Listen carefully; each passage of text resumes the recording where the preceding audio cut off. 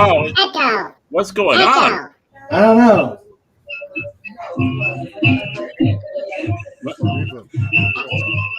Wow.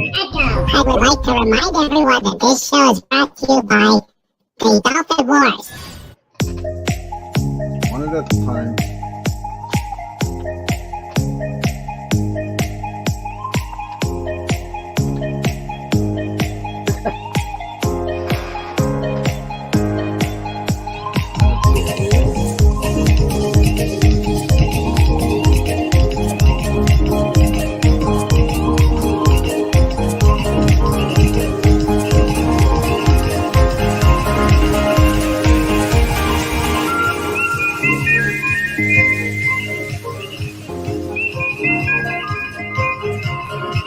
Okay, who's got the echo?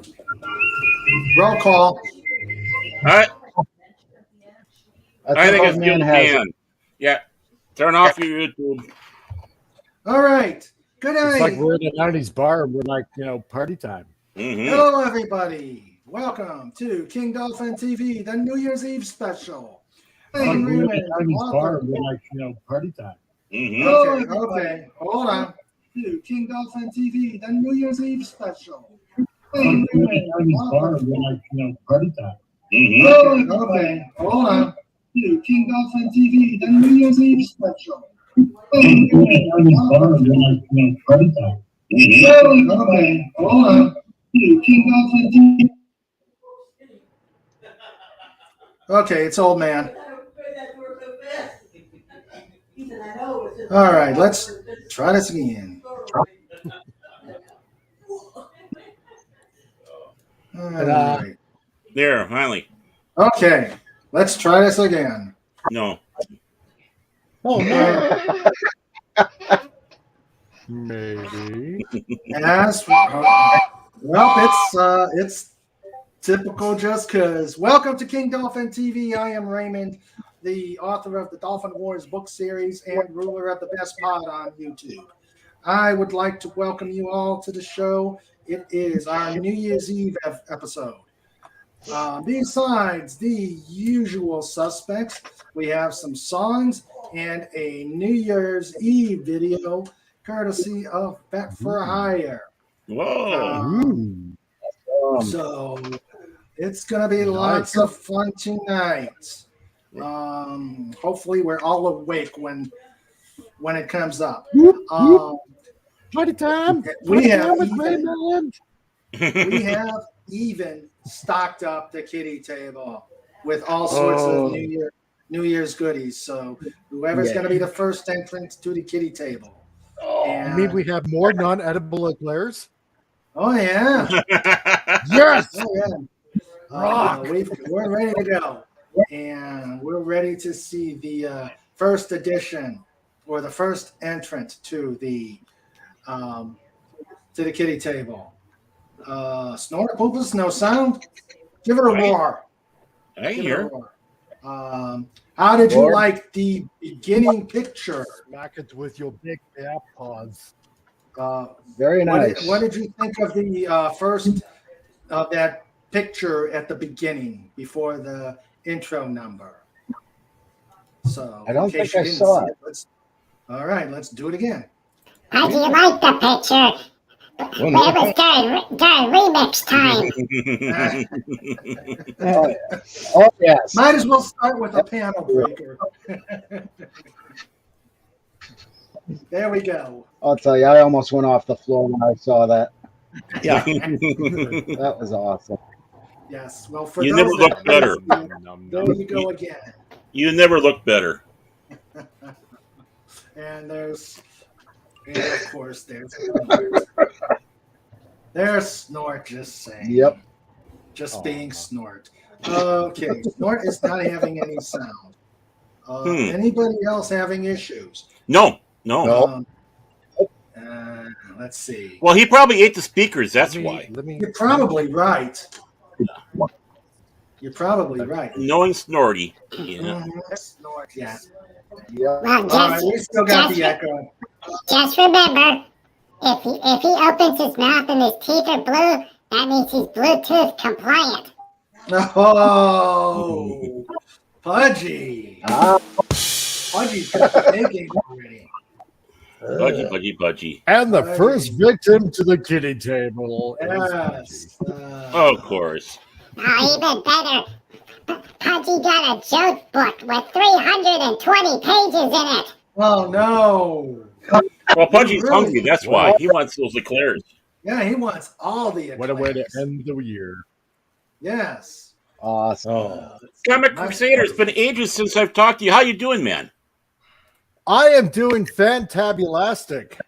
It's the Great. new year, or I shouldn't say the new year. The old year, this year, is pretty much so far ending on a good note. So Oh, that's That's good. here. Yeah, because as you can see behind me, my wife got me a fabulous green screen that I am using right now, and as a Christmas present, so I get to have lots of fun with this. Ooh. And yeah, I know, right? It's gonna be so Mhm. cool. And I just released my last video of the year because I'm just really trying to get back on the horse. So yeah, and I've missed all you guys, and Well, we I missed know you. now that I'm, running a shop that my wife and I are splitting, and thank God that we found this place because, the guy asked for no damage deposit, just pay for like what minimal electricity we use and whatnot. Mhm. I'm working weekends on top of that at the other plant until this picks up, and I don't have to work over there anymore. So that's why I've been missing weekends because I've been working 12-hour shifts Ooh. Friday, Saturday, and Sunday. So Yeah. Big. yeah, well, I it could remember be those worse. days. Right? So I remember here's hoping that this picks up, so I don't have to go over there and I can hang out here with you Mhm. guys. All right. Glad to have you. It's always great having you. All right. Well, it's so glad to let's, be here. now that we got the first, how goes it for the weekend? There's Pudgy at the kitty table. All right. There's Pudgy, Hey! the first entrance to the kitty table. I think he got a ringer on that. I really do. I think he did that on purpose, really. Oh no, I know. Bringing out this new joke book and surprising us all. Oh, of course, seeing the giggle juice there, that might have done it. All right. Just wait. Once the giggle juice kicks in, Pudgy won't have a No filter. No filter. All right. Wow. So let us welcome. Coming from like such a that old young thing. All right, so let us welcome the panel first. We've got Pudgy Edgehog. Hello, sir. How was your week? Hope you had a great holiday. hello, Mr. Raymond. Cowboy gave Pudgy another sip of adult giggle juice. Yay! Uh-oh. We're gonna be seeing the little hedgehog bouncing off the ceiling there. How are you? It's gonna be like that Lionel Richie song. Dancing on the Cobalt's, ceiling. and Cobalt's gonna have to clean the paw prints off. Yeah, but Cobalt's got wings, so he can do that. How you doing, Cobalt? Doing good, Raymond. Good. Glad to have you here. Oh, I'm glad you had a great holiday. Sorry about the drive that it took to get you there, but glad you're here and going to have fun with us. Yeah, me too. For some strange reason, Justin Trudeau up in Canada flipped the switch and sent Canadian winter to Pennsylvania. Comic relief. Well, Oh yeah, we got it big time the other week too. I mean, minus 35, minus 40 wind chill, and oh yeah, it was horrible the other week. it Thank was. you, Comic Relief Crusader. Yeah, Thank thank you. you very much. Remind me to return in kind. Yes. Yes. Anything for you, bud. Anything for Thank you, man. And then we No, have, like a month ago, I bought a brand new battery for the car because mine screwed up somehow. And then the minus 30 weather hit, right? And then I had to buy a brand new battery. that'll teach you. That'll teach you. Oh. Oh, Yeah, and but then we have- this time I'm well prepared because I got a battery warmer that wraps around the actual battery that I have to plug in. So I am ready. All right. And then we have the amazing and wonderful Wendy, Trauma Warrior. How Hey, you doing? everybody. I know it's probably bad to ask, but how was your holidays? And I know you're feeling under the weather, so I won't make you talk too much. Yeah, no, the holidays were great. This past week, the last few days haven't been so great. Uh, Yeah, she went to the Slayer concert. I wish. Now we know. Oh my. Oh my. Oh my. Snort can't. He's fixing the. Snort, why don't you growl at it? That might work. Yeah, we can't have a. It's not the same without you here. You can look. Maybe you can lurk. All right, old man, how you doing, sir? I'm doing pretty doggone good. Good. Happy little camper. All right. All right. Christmas was good for me. All right. Got what every Santa Claus needs after Christmas. He went with the strawberry juice. Oh yeah. You know, the biggest thing you hate, all those idiots that will not put out their fire on Christmas Eve. It really burns me up. Number two. Number two. Yeah, number two. All right. Comic Relief. Glad you're here. Glad you're finally here. And I guess you had a good week. And everything's going good for you, my friend. Yeah, Christmas was pretty good, so can't complain there. Well, I mean, I could always complain, it just wouldn't do any good. So, no, it's been good. It's been good. Yeah, it's been rough, but thanks to all of you for helping my family out earlier this year and just being there for support and to talk to and stuff like that. Like, love you guys.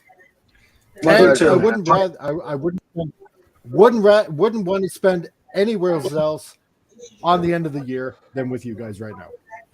Thanks a lot, buddy. We're glad you're there. We're glad you're here. We're glad you're here. Baron. Hey. Oh, hey. How you doing, Baron? I know I saw you this morning. Oh yeah. I've been busy this morning. I was with, of course, Brandon, and then, of course, went over the pulp culture minefield. Now I'm here. It's just like, wow, one after another. It's like whole day of streaming. I'm liking it, and I'll be going to good old Pacific later on tonight for ringing in New Year's. But what? You're not going to ring it with the best? I'm hurt. I am hurt. Well, I'm here now. Here now. Just for that, you're locked out of the kitty table. Okay. So yeah, I mean, going to with Pacific for 1 So it's like I gotta go around. It's like different people's channels. Okay. And but I'm here now, so that's what's important. But we gave the best troll on YouTube a surprise the other day. We gave Phil McCracken his own YouTube channel. So now we're going to go ahead and see how the world goes with old Phil. Okay. All right. The McCracken has been turned loose. Yeah, release McCracken. Yeah. Yes. Fast. That was great on Wednesday. I really enjoyed it. Oh, thank you very much. My pleasure to help out. And I had a good time with that. Of course, I always do. Well, glad you came on short notice. The Surfside Chat is the epitome of Semper Gumby, and always a great time. We're hoping to do more with Surfside Chat.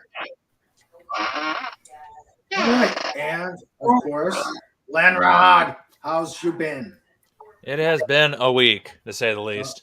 A week. Oh God. I have horrible nightmares about wires. Oh no. That's scary. That's even scary hearing that. Is it because they're twisted? Oh. Twisted is Double an kitty understatement. table for you, Pudgy. Double kitty table. Now the network actually looks good. Huh. The computers aren't Wow. pokey anymore. Everybody's going, wow, I can actually log into my time thingy and it works this time. Nice. Well, What did you have? One of those racks with all the rack-mounted gear in it and the wires in the back all over the place? Oh, that would have been convenient. Oh no! This is more like everything on a shelf in a back room with wires everywhere. It's like they just found a hole in the wall and fed everything through it. That works. Mm-hmm. And a couple of random meatballs here and there. Yeah, it's not so much meatballs as they're kind of fuzzy, As... Plug them all in my box. Were they Yeah, running? Were they it was running hot a mess. token ring? A token ring. Yeah, we're going old school now. I thought you said Tolkien ring, and it's like, oh no, okay, the token, the little fobs, Oh, the silly little fobs. I thought we're gonna have to throw something into the fiery pits in Mordor here. Tolkien ring. Well, that wiring setup they had belonged in the fiery pits of Mordor. Mine was good. Had the Christmas with the grandkids, and that was a fun time. Wednesday I had John, I had Fez on, and we had a good time on the interview. And just been doing my usual stuff and things, and getting ready for winding down the new year with you guys. I worked out. I did a parody song. Fantastic. My first parody. No. Song. Yes. And it's going to be debut tonight. And all right. Yes.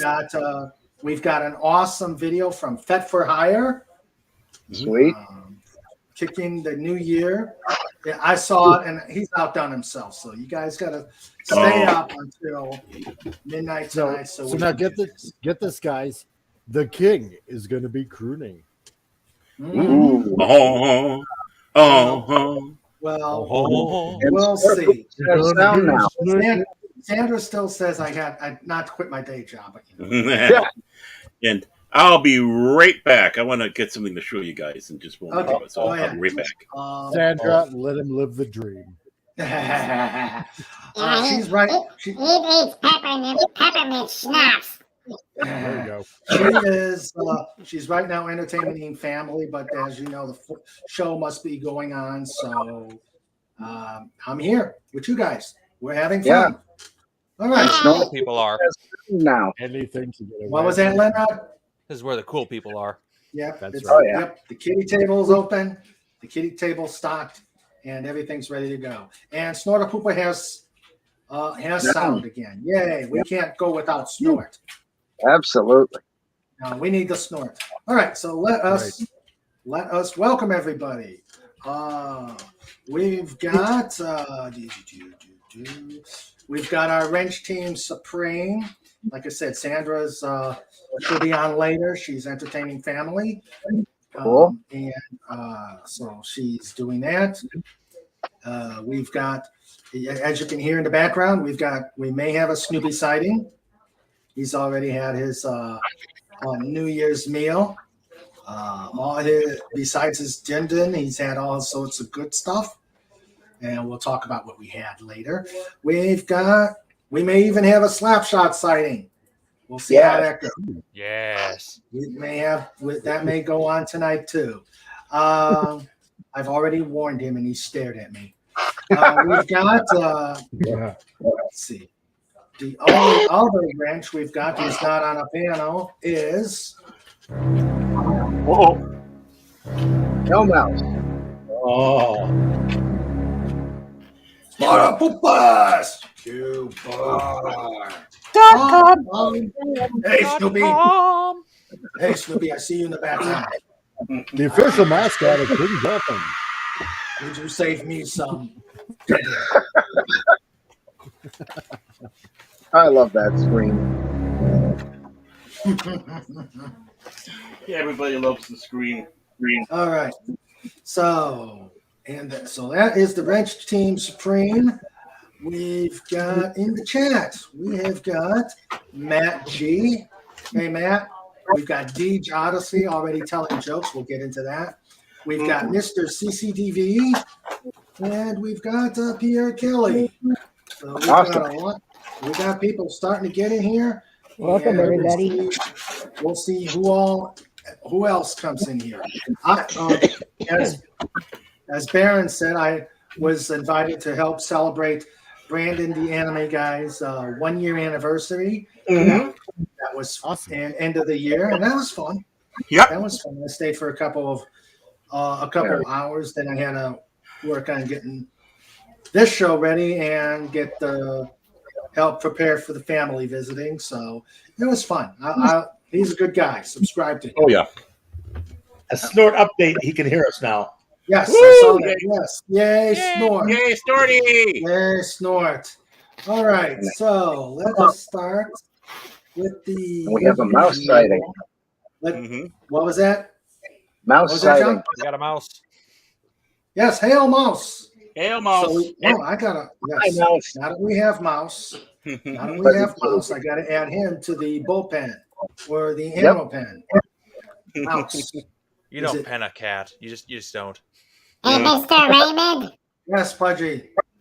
What is a cow's favorite thing? What is the cow's favorite thing? I don't know. What is the cow's favorite thing? Moo Year's Day. Oh. Something's already at the table. Okay, here's one for you guys. Okay. Where did the math professor want to spend New Year's Eve? Where? Calculating? Nope. Calcutta? Times Square. That just made me feel worse. I figured it would have. Okay. I guess Joke it's and education. Oh man. I guess that means even I can end up at the kitty table. You've been there. You've been there. Yeah, I've been there. I've been there. Been there, done that. Gotta find Yeah, I'll take the outside. Up there it is. There it is. And yes, even I can end up at the kitty table. Oh, awesome. And I think I'm reading. I'd say that's since that's a hardcover, it can't be all spare or piecemeal. But I'm reading a book of some type. Okay, so Aircraft maintenance? Is it a Sandra approved book? Probably not. It's a pop-up. We all know it is. Ooh, oh my.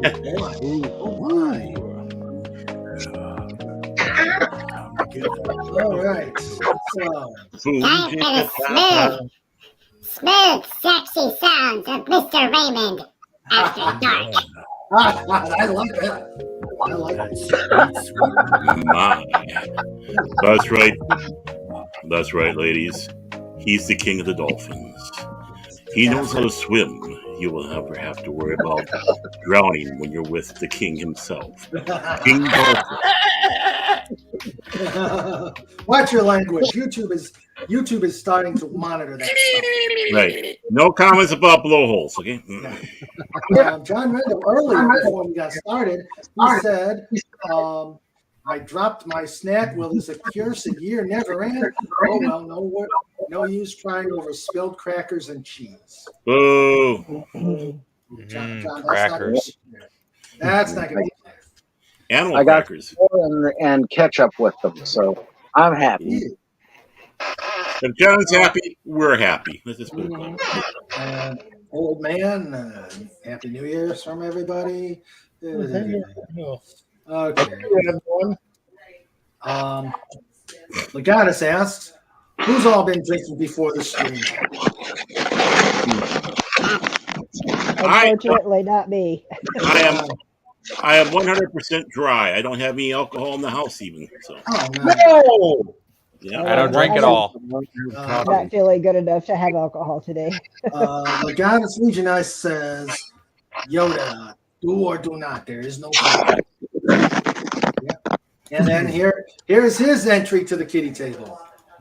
Who all will be getting drunk tonight and throwing up in the elevator on the way home? We don't have an elevator. It will be disgusting on so many levels. Yep. Okay. All right. I admit to nothing. Nothing. I know Nurses are nothing. used to that, so it's not that disgusting. Nurses are used to it. Yes, nurses can handle it. Is Raymond, that your coping mechanism? Yeah. Yes, old man. Deej Odyssey has got one too. Yeah, I'm scrolling down. Don't worry. You'll get there. Yeah. It's Raymond is a professional, believe it or not. It might not occur, but he is a professional. Oh, I got you guys fooled. I know. Every mistake he makes is planned. Oh, really? Yes. Yeah. Yes. That's why this is planned chaos. Yep, it's all part of the plan. Yep. Step 1. Make up a plan. Step 2. Ask Mr. Raymond, why did the math book look so sad? I don't know. Why did the math book look so sad? Because it had so many problems. Oh.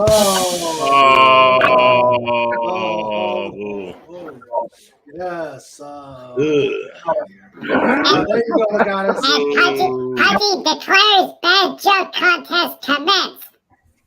Yeah.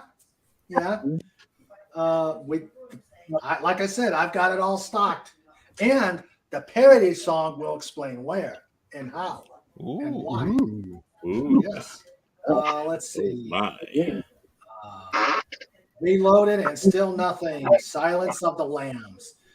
Wait a minute. Snort. Did you eat the lambs? Did you eat the lambs?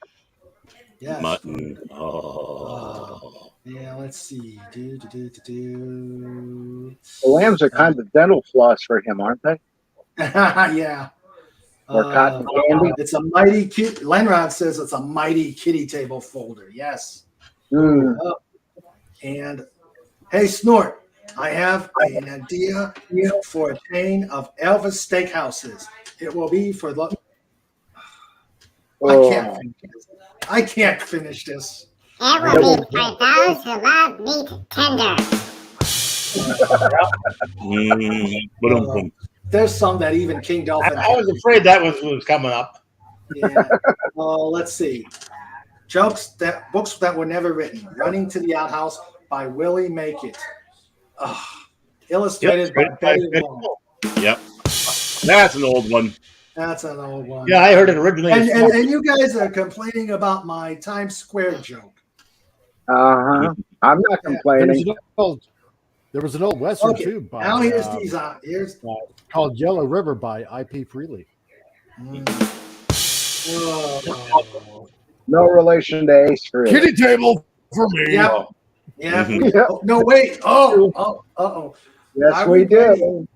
Are we ready to see? I think we all better sit down because are we ready to see Comic Relief Crusader at the kitty table? Yes. Yes. Make sure you're sitting down. I'm sitting. Make sure you've got the eye bleach. My body is ready. And time to push Snort to poop his nose. Right. Quiet down the dress. Yeah.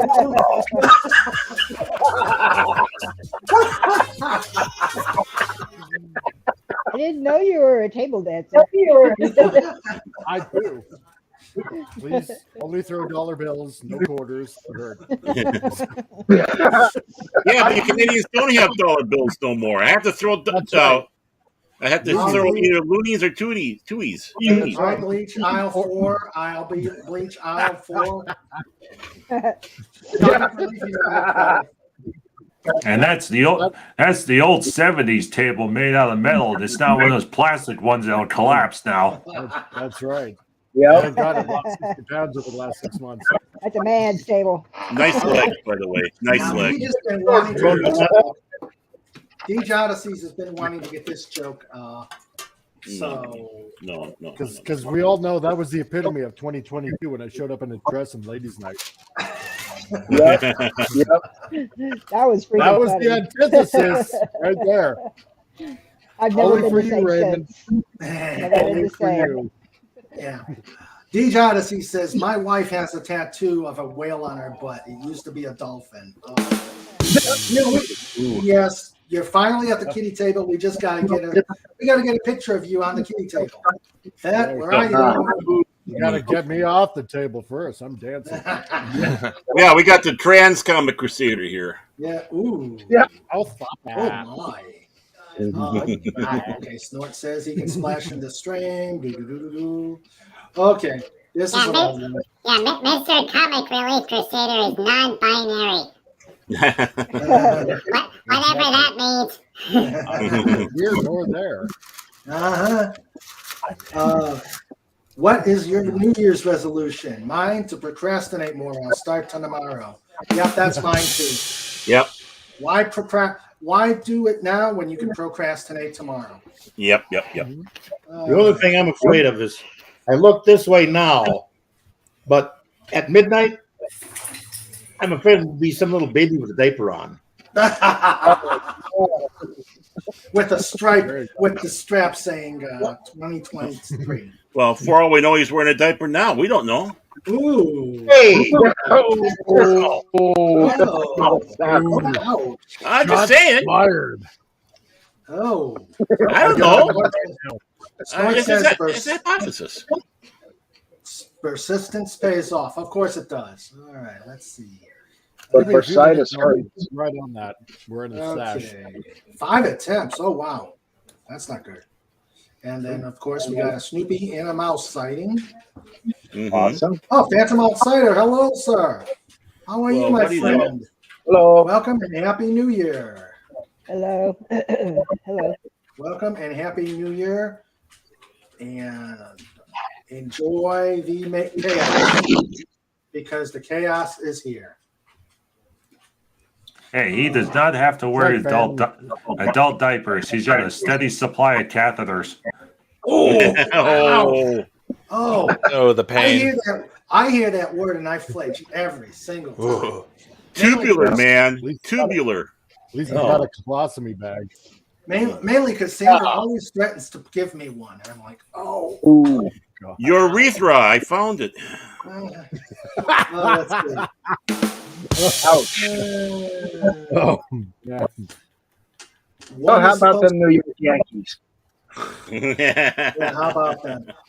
King Dolphin TV. One is supposed to fall ill after the hangover of New Year's Eve, not before. True. Yep. Let's see. We're getting a head start. Yeah. Snorter Poopa says, what is a New Year's resolution? Something that goes in one year and out the other. Good one, Snort. Yay. Why does Love that book I have better a get on fold with the out? players. Everybody else is already there. I'll never tell, Phantom Outsider. I will never tell. Not drinking here. This place is hard enough to deal with sober. Oh, hey! I thought I would be. That's kind of insulting. I thought we were friends, Snort. Never trust a bear. Yeah, that's true. Yeah. Happy New Year's Eve, Tim the Enchanter. How are you, my friend? Welcome. Glad you're Hey, here. Tim. One of our enemies. Okay. Let's see. He says, everyone has a plan until they get punched in the face. True. Mhm. And starts already after the lambs. Yep. I can't defeat. Skewers of the lambs. Yeah. What did the drummer say when he saw a nice drum set? I'd bang that. Yeah. Hey, Mr. Raymond, What, Pudgy? what did 0 say to 8? What did 0 say to 8? I do not know. Nice belt. Oh boy. Oh gosh. Oh. I may The end up bad needing a drink after all, sick or not. Yeah. The adult girdle juice is kicking in. Pudgy has lost his fruiting filter. Yeah, we're starting to see that. Clearly. And Snort is saying we're going to need a bigger table. I knew that. That's why the extension's out there. Yeah. He told us that on Brandon's show that he's got the extension out and extra food and all that. Yep. In fact, we've got a nutty news. We've got the nutty news story about the addition. Ooh. Nice. Oh dear. I think Pudgy's going to hang around. Wow. Nice addition. Yeah. Bigger than the rest of the house. Yep. There we go. Yeah, The bowling alley will be Pudgy put a finished. train in. Oh, Pudgy put a train in? Yeah, it's one of those trains that go around the top of the room. Oh, cool. John can ride Oh, it. nice. Mhm. Yeah. World faces an eclair shortage. Is King Dolphin TV responsible? Yes. Yeah, Wouldn't doubt Yes, we are. definitely. Let's see. That's why I'm eating crackers. Well, I'm gonna tell you what I had for. I'm gonna tell you what I had for New Year's Eve dinner in a moment after we catch up with the jokes. Now, there's a reason why the Pittsburgh has its own 9/11 refueling wing. One of the tankers is just for the eclair filling. Oh, okay. Snort says, I made a New Year's resolution in 1990 not to make any more net resolutions. So far, so good. Yep. He's been keeping to it. It's quality right there. That's right. Nobody likes an Adolf DCTV Hitler. says, he jokes, really? Yeah, I'm cool with that. Mhm. All right. Well, remember what happened to poor Raymond? Of course, those are they're acceptable. That's right. That's why Slapshot is still upstairs. Snort is saying, I'll get to the eclairs left. Tim's got it. My resolution is to read more, so I turned on closed captioning on my TV. That's the way to do it. There we go. That's the way to do it. Money for nothing and your checks for free. Problem solved. The worst thing about jogging on New Year's Eve is falling out of your dream. Oh, that's a good one. True. Let's see. What do you call? Oh wait. What do you call a guy that hangs out with musicians? A drummer. I thought that was the bass player. And we have the lovely Agent Pepsi 1. How are you? Oh, Agent Pepsi 1, how you doing? Hey, Agent Pepsi 1. If your mic is working, as you said last night, please. The link is up on the link is up pinned up on the top. If you need sent again, let me know, and we'll let you in. We're mostly harmless, you know that though. For the most part. Yeah. Oh, and Agent Pepsi 1, Pudgy has a question. How's the fence going? How the what? Oh, the fence. The fence. Because first he put it up, and then she figured out that something was wrong. Then her husband had to take it down and then put it back up again. Oh, here I thought she was fencing things again. We're waiting on her to get Al Snoopy. What do you call it when Dwayne Johnson buys a cutting tool? Rock, pay for scissors.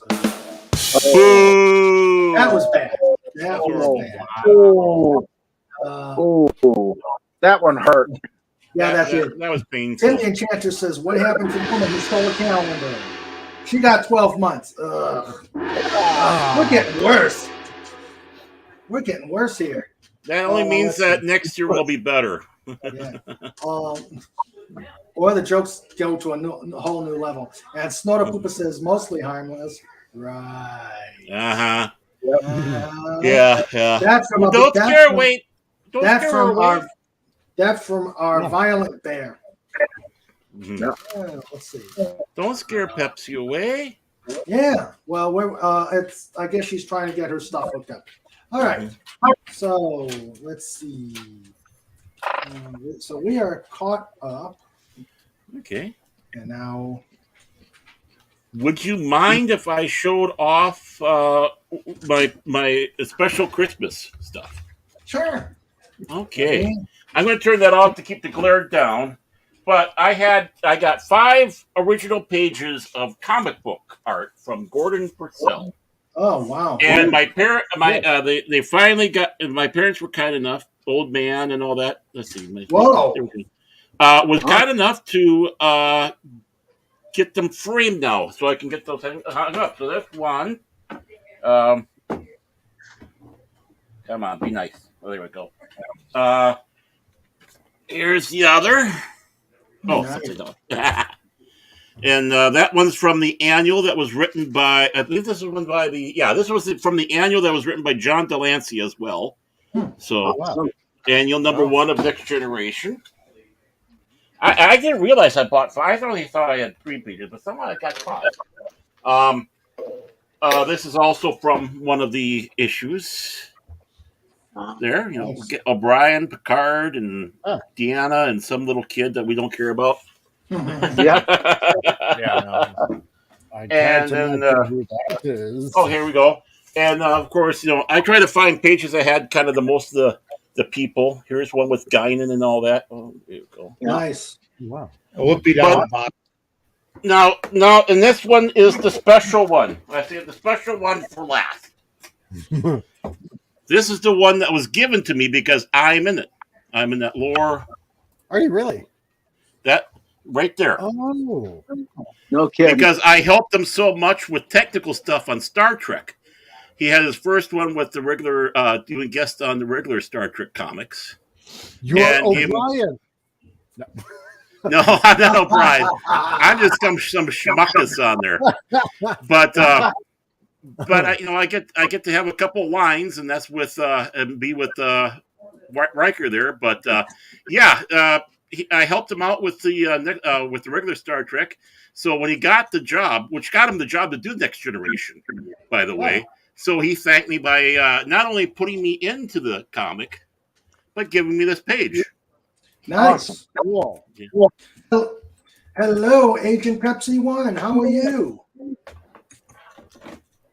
So you are part of the comic canon. Yep. I'm part of the comic canon. Oh, nice. Yep. There we go. I'm not named, but I am part of that. Nice. And that's why sometimes, let me get that going. That's why I bring this. And that's why, sorry, let me change it over here. That's why I use this avatar, because this is from the actual page that's colored and all that. So, nice. As you see, that is awesome. Yeah, that is cool. It lacks the beard power. We need to fix this. Yeah. Well, he took the picture from my senior year picture. Mm-hmm. Oh, okay. So that's like an 18-year-old me. So, so that's Mirror Baron. Mirror Baron. Yeah. Well, hello, Agent Pepsi 1. How are you? Welcome. It's working. Ooh, I guess it's still not working. Oh no. You there? All right. All right, I think she's going to try again. Okay. Tim the Enchanter says, my New Year's resolution is to be less awesome. That's the only thing I do to excess. Yeah. I'm not very awesome, so I don't, And hello, Fabio 100. Welcome to the chat. You are new here, so welcome. And welcome. Hope you like the madness here, and please subscribe, Mr. Fabio. That's right. Tell a bad joke, go to the kitty table, get a glares. No, unfortunately, we can't hear you, Agent. No, she's off. Yeah. No, okay, we can't. We can't hear you. You may have to try a reboot because StreamYards is kind of wonky. Yeah. Yeah. All right. So try again. Keep trying. That's what happened to Mr. Stewart. Can you hear us okay? Can you hear us okay? Limited tolerance for sex. Lord. No, Yeah. we are not. We are not. He is not going to twerk. You know what? Well, that's right, baby. You and me tonight. We'll turn the phone off and turn the TV off. And put on some sexy music. I feel like Sit a on little the couch. disturbed here. And we'll just enjoy each other by candlelight as we pour some Hennessy. You and me enjoying some Hennessy, watching the cold outside. You and me, baby. Wolfman Chestnut's very white. All right, let's see. Yeah. Okay, guys. Well, you talk about Wolfman Jack, I tell you. All right, let's see if Agent Pepsi 1 can get in here again. Hello, Agent Pepsi 1. She's coming. Hello. Testing. Hello. Testing. Testing. Wow. Spirit. Okay, everybody, push your belly button and it will unmute her. I'm doing it. It worked the last time. Let's see if it works again. Yep. I push at my belly button. Yeah, me too. Well, it looks like a muted comic relief. Somebody pushed the belly button the wrong way. Agent Pepsi, are you there? Don't hear her. Not quite. Yeah. Arf. Baron It's Armitage Gremlins. is unknowingly or knowingly doing a volunteer mating. Well, in that case, it's Bear, run, Okay. Baron, Run, run. Bear, run, Sport, run. then I gotta adjust it. That's why seal in Sport your is mouth. looking for Irish whiskey because it's With the seal in your mouth, Baron. Let's see. Fabio says can't stay long. It's New Year's in Belgium in 15 minutes. Well, Wow. Happy New Year's. Happy New Year's, Fabio. Belgium New Happy Year. New Year. Happy Belgium. Wow, I hate these time travelers. Yeah. Yeah. He's Dude Odyssey from the says, future. yeah, it could be that too, Deej. Maybe the StreamYard settings may have to open that up, click the right mic, and save it. Yeah, I got to do that too at times. Yeah, me too. Sometimes it messes up. Yeah. Don't mean to. Tim the Enchanter says he's a lucky man. Don't mean to brag, but I have a date for New Year's Eve, December 31st. Yeah. He is one lucky man having a I was date. gonna say, does she know it? Yeah. No, peeking through windows doesn't count. Did you just assume his date's gender? True. True. I'm a horrible human being. Yes, we are. I know. Here I am being so kind and giving the binary to Comic Crusader, and then I ruin it by guessing Tim the Enchanter's date's gender. I need sensitivity training. I need to go to the gulag. By the way, Mr. Raymond, What, Pudgy? what type of nut doesn't have a shell? What type of nuts don't have a shell? I do not know. whoa. A donut. Oh yeah. He got you. Baron, get your mind out of the gutter. That's what mine was. I was thinking What the do you same thing. I have to work my way up to the gutter. That's how low I am. But you know something? I'm just a nurse. That's just my. I'm just a nurse. Oh yeah. By the way, I don't mean to do this, but I'm gonna have to get this way. I am going to have to get political for one moment here. Hashtag Doomcock 2024. First America, then the world. There we go. That is my political message. There we go. 2024. Yes, Hashtag. I know you don't want politics on here, King Dolphin, but I had to do it. I'm sorry. You can. We'll take that. Here we go. Did Did you hear the one about the two antennas that got married? What? Well, the ceremony was okay, but the reception was awesome. Wait a minute till I get this joke out of the I'll way. take that Bloody Mary now. Yeah. Yeah. I wonder if they Can deliver. I get a Claire? Let's see if take they that. deliver. Lee Johnson says, I'm getting married on February 30th. Ooh, wait. No, I think the stream would get, the polarity would be out of whack if you tried that. Being that you only get the 29th every 4 years. Yeah. Mm-hmm. I went to school with a girl that was born February 29th. Yeah. Which, by the way, would happen for 2 more years. Yeah, that's true. Boy, let me tell you, they had the biggest birthday bash for her every 4 years. It was fantastic. Yeah. Yeah. All right. Let's see. After that joke, I'm gonna have to top Wendy and ask for disposable enema. Ooh. Oh. Animal. Let's see.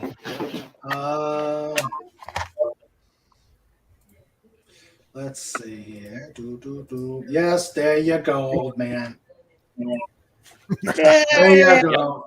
There you go. There you go. With the Northumberland chocolate milk too. There we go. You should be honored. You should be honored, old man, because old Fett does not do that just for anybody. That's right. True that. Yeah. Only the ones he wants revenge on. Oh, Yeah.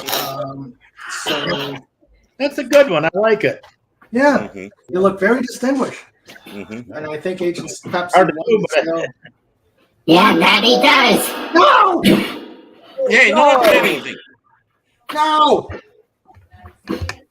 no. What brings you here? It is I, Mirror Pudgy. We know. And Mirror Pudgy has been drinking as well. Mm. And coughing too. Sounds like you got cold. Pudgy. Two men broke into a drugstore and stole all the Viagra. The police put out an alert to be on the lookout for two hardened criminals. Dun, dun. Well, Mirror Pudgy's working the bar. Gotta get back. There's a line showing up, so bye, everybody. Take care. Bye. Don't rush to come back. Boy, Mirror Pudgy really does have a line building up. Yeah. Sounds like he has a liver problem too. After all that. Yeah, I see. Let's see. As we say here in Wisconsin, the liver is an evil organ and must be punished. That's true. That's true. Let's see. Deej Odyssey's on a roll. Too bad we don't have a picture of him yet on the kitty table. Have you heard of the band 923 Megabytes? Probably yet. They haven't had a gig yet.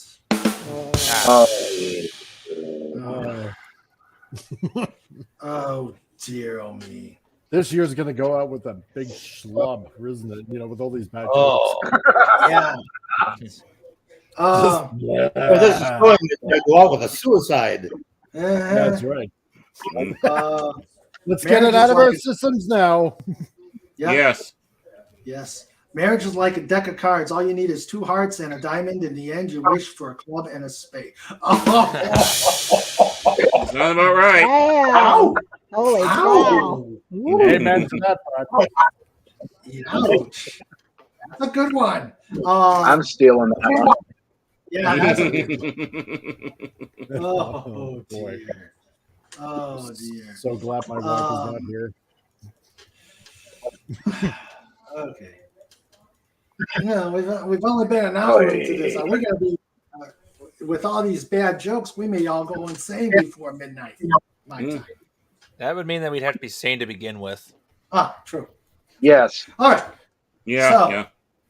let's change the subject and talk about what I had for New Year's dinner. People? Yes. Time for the regular King Dolphin TV food talk. We don't have cooking with Sandra because she's already cooked it. All right. So I decided Sandra got me a brisket because most of the family was going to eat ham, but I don't eat ham. So I had to do something else. So she got me a brisket. So I took the brisket.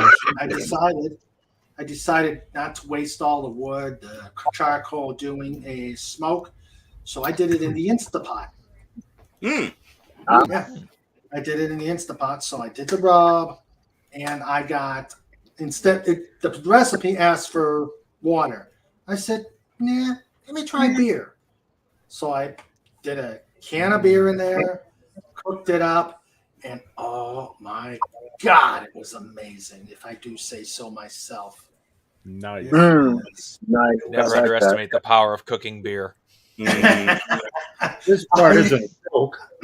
The wife and I went to a certain large, shall we say, commercial company. And in there, we actually had, and we bought 2 of them, ham at 50 cents a pound. Nice. Mhm. So we bought 2 of them. And tomorrow I'm having mac and cheese. Hey, there's nothing wrong with mac and cheese. I love a good mac and cheese. Yeah. Yeah. Snort, you're right. 1 can for the brisket, 2 cans for the cook. Yeah. Yep. Yep. Cans? How about bottles? That's no cans. Cans. What about kegs? Oh, Mm. yeah. Ah, there you Last go. night- One keg. If you get the bottle, you just reenact the streetcar named Desire. Stella! Nice. Last night I had And oddly enough, there is Stella Artois, yeah, which is I the know type that. of beer. Yeah. Mhm. Belgian beer. Yep. So it's what? Bothering Virginia, huh? What was that, Wendy? Cheyenne just walked across my belly. I asked her if she was tired of bothering Jimmy. Hail Cheyenne. Hell, Cheyenne. Snoopy's in his food coma. Mm. There he is in his food coma. Oh, look at him. Aww. Yeah, he is in his food. Crashed out. Oh, Oh no. I'm ready to chunk that POS headset against the wall or something. Oh, No. Mm. dang.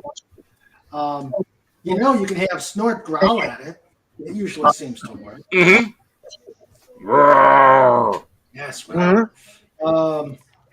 what do you call someone named Steve on December 31st? New Year's Steve. Oh. Steve. You are a pirate. What the heck was that? That's a holdover from Pirate Day. No. Yeah. That was a holdover from Pirate Day. Pirate Day was a blast. Yeah, it was. Indeed. That was fun.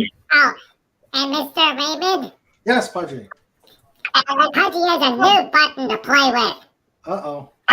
Oh. Oh, yeah. Ooh. Nice. Pudgy now has a little drum set. Pudgy practiced drum roll, and then Cowboy says, "Here, Pudgy, have a donut," and then the drum set disappeared. Oh. Oh. Oh. Cobalt. I'm amazed you can do that with like the little arms. Yeah. That's true. Actually, no. I saw my granddaughter's with a little bitty drum set. Oh. There, Phantom Outsider, you are there. Oh, Dave. I got fired from my job at the bank today. You know, that reminds me. What? Yes. Jesus. Oh, God, that's a good Go one. ahead, Raymond. I got fired from my job at the bank today. An old lady came in and asked me to check her balance, so I pushed her over. Oh. Okay, you technology. Yeah, Raymond, Let's help Agent Pepsi one out. I tell you, Oh. as soon as I unmute, the microphone remutes. Then it tells me it's unplugged. Strange as there's only a single USB connection. And the stupid headset is a POS, brand new. I just took it out of the box. Really? Pat S says try restarting with. Well, the you got the 2010. the connections. I have to do it that way. Yeah, restart with it in there. Yeah. You gotta remember when you're dealing with Windows, it's plug and pray. Yeah, true. CCTV says Stella is so bad. Well, Belgian brewers need to be spanked for that beer. Well, it's not that bad. They haven't tried Utica Club. Hey, it could be worse. Could be Keystone Ice. Oh, true. I'll tell you, nothing really beats $8 for a case. Oh, you should try some of that. I'll tell you what. It could also be Old Milwaukee. That's true. Old Swill. You know. I like Yingling. Yingling's the only American beer I drink. We don't have it around here. That's the sad thing. Yeah. I feel like I'm coconut right now. God, like the liquor store is like 2 shops away from here, and I feel like getting something right now. Well, you've got Molson. Yeah. Yeah. But I'm a man of many tastes. I've been trying lots of different international beers. So. Oh, try Bitburger. Bitburg German beer. Best German beer ever. Good. Yeah. We have grain belt here, or as we like to call it, grain melt, and that's been a staple around here. And they were bought out by Shell's Brewer, which has basically in the town of New Ulm, so it's a German style brewing that they have down there. Ooh, nice. Yeah, it's produced in a copper pot behind Old Man's house, and they serve it in mason jars. Actually, we do have a brewery in town here, so not too far off. Even better on podcast. And my grandfather passed away, so there was that one. Okay, there we go. Old man ahead of you. Milwaukee's best, yeah. What's the worst? Milwaukee itself. We used to call that the beast. I don't know. Pabst. Surely. Oh, Pabst. Most really polarizing beers. Is that I can't bring this beer anymore. There's always Old Milwaukee. Yeah, whatever happened to New Milwaukee? I don't know. An optimist stays up until midnight to see the new year in. A pessimist stays up to make sure the old year leaves. And that was last night. Well, I'm a pessimist then. I'm ready for this year to get over with. I'll tell you what. Everybody who was telling jokes last night on Doomcocks, they're all pikers. They got nothing on the horrible jokes we tell here. No, yeah. And they have nothing on the kitty table. Except Harvey and Beth Arstead. Yeah. Hey, but at least Beth has come on and ended up on the kitty table. Yeah, I mean, where's Beth? You should be here with us doing jokes. She's on vacation. Oh, that's right. Beth. Only on this channel, we don't tell jokes half-assedly. We use our whole ass. Yes, that's true. Snorter Poopa says, bitte ein Bier. Yes, bitte ein Bier. I love that beer. Yeah, Doomcock watches this show to get all his jokes. Hello, Mr. Doomcock. Hey, Doomcock. Hello. You're lurking, Doomcock. We know it. You're taking notes. You're being just like Uncle Milty, stealing all the other people's jokes. The beer that made Milwaukee infamous. Milwaukee. You know what? The thing is did Milwaukee really need to have a beer to make it infamous? No, they've got the Sea Club on East 3rd Street. They had Happy Days and Laverne and Shirley. Mm-hmm. Yeah. What was the brewery that they have that at all, would we? Was it Schlotz? Schlotz or something like I that? think so, something like that. Schwartz. Schlotz. Well, no, Schlitz was a real brewery. Yeah, Schlitz gives you the you know. 40 yards to the outhouse. Will he make it? Yeah.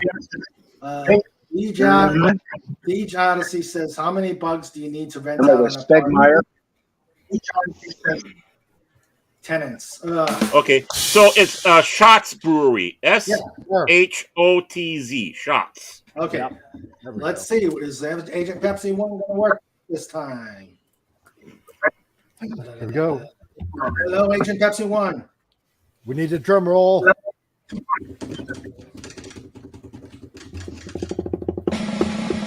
Thank you. There it is. There it is, Bugsy. Agent Pepsi 1. Are you there? Hello? Maybe So- have you tried rebooting with it plugged in? With Yeah, the, she just did that. Yeah. Yeah. I want you to grab a sledgehammer.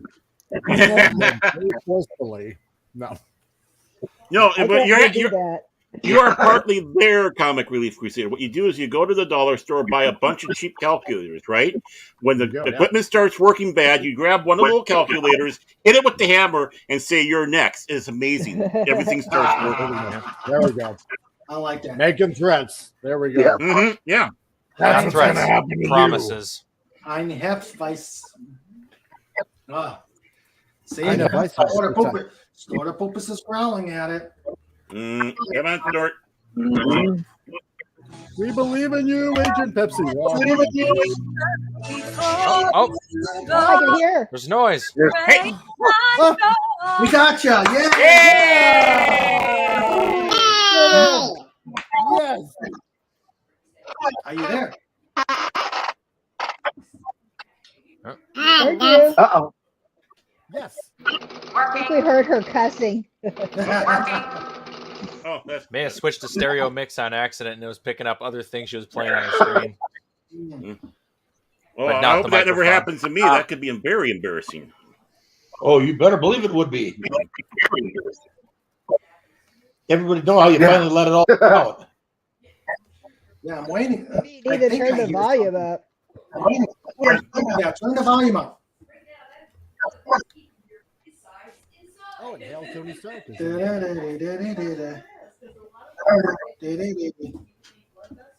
Well, But, we've got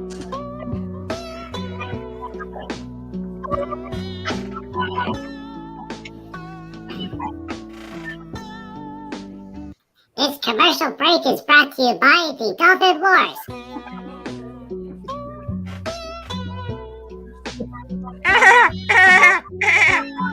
quit that. You can get all sorts of nifty gifts at thedolphinwars.com.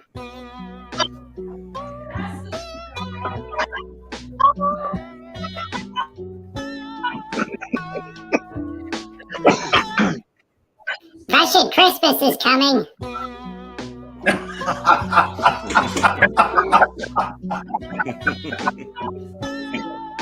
Your call is connected to Mr. Raymond. That was good. That's good. Agent Pepsi 1, any luck during that interlude? Oh, Deej. What did he do? I'd like to go to Holland someday. Wouldn't you? Goodbye. Boo. Yeah, that's You know, it's tasty stuff like that. I feel like he's trying really hard to become the kitty table emperor. Yeah. It's times like this. I wish I had a ejection button. You know, You just do. push a button and they blast up to the top of their house. Not my house, their house. Yeah. Oh, whoa! Who took Viagra? Go dodge and eject your state. Let's see. That reminds me. Uh, BRB, I'm gonna grab a thing. Well, It's all right. whoa! Don't grab your thing. oh, what's this? What's this? What's this? Is there? Sorry about what happened at my stream. I won't let it happen again. You didn't deserve it. All right. Little drama. All right. Little drama. We don't do that. We don't do drama here. I have a command performance at my local bar. I'm going to sing on Rambling Connects channel in about 4 hours, though. Oh, well, great. Oh, cool. New Year's Eve is all karaoke as far as I'm concerned. I'm getting close to my parody. I'm seeing if I can get more people here. Okay. People. I'm waiting to see if we get more people here before I do the debut of the parody song. And don't forget to hit that like and subscribe button, especially if you're new. Indeed. Who's got the juice harp? I don't do. know. That sounds pretty. Oh, you do? Cool. Yeah, good. What's this? That Wabbit needs to spend some time at the bunny rescue. Yeah. Bunny rescue detention. That's good. That's good. Okay. Yeah, it's located in the garage. Oh. And with Gary's collection. Yes. Yeah, there's no toys in the garage, but there is a belt sander. Ooh. How is that not a toy? No, that's the bunny transport vehicle. Oh, they get on top of Hippity hoppity. And then bunny lady figures out that there's a reason why there's all these marks all over her hardwood floors. Did somebody say buddy? Ah! Oh, that's cool. All right. Go.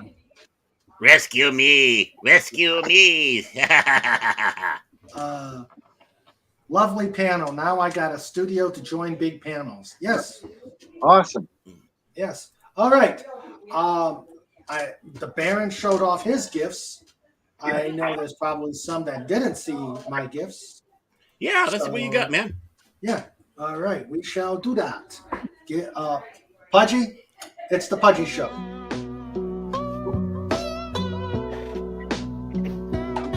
You're getting sleepy. You're getting sleepy. You want to give lots of money to King Dolphin TV. Open your wallet and your checkbook. Medieval Mirror Pudgy. You want to send that money in to Dolphin TV. You're sleepy. And when you come out, after I snap your fingers, you will be grabbing your wallet and your checkbook and sending money, copious amounts of money, to King Dolphin TV. Let's make this a safe spot, orca free, for all dolphins. Send all checks and money orders to 1 Mirror Pudgy Place, West Virginia. I need fuller ZSB, thank you. Don't be shy. Make sure you can help out King Dolphin TV in every way possible. It's through your support that we keep him off the street. Go away, Mirror Pudgy. Pudgy's working the phone line today. You know what's nice about it? He didn't hear a word we said, so we're safe. Your call is connected to Mr. Raymond and Snoopy. Hey, Oh, Snoopy's awake. Snoopy's moving. Yes, Snoopy's alone. Oh, he's off the couch. He's on the move. Yes, he is going to get more snacks. Get more food. Get more food. Looking for sausages. He wants sausages. Sausages. All right. Now, some of you saw these, but I'm sure there were some that didn't. So, first one. Of course, it's a dolphin thing. I have my own micropod. Oh. Hey, put yourself on the big screen so we can see that better, man. Yeah. I have my own. Ooh. That is sweet. My own micropod.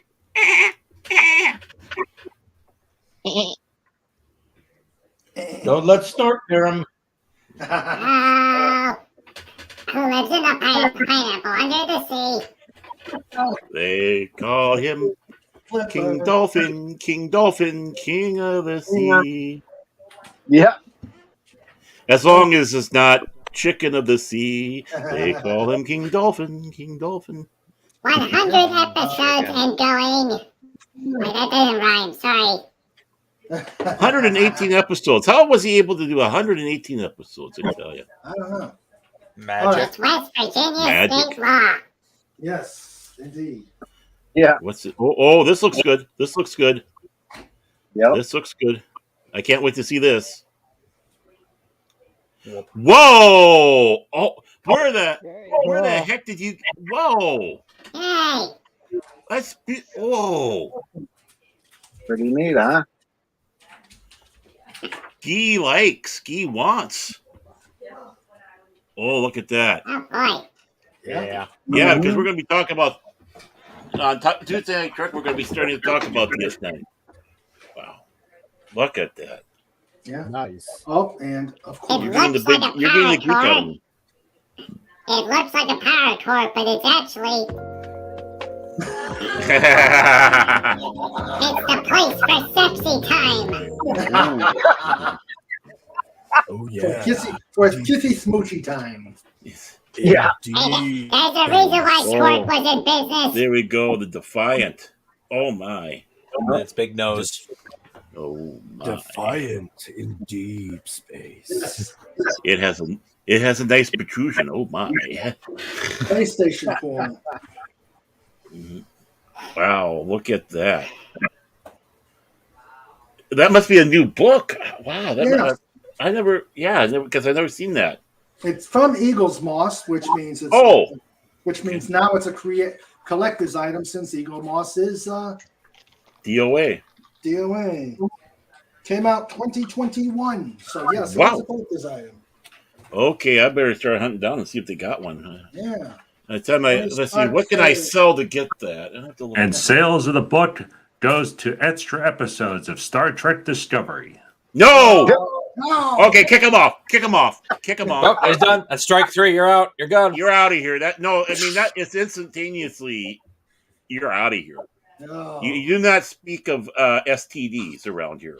Are you sure that wasn't Miracle? Scooby's with an ear. Scooby is with an ear. Agent Betsy is going to try something else. Okay. We're going to pray for you. Yeah, please. Yeah, we want. Yeah, and we believe in safe Star Trek. No STDs, please. Okay. Snoop on the prowl. Yes, he is on his bed with an ear. And Tony Stark says, "All hail the pod." And D. Jodeci says, "Speaking of pods, how do groups of dolphins get away from killer whales? They escape in pods." But All right. So, and then the last one. I got to be very careful with this. Okay. Because it's very fragile. In fact, I think I'm just going to maneuver. It's fragile. It's Italian. Fragile. All right. Where is it? Wrong way. And while Mr. Raymond is busy positioning his object, how does a fish cut through seaweed? I don't know. With a seesaw. Oh. Okay. That's a huge eclipse. Look at that baby. The devil ray. It's the devil. Yeah. Nice. Yep. It's the devil. Is that Lego? And Mr. Raymond is setting up for the bionic elbow. Yep. It's made entirely from Legos. Whoa, really? That's awesome. Good. Cool. You have the pictures of it, Raymond. Comics hasn't seen that yet. Yeah. I'll put it through here later on, and we'll put them out. I don't really want to bring it to the camera because it's so fragile. Even looking at it causes something to fall off. You should have glued it together. Yeah, you would think. Yeah. So Raymond has a Lego Ray. Yeah. Yes, I got a Lego Ray. Lego Ray Skywalker?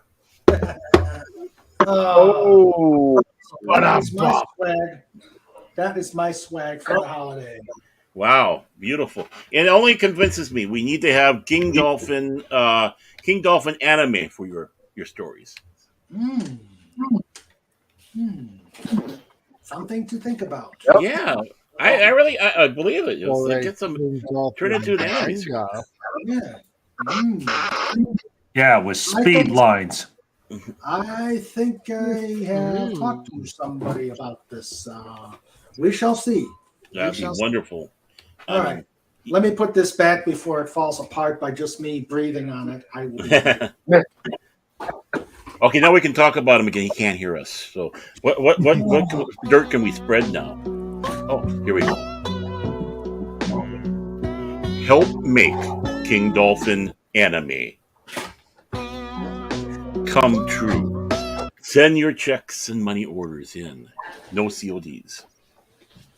To one Baron Ormond tag place, somewhere Minnesota. 1, 2, 3, 4, 5. Baron Manor. Yes. Oh, I told you. Breathing The on call is connected to Mr. Raymond.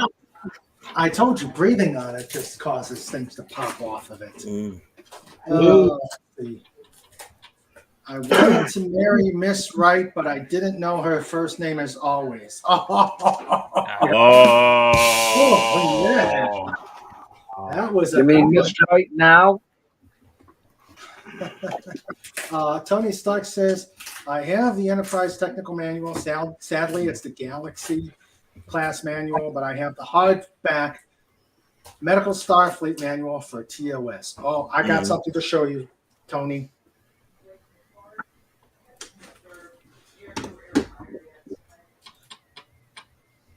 You got that in the hardback? Wow. It's the Snoopy Show. Ooh, there's actually something that I got for Christmas too that I forgot about. I should show you guys too. It is the Pudgy show for right now. I'm going to say adios for my family and get what I want to show Tony Stark. I will be right back. Okay. That's it. Come on. We're going to turn into a dance party here. Do we need glow sticks? Yes. I don't have a glow stick. I have a glue stick. That's close. Sounds like a sticky situation there. Yeah. Well, it's all dried out. Ormantega. On today's episode of As the Cookie Crumbles. Or as the eclair slides. Mr.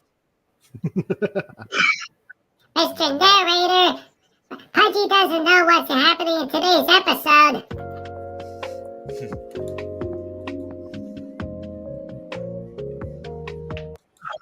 A mysterious, handsome man from the land of Canada has come to the hospital and is making eyes at the wonderful and beautiful Wendy.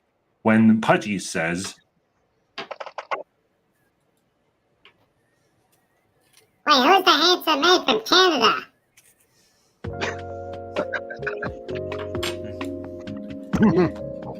I think this is what the old Tony is talking about having. The Star Trek Technical Manual. Fancy. But this is, of course, the king right there. The original Star Trek Technical Manual. I love this one. This is kept us Trekkies alive for so many years. Now, the rarer ones I have. Huh. Oh, wow. Ooh. Mm-hmm. Nice. This was done. When was this done? This is the newest one I had. 1992 was from Mastercom. And then, of course, you have the Ships of the Fleet. This is the revised one with some, let's take a look here. With different variations of like the Enterprise and such. I actually got now that's nice. Yeah. Yeah. And of course, that was the revised one, but then I also got the original one. You know, you had to get the revised along with it. You know what would be absolutely hilarious is that you have all these Star Trek manuals, and somewhere maybe 3 to 5 years from now, someone actually is building an Enterprise, and you see just behind them all the manuals lined up on the bookshelf. They can do that here. They can. I got so many blueprints, including the original Enterprise one that they did back, Brandon Joseph. Just come to my place, and you can build yourself a starship. Yep. Good enough for me. I'm out of here. I'll be there in a little bit. Okay, you got it. And So there probably will about be 3 hours. So yeah, there will be stream will no still be going. there will be no ejecting of the core. Do you know how long it took to build it in the first place?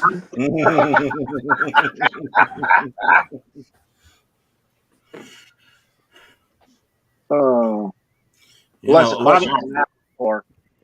Oh. just a moment. The Enterprise was lucky to have Scotty, because he even though he would be occasionally in a foul mood, the ship was running fine. If you had a millwright from the south or a millwright from the northeast working together on the same ship, and I know just my dad used to be a millwright, and they would argue the whole time. Yeah. I was no right.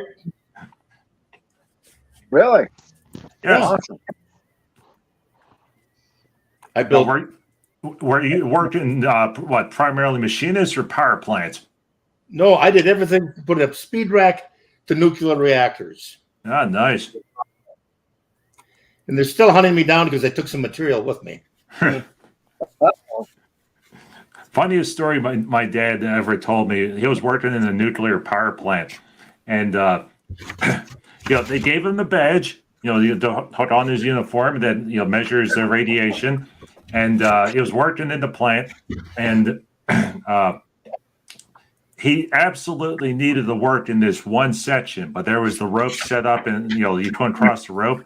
So he said to the plant operator, "Hey, I gotta work over here. You gotta let me in." And so the guy says, "Oh, okay." He moved the rope 2 feet. And it's not because of any major nuclear type exposure. It was just because of some mandatory safety thing. So he's working 2 feet across the line, and every security guard in the plant says, "You can't go over there." And half of them were swearing, the other half's in Southern, which is a dialect of its own.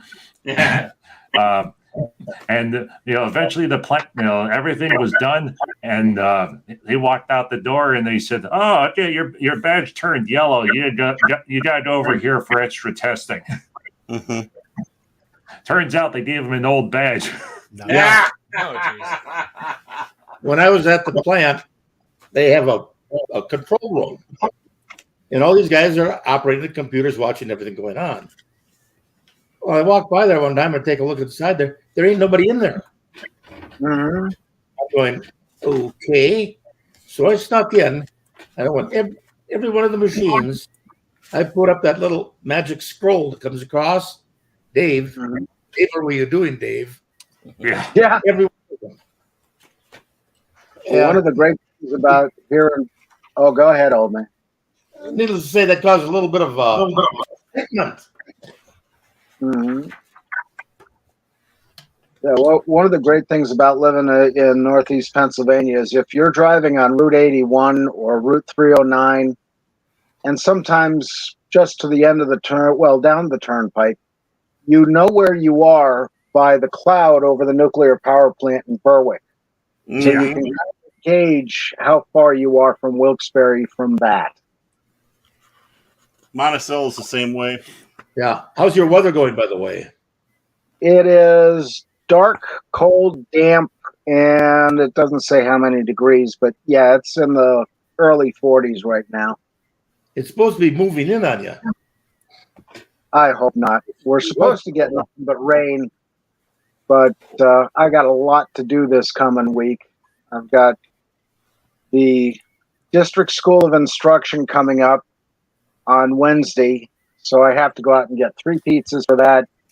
A little bit of extra lodge setup, make some phone calls, paperwork, sign-in sheets, all that. Hey, John.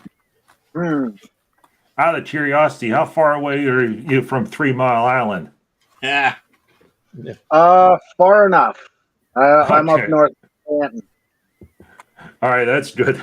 He's upwind. Yeah. Why, did 3 Mile Island do another one? No, it's just He's just concerned for you. One occurrence is enough. Yeah. Of course, nothing about that. Yeah. course, nothing beats. There's that one nuclear plant that's up in New York. It feeds the New York City electrical grid, and they've been talking about for years that they need to decommission it because the plants are. And correct me if I'm wrong, old man. I think the plants are only good for 70 years, something like that. Yeah. Yeah. So they're getting right up close to that 70-year time frame, where they're going to have to do something. But if they turn the plant off, 2/3 of the city goes dark. Oh, wouldn't that be too bad? Yeah. I hate New York. Gee Willikers, city. Listen to the sympathy. Listen to the sympathy. Yeah. I don't know if it's still in operation, but there was a garbage burner that was in New Jersey that was a supplemental source of power for the city. Yeah. Yeah, New Jersey's another one that's getting rid of all of the combustion type things. Yeah. We have coal-fired power plants all over the place up here. Of course, this was anthracite heaven. Mm-hmm. And, anything that's left is just substations now, but some of these plants were really beautiful. The brickwork they put in them and everything was great. Oh, yeah. And, of course, I love industry. Railroads, mines, chemical plants, manufacturing. I love to see that stuff. I have to laugh. There's the out in I'm in Western Pennsylvania, so the Renaissance Festival was this big sprawling farm, and they carved off part of it to build the the village and everything. Well, right next to the farm, on the next property over, they built a gigantic natural gas power plant. Mm-hmm. So wherever you are within the Renaissance Fair, people's like, oh, hello, my lord. People walk around with turkey legs, and then if you look to the left through the trees, and you see this gigantic plant in the background running. So it's like, I don't remember natural gas burners during the medieval age. Well, if they had them, they'd have used them. Mm-hmm. Absolutely. It sounds like Agent Pepsi One has her problem fixed, so all we need to do is get her in, and we're waiting for Mr. King Dolphin for that. Okay. The host has command. Right. We do not. Mm-hmm. Well, if you think about it, the typical English breakfast is beans on toast, so they had their own natural version of keeping the lamps going. Yeah. Talk about natural gas. Yeah. Keep the home fires burning. Eat more beans.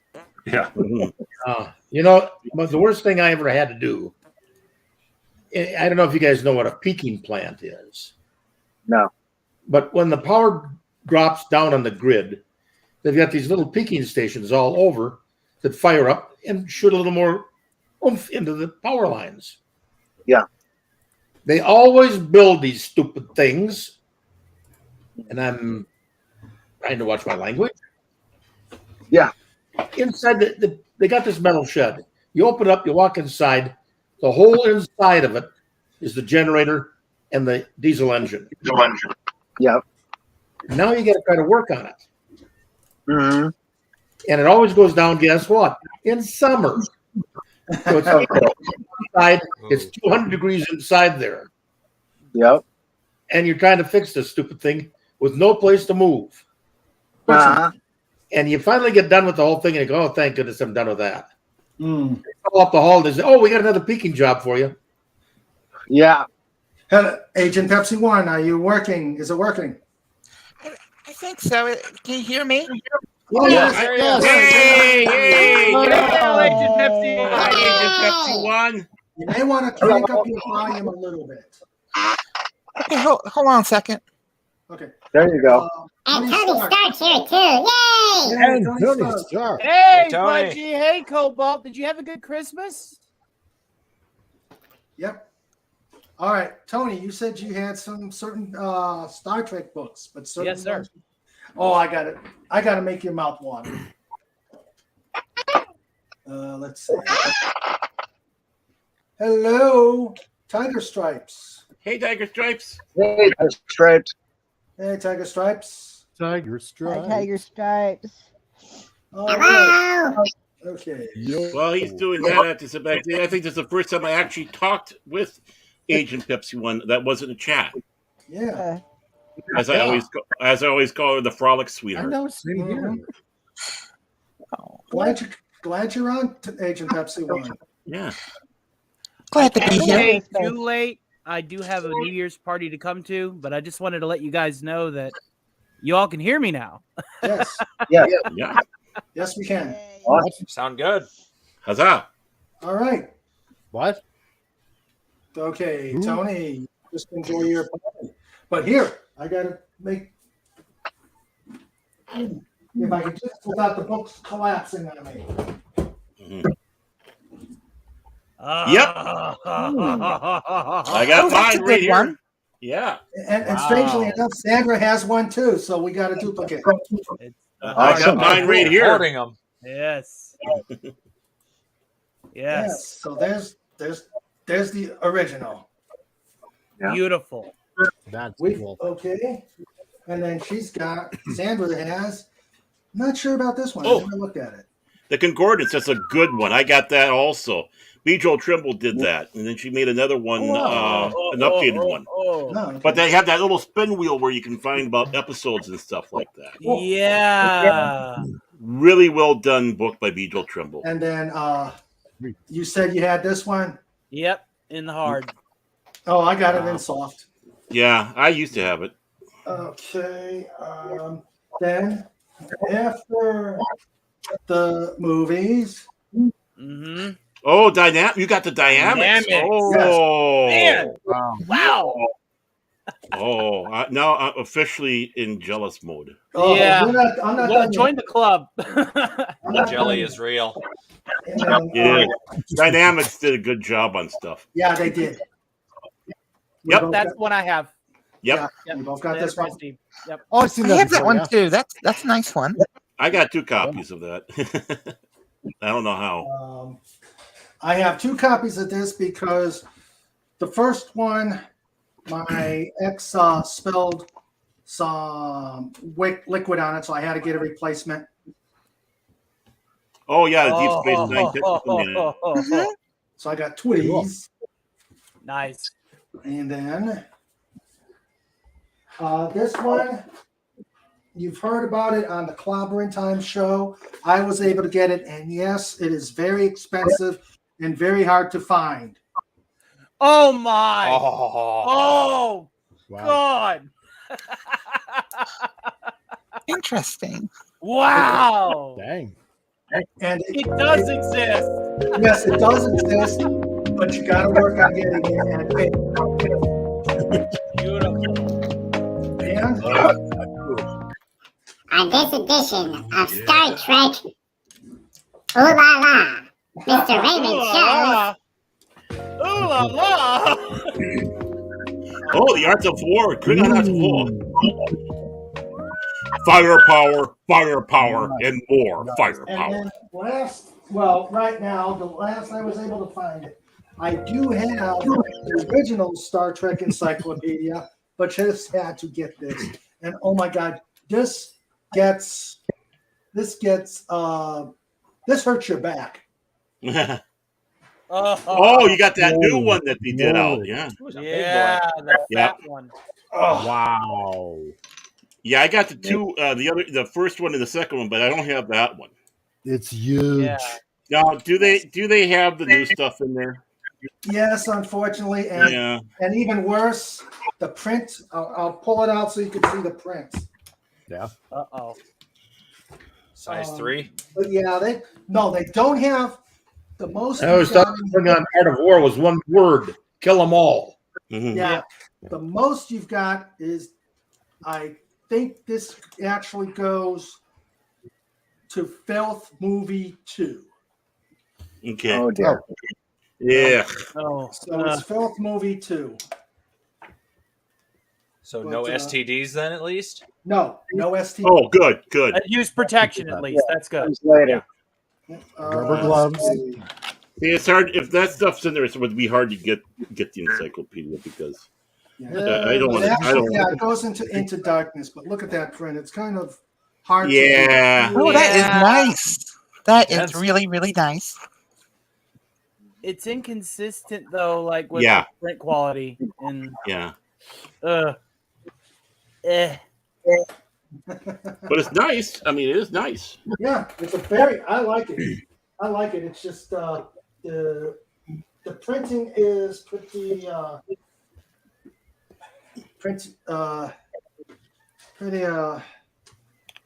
mediocre because it is so small. You need reading glasses. Yeah. Well, there's a reason why Paramount was trying to sell Simon & Schuster. Yeah. Carla Burton says Raymond can start an OnlyFins reveal. oh wow, OnlyFans. Nice. Yep. OnlyFans. Oh, that's bad. Well, on that note, I should probably go ahead and get ready to go to my party. Okay. Thank you for having me on. I'm Glad glad to that have you. and I can hear you all, and it's consistent and high quality. So, Great. yeah, new year, new Happy mic. New Year. That's something, Happy right? New Year. Nice to see you again. Very nice. Happy New Year, Tony. Happy You New have a Year. good year, y'all. Take care, Later, dude. Tony. Take God care. bless Happy you. New Year, dude. Bless you All too, right. man. So, Agent Pepsi, I would love to welcome you to the panel for the first time. Okay. How are you? Oh, I'm doing well. Hopefully you can hear me and my technical difficulties are over. No, Yeah, we we hear you hear you fine. good. Yeah, we hear you. We hear you fine. All right, nobody push your belly button because we don't want her to disappear. True that, Pudgy. True that. Let's see. Hi, Agent Pepsi Wood.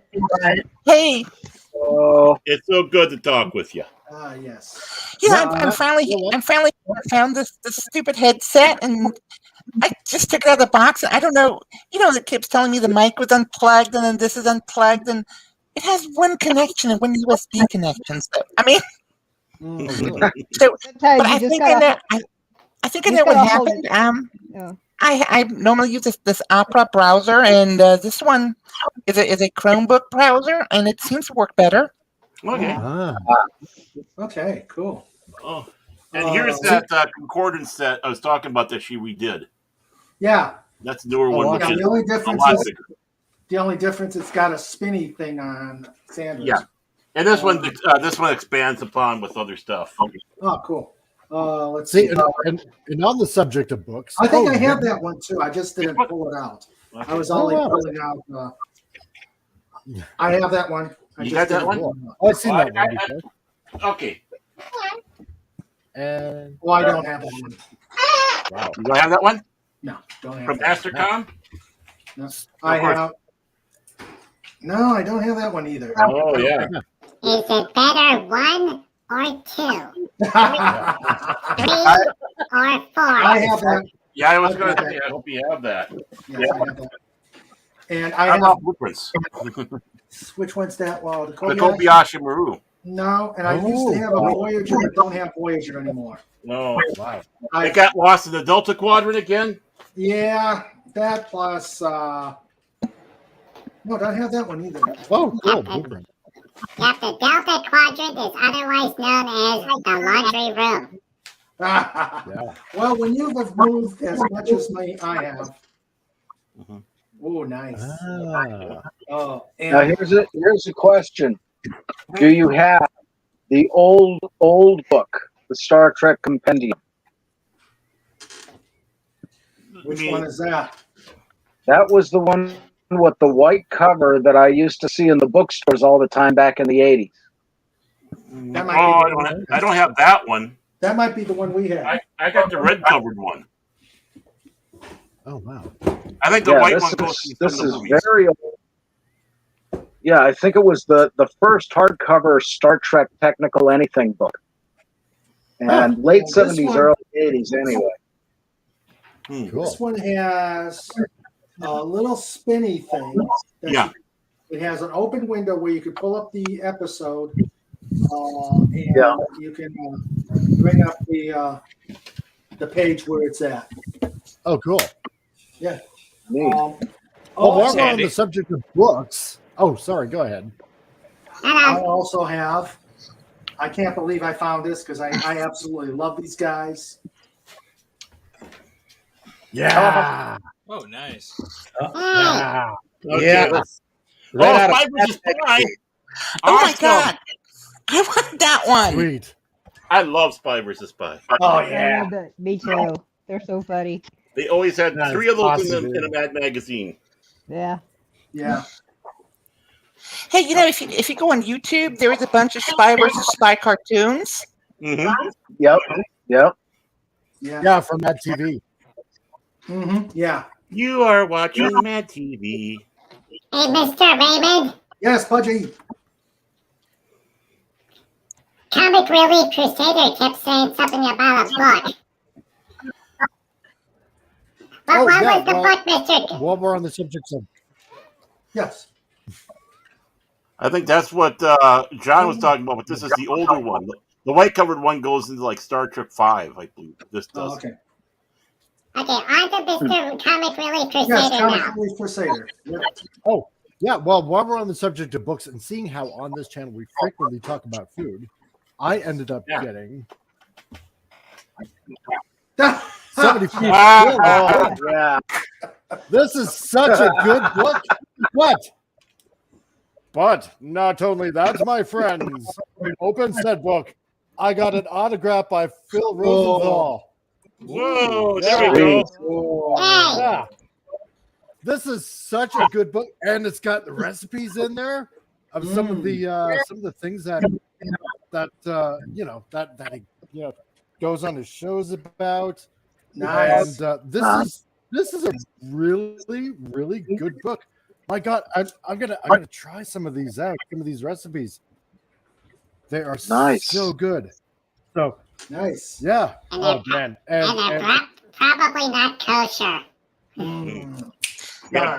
No pork tartar, please. No pork tartar. I know that's Hey everyone! I'm sorry. I gotta go. Oh no! Okay. You just Yeah, got here. I'm going to a party tonight, and I gotta get ready. No, you're not allowed. You have to stay. Well, Pepsi, Thank you. You have a great night, and Happy New Year's. It's finally nice to hear you talking. Yeah. Well, it's wonderful to be on, and hopefully we can do this again. And thank you again. I'm sorry I have to bail so quickly, and I'll talk to y'all soon, okay? And I love the stuff you put on your channel, Agent. So just keep it up. Happy New Year. Thank you. Happy one. Happy New Year. Bye-bye. Take care. Bye. Happy New Year. Hey, Raymond, could you do your parody so I could go lay down? I'm really not feeling very good. Okay. She's been waiting for you, man. She's been waiting. All right. This was a parody. Now I'm going to put the picture that inspired my parody. Uh-oh. Yes. Let me get it. Okay. We saw this from FET a long time. Oh, come on. Where are you? Oh, phooey. I got to get it. Hold on a second. Yes. Let's see. There it is. Okay. I'm too sexy for this shirt. Too sexy. Okay. Here was the song. Now, again, Sandra is going to give me grief for trying to sing this, but I do not apologize for singing it.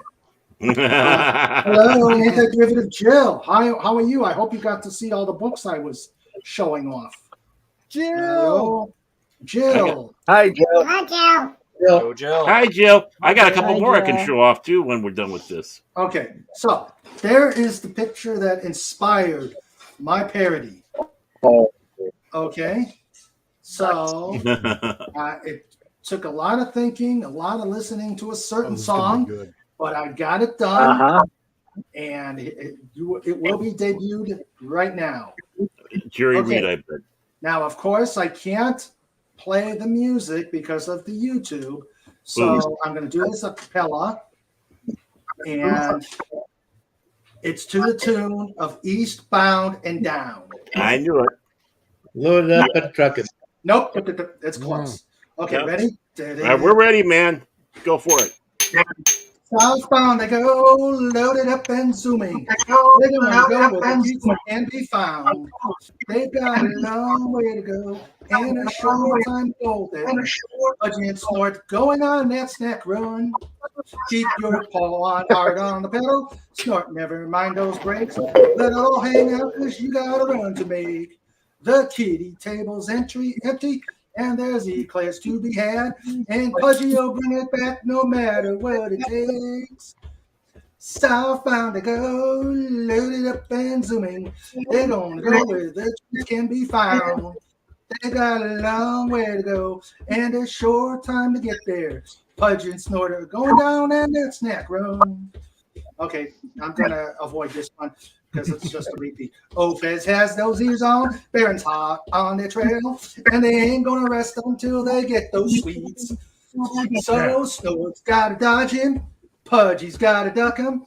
They gotta keep all those sweets off to the pod. Snort, put that hammer down and give it hell.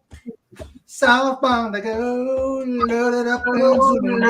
They wanna go where the treats can be found.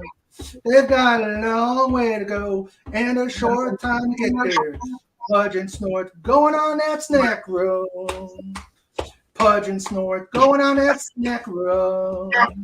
Pudge and Snort going on that snack run. Woo! Yay! Jerry Reed is rolling in his grave right now. Cheering sounds. Junior, I'm gonna journal and get you a deal like Elvis. Junior, when I get home, I'm gonna punch your mama in the.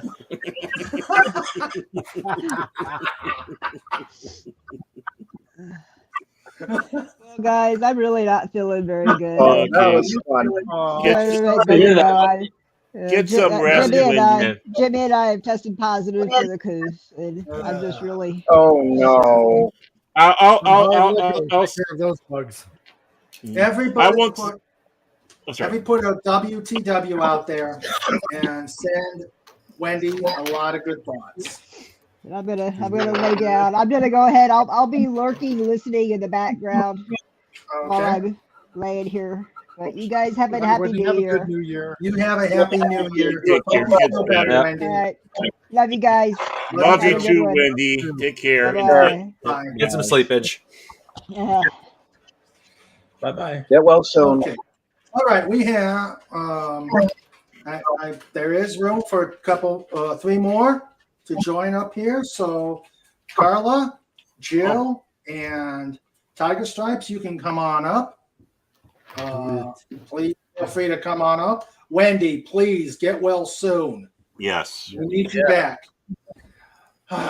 Well, I forget I had New Year's hats, and I should have been putting them on this whole time. Oh wow! I didn't have them. Ooh, there's a next generation version there, Fez. I don't see that one. I don't think I've got that one. Yeah, that's it. And of course, I got the earlier one, but the chronology. Yes, Carla, the girls. Bring up the girls. Let's get girls. Yes, woo! We need the lady elements up here. Yeah, we got too many. We need some lovely ladies in here. Look at all these ugly faces. We need something to offset that. That's right. I am not wearing a dress. So, no, don't put a dress on, please. Other than Baron Norman's egg saying that Jerry Reed is squirming in his grave, what did you guys think? Not bad. Oh, Pudgy liked this song. It was good, dude. Yeah. Thanks. Works for me. Yeah. Too bad you couldn't do the music because the YouTube monster would have beaten me up. Them there's some tap toeing, tiptoeing, toe tapping music. Don't they have something where you can actually do it though if you're doing like what would you karaoke? I mean, yeah, you can do karaoke. It should fall under fair use, but the thing likes to ping just the same. Yeah, that's true. Because you're not using the actual words, but you're using the music. So yeah, that's why I thought hopefully I won't get it. I shouldn't because it's you won't get it. Yeah, you won't get anything. Carla, at least give it a try. At least come in and say hello, using the phone. Okay. Tiger Strike. Oh, that's it. Now we found out Carla's phoning it in. The pain. But we've got room for Jill. We've got room for Tiger Stripes. Oh, the pain, the pain. That's right. We got lots of room. What? You're supposed to come back. You're supposed to come back. There's a lull at the bar right now. Mr. Raymond. Yes, Mayor Pudgy. A naked man broke into a church. The police chased him around and finally caught him by the organ. Okay.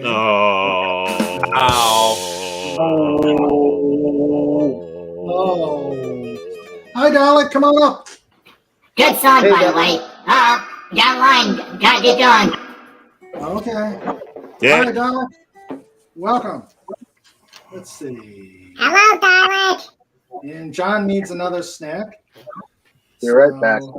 Okay. Yeah, you noticed that. You got to shout out. Mr. Snacker. Yeah. Let's see. Yes. Here. It's pinned. I actually was able to get the bot to cooperate first thing before I got started. Boy, it's a good thing Dalek woke up. He's got 4 minutes to New Year's Day. Yeah, that's true. Yeah. Yes. Dalek's in those time machines, I tell you. Mm-hmm. It's closer to the debut of the new Doctor Who. Well, you heard that the Daleks have started eating apples now, right? Okay, what? Okay. Because an apple a day keeps the doctor away. Oh! What, you didn't see that coming? Come on, that was... Oh, dear me. I was telegraphing that one. You should have seen that. Yes, you were. So, Jill, what'd you think of the books we just showed off on Star Trek Week? Boy, she probably got them all. Yeah, I bet she does. Yeah, she's probably got every one of them. And I still got more. I mean, she's got the hardcovers and she's got the digital. I don't like Hi, Carla. Hi, Carla. Hello. Hello. How are you? Happy New Year. Happy New Year. That's already New Year there. Well, I am in the new year. You are in the new year. I'm in the future, so. All right. That time travel stuff. There's a Sandra sighting. And the best part is, Carla has all sorts of stock tips to give us now. Exactly. Don't buy any Pope stock. That's why I like her. Hi, Jill. She's always ahead of us. Carla's always ahead of us. That's right. She just got here. Right, so long as you know your place. I've got that one. I got that one. That's a great book. Where's the other girl? Now, this isn't Star Trek. I don't know if you can see the writing on there. Maybe I've got a tiny phone, so you need to read it to me. I can't. Yep. I will. Buck Rogers. It's the complete, the collected works of Buck Rogers in the 25th century. Oh, nice. Open it up. Yes. Wow. Pictures. I mean, this covers everything from the early beginnings of Buck. Whoa, nice. Right. To when it was still being done in the 70s. Nice. Or 60s, at least. Snorter Poopus asks, how's 2023 going so far? Yeah. Please tell me it's better than 2022, please. It's quite... Definitely. Somebody said the other day that people are superstitious. They stay up to cross over to the New Year's, so it'd be really good. And or something like that. At least we know 20 is going to happen. We got Carla here. Yep. Yeah. World's with us tomorrow. So. She's breaking up. Looks like the phone's probably. Oh no! Naughty phone. Oh, hang on. I'll see if I can go to data. 8323 Shooter 8323. Hello, sir. How are you? Why do I have this guy next to me? Oh yeah, let's get rid of him. He's scaring me. He's making me nervous. Oh, there we go. There we go. Hi, nice little dolphin. Nice dolphin. Oh, there's always this one. Da, da, da, da. Da, da, da. He was enjoying that. All my rowdy porpoises are coming in. Sorry, just got here. We'll have to rewind later. Well, we're not going anywhere. We're not? No, we're not going anywhere. We're going to keep going. We're going to ring in the New Year King Dolphin style. So you're going to run this stream all the way to the New Year. This one. Mm-hmm. Wow. This guy's he's crazy. He's a wild man, people. He's a wild man. You want him for your parties. You want dolphins for your party. Yeah. And ferrets. Yeah, ferrets. Yeah, we may have New Year's slapshot sighting. Yeah. Yeah, and we may have a slapshot sighting. Is one of them going to be? Happy New Year. Golden showers. You got Happy New Year. You got me. You got me in just to the right. I was hoping you'd let me up literally before it, but well, it's too late now. Well, that's the problem with the StreamYards, where it kind of pops in. I just saw you. How you doing, my friend? Well, it is lit. Well, obviously it is 1 minute into 2023 here, literally. Oh wow, cool. Oh, it is the future there too. Yeah, it's the future. But Daleks are used to that, so. So. Anybody need a mouse tribble? Tempting. It works. Yeah. What if that was inspiration? What did Snorter Poopus think of the song? I'm trying to see what he... SnorterPoopus.com. Tiger Stripes like it. She said applause. He says, vroom, vroom. The ultimate road trip. Of course, I'd be worried if I were a cop. I'd be worried if I were a cop and I saw a polar bear driving a ferret. But actually, he'd say, "Oh, there's a Smokey Bear." Oh, that was bad. And just like in the Police Academy movies, Snorter Poopus has to sit in the back seat. Mouse is trying. I'm gonna have to put my books away. Mouse is trying to eat them. I'm not kidding. Oh wow! Really? Yeah. His timing for Star Trek is unreal. Yeah. Star Trek I think he was trying to digest. I think he got mad about the mouse tribble. Oh, okay. You never know. He's a cranky SOB. Yes, I'll move them. I think he's mad because they're on his spot. He likes to sit. Oh, yeah, he's going to have all the attention. Yeah. I'll be right back, ladies and gentlemen. Did he get another spear or stick? Old man going, that's my boy. Oh, jeez. And I think Sandra is on. Hello, Sandra. Hello, Sandra. Hello. Hello. Yep, she's looking behind. Yep, it looks like she's got the screen. Oh boy, Cowboy gave Pudgy another sip of adult giggle juice. Oh no. Let's see. Welcome back, Comet. Yeah, sorry, I've been having hey there. Problems with my internet. Carlos says, "Sorry guys, I'm Major Luddite, and if I change a device, I could evolve to caveman pushing random things." Okay.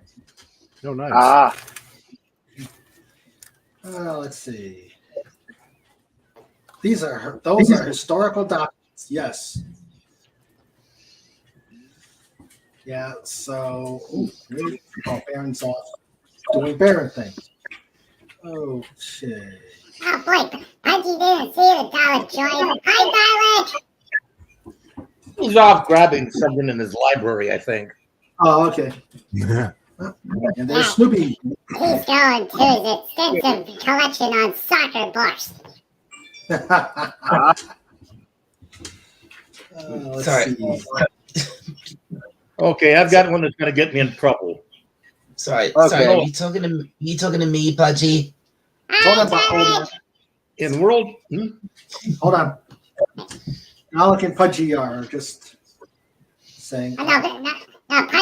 Hi, Alec. Okay, I'm the old man. Okay, old man, go ahead. okay. In World War II, this U.S. pilot got shot down, and they hauled him out of the little body of water between two particular places like France and England. Well, they hauled him into an English hospital. This guy's unconscious for a couple of days and finally wakes up and he's hurting all over. He looks up at this nurse and he goes, Did I come here today? And she says, No, you came here yesterday. Oh. What good is that? Yep. You know what that deserves, old man? This yeah, you get this. You gotta send me off.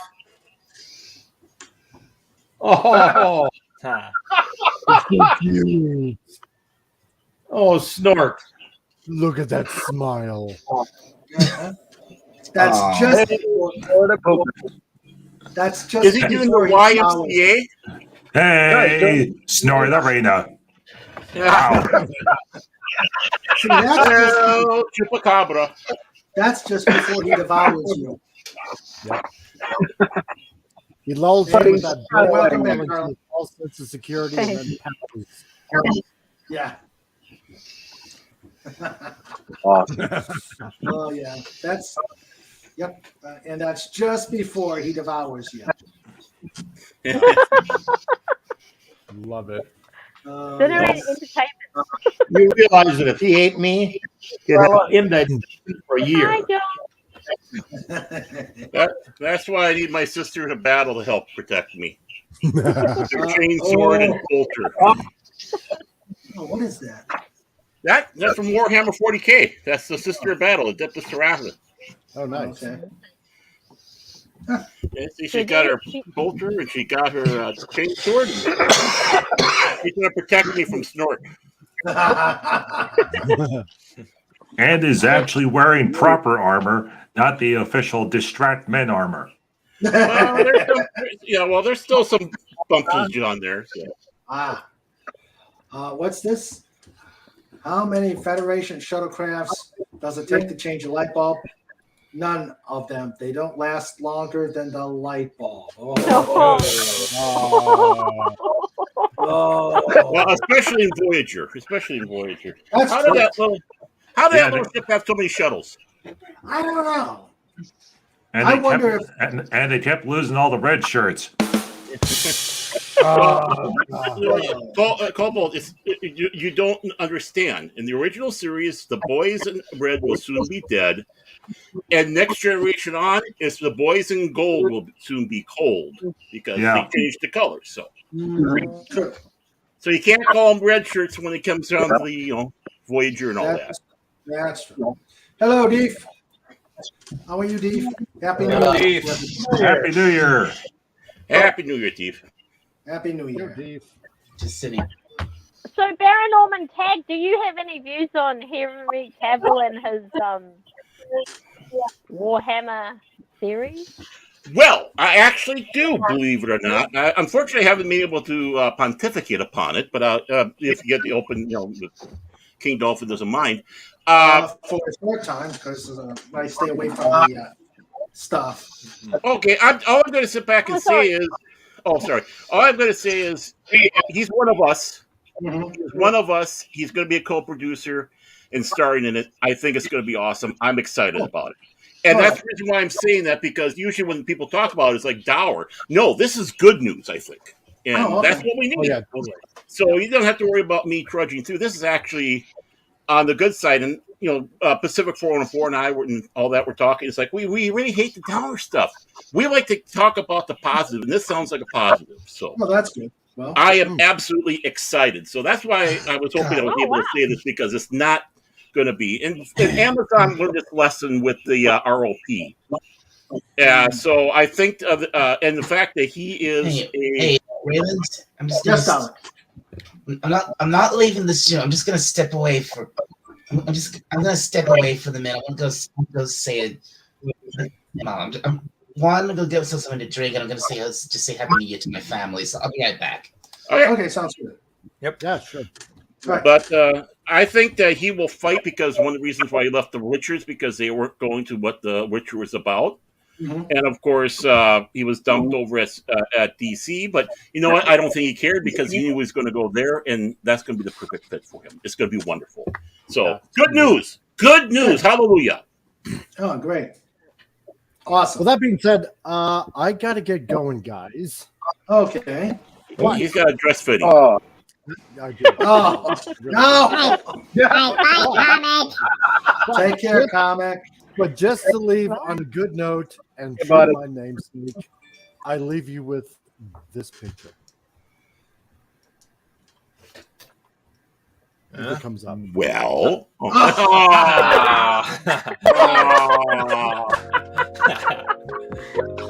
Ladies, if you need that comic relief, you know where to go. He is ready to take care of you. The hunky man for 2023. Blessed from the land of the cold, he'll keep you warm. They know how to do it. It's the Comic Relief Crusader. Please give a call. 99 cents per minute. And if you get the pop-up book, it folds out. Oh, we don't want the pop-up book. Well, maybe some ladies would. I don't know, but I don't want the pop-up book. Ooh, Pop-up book is only sold in Saskatchewan. Saskatchewan. And Moose Jaw. Don't forget our newest location at Moose Jaw. That's right. Only yours. $24.99. Okay. wow. Bye-bye, comic. Happy New Year. Everybody, Happy New Year's, Dan. subscribe Happy to New Comic Year's. Happy New Year, Comic Comic. Relief. New Year to you. Subscribe to the Comic Relief Crusader at this channel. You have a happy Love New you Year, guys. my friend. You too, man. I'll catch you guys next year. Yay! Yep. And there's great rejoicing.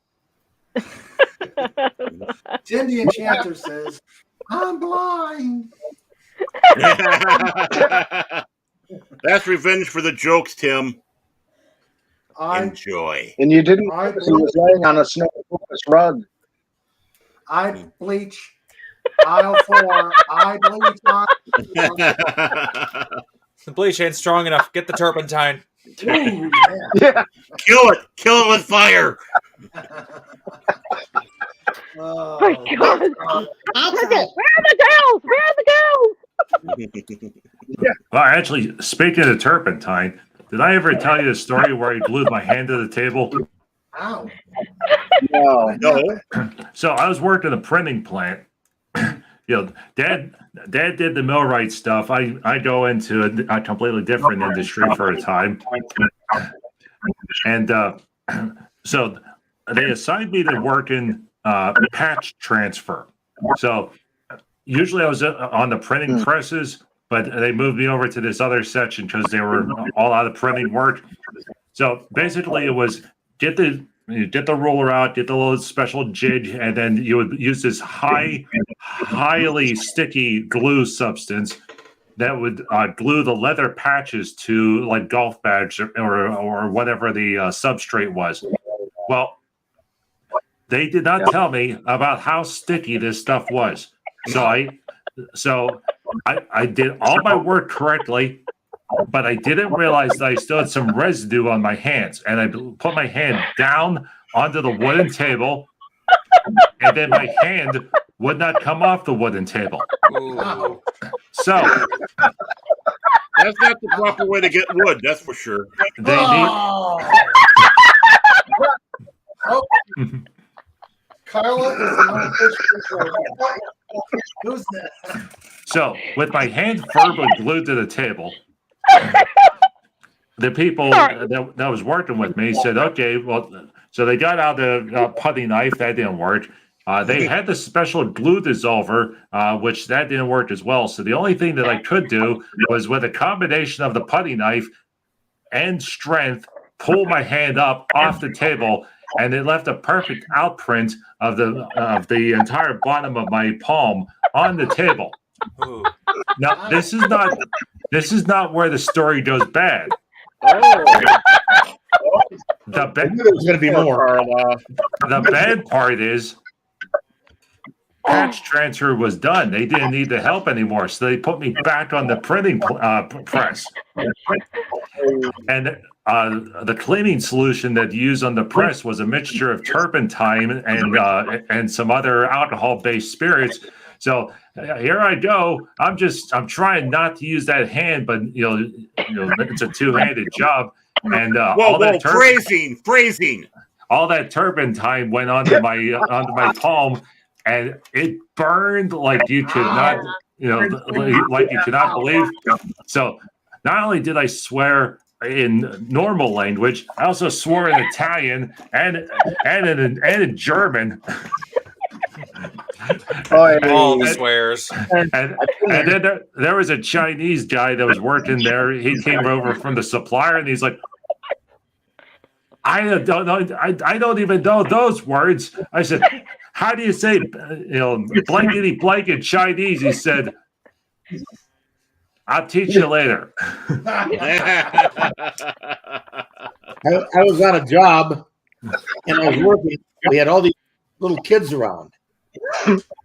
So what happens? I had a little accident, and it hurt.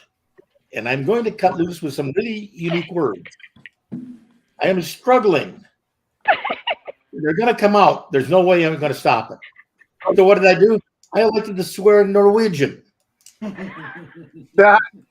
Absolutely, totally unloaded. And then the sweet, cute, blonde-haired girl comes walking up to me, looks up at me in Norwegian, says, you shouldn't talk like that. Stuart says, that's Murphy's Law. Mr. Ranger says, I speak from the future. Happy New Year. Happy New Year. Happy New Year. New Year. And Stuart comments, that's real, stick to it. That's real, stick Really, to it. he's really a spy, and that's his long version of why he has no fingerprints. Well, did you stick to that? Well, oddly enough, the way that plant operated, they would go full bore, 3 shifts, 24/7 production, and then it was 2 weeks before Christmas. They gave us all a very wonderful basket, and they said, "This is your severance. Goodbye." Oh, wow. And the plant would be shut down until spring when all the jobs would build up, and then they'd start running again. Wow. I was working on a construction site at a refinery, and we had millwrights there, iron heads, and cream fitters, and you name it, right?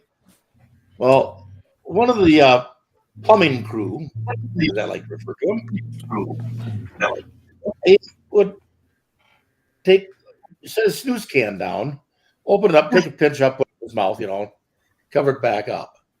Well, he walked off. We sit there looking at this. We go, okay, we can't resist. We took all the snooze out of the can, got a broadhead nail, and nailed that can right to the wood bench. Oh, put all the snooze back in and put the cover back on. Well, this guy. Just to go a little bit different, I have EarthCam TV on my telly, and they have the Dublin outside the Temple Bar in Dublin. It is packed. It's just 12:13 in the morning over there, and that street is just absolutely packed. They have a picture now inside the pub. It is absolutely packed. It is wonderful to see that after how many years that we had this stay home. It is beautiful. I love it.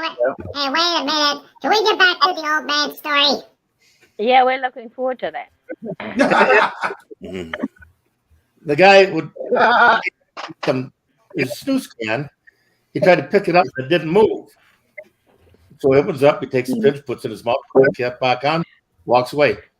The rest of that day, no matter where he was on that job site, he'd come walking back over there, take a pinch of snooze, put the cap back on, and walk away. Good job. Oh boy. You can ask 5'22" about that one. He's got more embellishment than I got. Who? Oh boy. Okay, so wait, Barry, you said that there Gotta love was something on television with some people at a bar. Yeah, I mean, we have this Dublin for Dublin, Ireland. It's 12:18 now. Outside the pub it is packed full of people. Inside the pub is packed with people.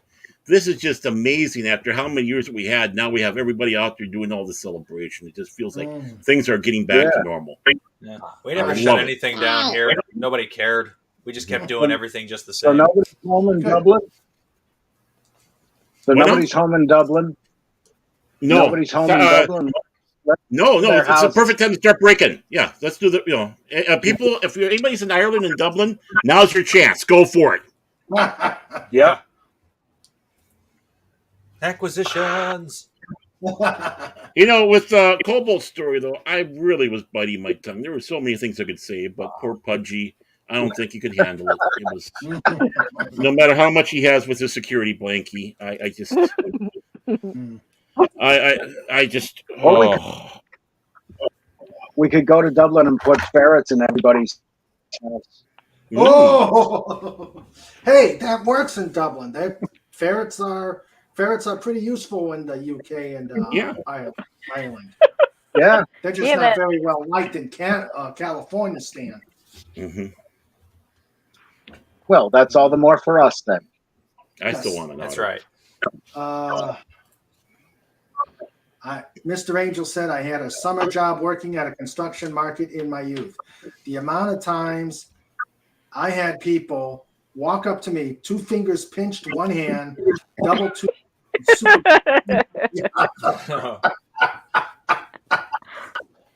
I remember you. Wow. Well, what about when you have those glues where you're making models? It's like, Oh, I hate that. That's why I won't build models anymore. I just rip my fingers apart and deal with it. Yeah. Oh. Well, when you're doing minis for Warhammer, it's like, Well, the one I had the blueprints of one ship that I really regret that I lost it in the move. You were showing the blueprints there. Yeah.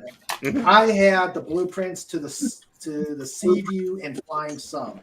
Oh. Emphasis on had. That hurts, man. That hurts. I even had a little computer model of the Sea View, and that disappeared. I'm like, God, why am I missing all this stuff? Mm-hmm. Especially since you look on Amazon and eBay, and all they've got are the model kits that cost about $150. I'm going, what the hell? Yeah, I know. Model kits have gotten so insane. As a kid, I could buy it for $15, $20. Yeah, I know. $150 and 4 hours worth of Sandro arguments. That's true. I had the plastic model of the Sea View back in the 70s. And that was, I don't think that cost $10. No. No. Models were so inexpensive back in the day. And now it's just like, are you kidding me? Yeah. But wasn't people building models. $10 would have been a lot, though, wouldn't it? In the 70s? Yeah, it would have been a bit stronger. Yeah. But still, you're not like 100. Yeah. Yeah. Right now, you go on Amazon and it's about $150 just for the kit. Well, I found an inflation calculator, and I went, if you had $100 in 1977, how much would that be in 2021 money? And it came out to be $488. Oh, so that's how much inflation has occurred since 77 to 2021. Yeah, I believe it. Yeah. But didn't they change didn't they change the inflation calculator, like how they calculate inflation? At some stage, they changed it so you don't feel so bad that you're losing money. Well, if you think about it, standard inflation, at least in the U.S., is roughly 2%. That's what they say. And that's with all sorts of manipulation. Well, everything was going fine till the 80s, and then that's where it went to 18, 19, 20% inflation. So then they made the interest rates go really high to smack it down. But here's the thing: we never had deflation. Deflation is where prices go down. So it just went up and then it flatlined and then started to go up again. That's what happens when you allow a private bank to print all the money it wants for the government's various voter encouragement programs. Yep. Snorter Pooper says, I remember the days when I thought $8 for a 35 scale model tank was high. Yeah. Yeah. Yeah. Yeah. Those were the expensive ones, actually. Yep. The military models. Well, you used to get the HO Minitrix models. Mm-hmm. And they were highly detailed, very small. And they were cheap, like $2-3. Mm-hmm. Really neat. And you could put them on any model railroad. That was great. Nice. Yeah, cool. I remember going to Kmart, going down the model aisle, and it would be two sides. It was all the cars and the boats on the right side, and all the military on the left side. Just one entire row of all plastic models that you could build. Mm-hmm. Mm-hmm. Then the occasional Enterprise or Klingon or various other little fantasy stuff too. Well, you had the Aurora kits. They had the Aurora kits with the dioramas. The one I had was the Forgotten Prisoner, and there were several other character dioramas. Really pretty awesome. Mm-hmm. Let's see. Tindy Enchanter is asking, was Old Man around for the very first New Year's Eve?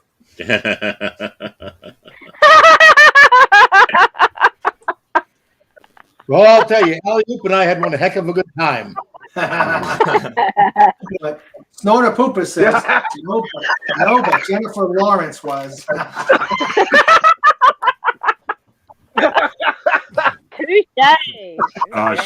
She is regretting saying that. It's not going away. Is she though? Yeah. Who knows? The gift that keeps on giving. The absolute best was whenever Sigourney Weaver responded on that one interview and said, that she thanked Jennifer Lawrence for paving the way so that women like her could star in Aliens in the 80s. I love it. I love it. Good job. Great. Come out swinging. That's what How I old say. is Jennifer Lawrence? Oh, she's in her 20s still. Maybe 40. She's 21. 21? Yeah. Well, the funny thing she must is, be a hell of a time traveler. Well, the funny thing is, a lot of the examples that they're giving of, what started women in action adventure are 70s, 80s movies. But you go back to Mary Pickford in the silent days, The Perils of Pauline and all that. Mm-hmm. She was lead in her own series of action adventure movies. Several. Yeah. Oh, yeah. I mean, we were going in the 40s, 24 and us. We were going into the 40s and the 30s. Examples of, women lead and doing action stuff. And needless to say, you start talking about all the other great films out there. So, and Mr. Angel says he has to go visit her with another bottle of bubbles. Bye bye, Mr. Angel. Take care, Mr. Angel. And hello, Pleasant Valley Picker. Hello, Hey there, Pleasant Valley Picker. Hi, Agent hi Pepsi everybody. Agent Pepsi 1 says, about to head the door. Hey, everyone, about to head out the door, going to a rather formal New Year's party. Ooh. Ooh, I never knew my family here in Vicksburg knew so many influential people. Happy New Year. Happy New Year, Agent Happy Pepsi. New Year, Agent Pepsi one. Happy New Year. Happy New Year. Yeah, she's going to a fancy party. They're gonna have prosciutto. Prosciutto. Ah, Ooh, prosciutto. Except I and can't the super giggle juice. Lots of giggle juice. Ooh, Let's giggle see. juice. I haven't heard that in a while. Prosciutto. Hello, Pleasant Valley Picker. Hi, everybody. Hi. Hi. Hello. Hi. Happy New decided Year. to- Oh, Happy good New evening. Year. Yeah, I wanted to wish everybody a Happy New Year because Happy New Year to it's you. pretty Yeah. close now. I don't know what. New Year. I guess it's a few hours closer over there. I guess. We're about 4.5. Okay, Yeah. it's, it's Ooh. 4:30 here, so I guess I got about 7.5 here. But yeah. Ooh, it's not it's not very often I get to wear an evening gown and see my husband in a suit. Ooh. Oh. Wow. There we go. Snort says, "Say hello to General Grant for me." And of course, Legatus Legionai says, "Does a birthday suit more count?" Oh, Legatus, stop it! She snapped her fingers and she's putting her husband into a banana yellow speedo. Oh. Legatus, I will sing the parody again. Oh, through the tulips with you. I will sing the parody again. Hello, Pod Racing Palpatine. How are you? Or Palpatine? You say Palpatine. Hello. I say Palpatine. Palpatine. I say Palpatine. You know who we're missing? Oh, Fett. Yeah, Yes. Wendy Webb. Yeah, Fett. Wendy Webb is not there. I'm mad. I was hoping Fett would show up. He's probably there. Well, Fett's doing the official drinking game. It's like, instead of where's Waldo, it's where's Fetty. Yeah. Oh, I'm sure he's there. I'm sure we'll see. You know, the bad thing is if he's in jail, that means he would be confetti. So. You know he's gonna come up with a picture next week. Yes. Florida Poopa says, I hope Agent Pepsi doesn't mention General Grant. The folks in Vicksburg are still not over that. Ooh. No, they aren't. And just as long as she doesn't bring up Sherman. No, that's Atlanta. That's Atlanta. That's Atlanta. Well, Sherman had to start somewhere. That's true. Sandra Snortopopis Legatus birthday suit is strictly for my husband. He is my heart. Love you all. Love you too, Agent Pepsi One. Please come again, and hope we can get the techno glitches done, and we can you can come on and stay for a longer time. It was fun. It was fun hearing you. And, yeah, it was lovely. Yeah, it was fun hearing you. Great. And look forward to hearing from you again. Yes, Sherman was in Vicksburg too. I know. He became famous for burning down Atlanta. Sorry. Welcome to History Talk on King Dolphin TV with your host, Professor Raymond. Professor Raymond, please take it away. Thank you very much. Thank you very much. Now, of course, in Star Trek lore, the first cameraman for the Star Trek pilot was the guy who burned Atlanta and Gone with the Wind. Oh, really? Oh, yeah? Yeah. Really? Wow. That's in Ben Solo. The more you know. Bum, bum, bum, bum. The one that is really, really hated is a guy by the name of Hooker. Yeah. General Hooker. Yeah. Why?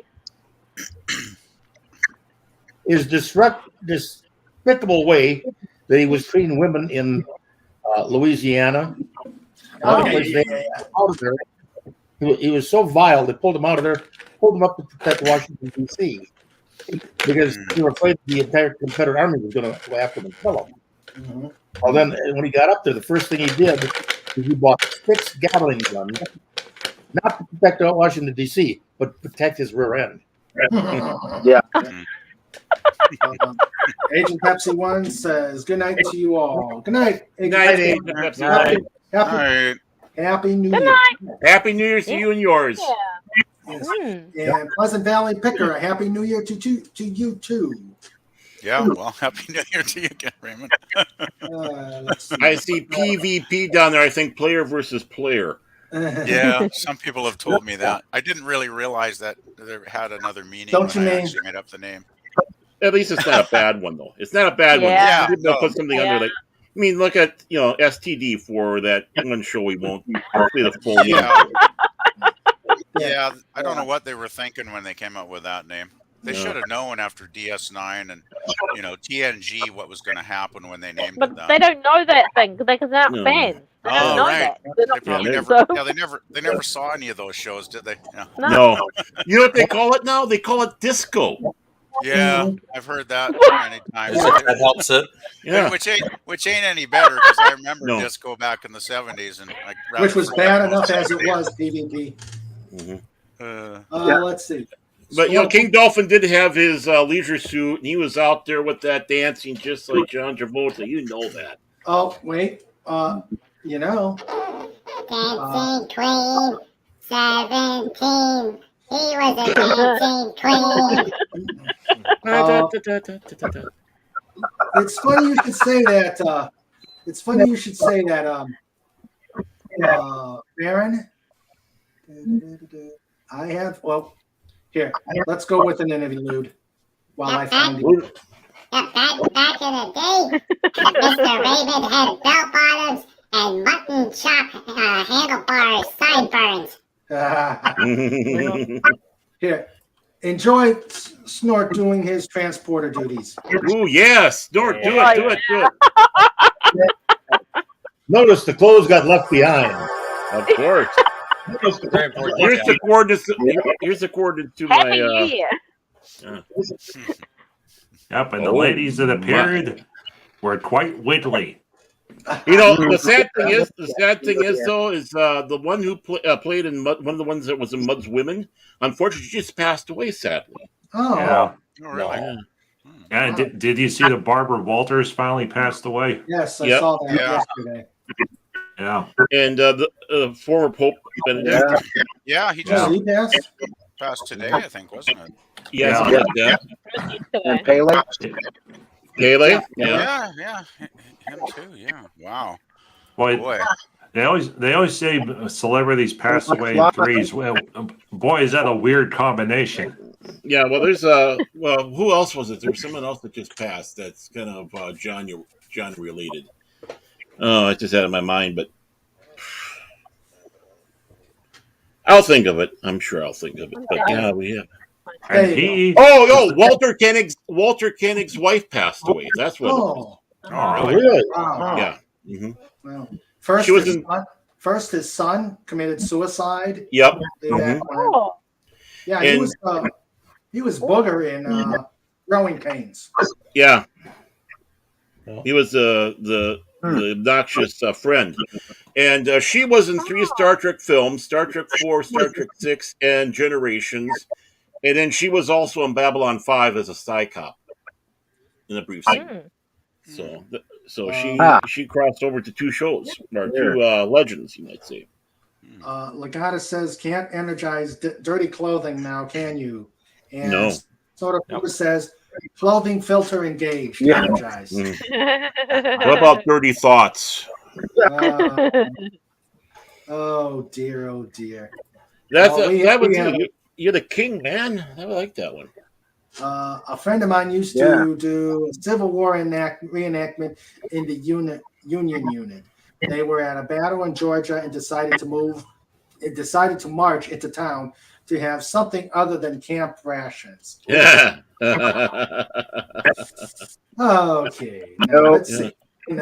We're actors. We're just actors. Yeah. Okay, it's not there. Got the Yankee pot roast in there? Yeah. Okay, now I've got another one. Let's see. Yankee Doodle went to town riding on a pony. Stuck Oh, a come on. feather I know in you're his hat here. and called it macaroni. And then Kraft sued him. And there's a part two. There's a part two to that story. What? Yankee Doodle didn't ask for permission, so the horse threw him off. Come on. I know you're here. Oh, excuse me, please. I don't think I'll make it to the new year. Oh, man. It just reminds me when Y2K You'll was make it. happening. Yeah. Like when Y2K was happening, the former Mrs. Long Suffering and I we were in bed. Nothing to. We're just lying in bed. I had the radio on. I was listening to Art Bell, and he's calling. Having people call in from each time zone. It's like, has anything happened with Y2K? Is your computers and all that working? And oh yeah, everything's fine here, Art. And it's like, then it came to us, and it's like, okay, the Central Time Zone, and okay, we're here, we're alive. Good night. I was never worried about Y2K, to be honest. But I mean, what a way! Listen to Art Bell. I mean, why not? Just listen to Art Bell, and that is such great entertainment. East of the Rockies. I remember that night. Oh, there we go. Sitting in the firehouse watching a movie. Nothing happened. Yes. Nothing happened. Might as well face it, you're addicted to buzz. Love it. Look, Clam, them damn Yankees are back. Get your musket. Yeah. Look, Clam.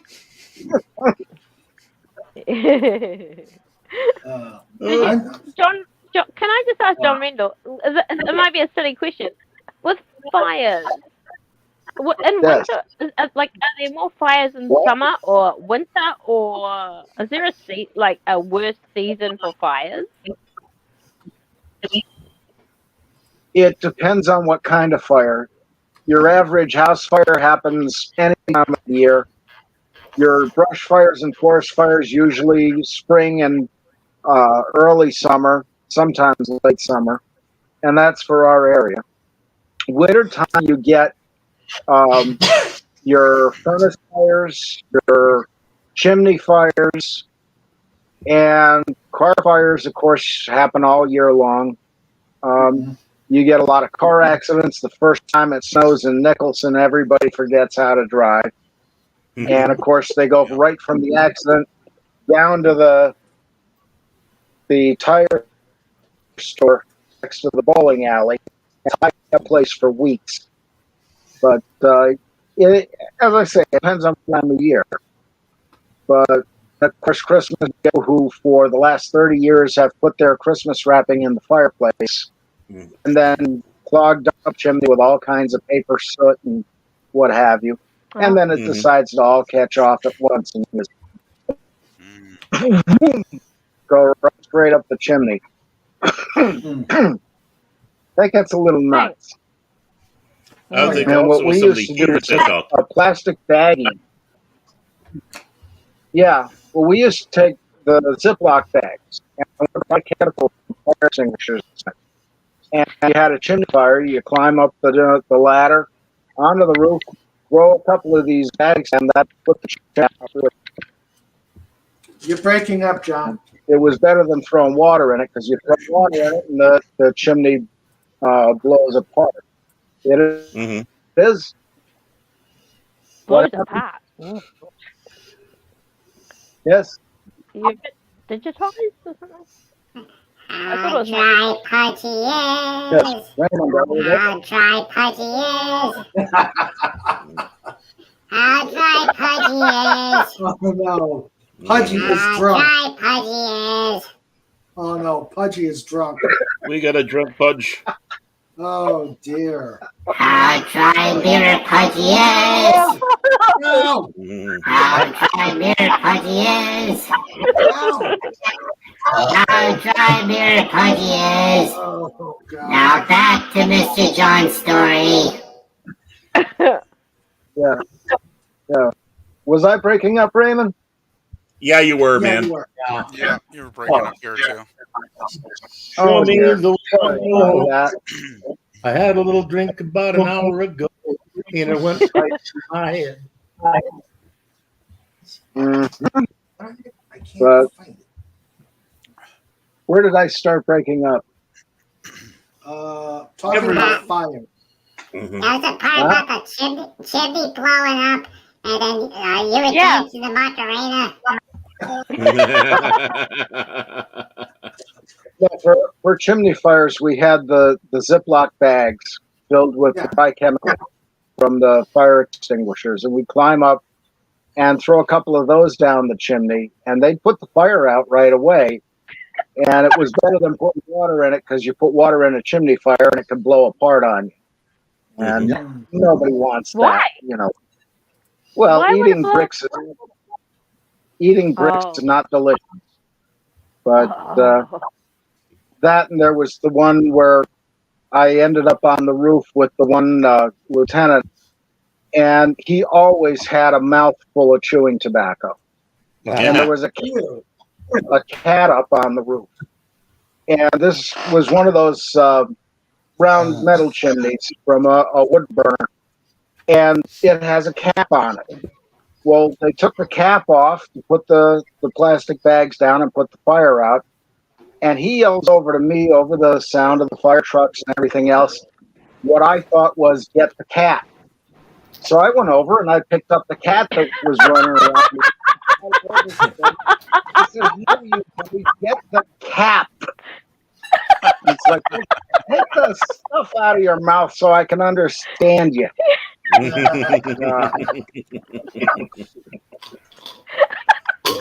When I was young and they had chimney fires, they used to wait till a certain level, and then they would throw a bucket of sand right down the chimney. Oh. Yep. So where would you get sand from? Like, was that the firemen? Oh, the hardware store. Yeah, you'd carry supplies of the stuff on the truck. Okay. And there were even some companies carry small pieces of plywood to cover up windows and things after a fire. Mm-hmm. Wow. Try to keep people happy, you know. Mm-hmm. Definitely. And Mouse appeared saying, "Where's all those yummy books?" Yes. They look like giant flat kibbles. But you know what happens whenever a cat eats a Star Trek book? Yeah. It turns into Babylon 5. Ooh. Oh, there we go.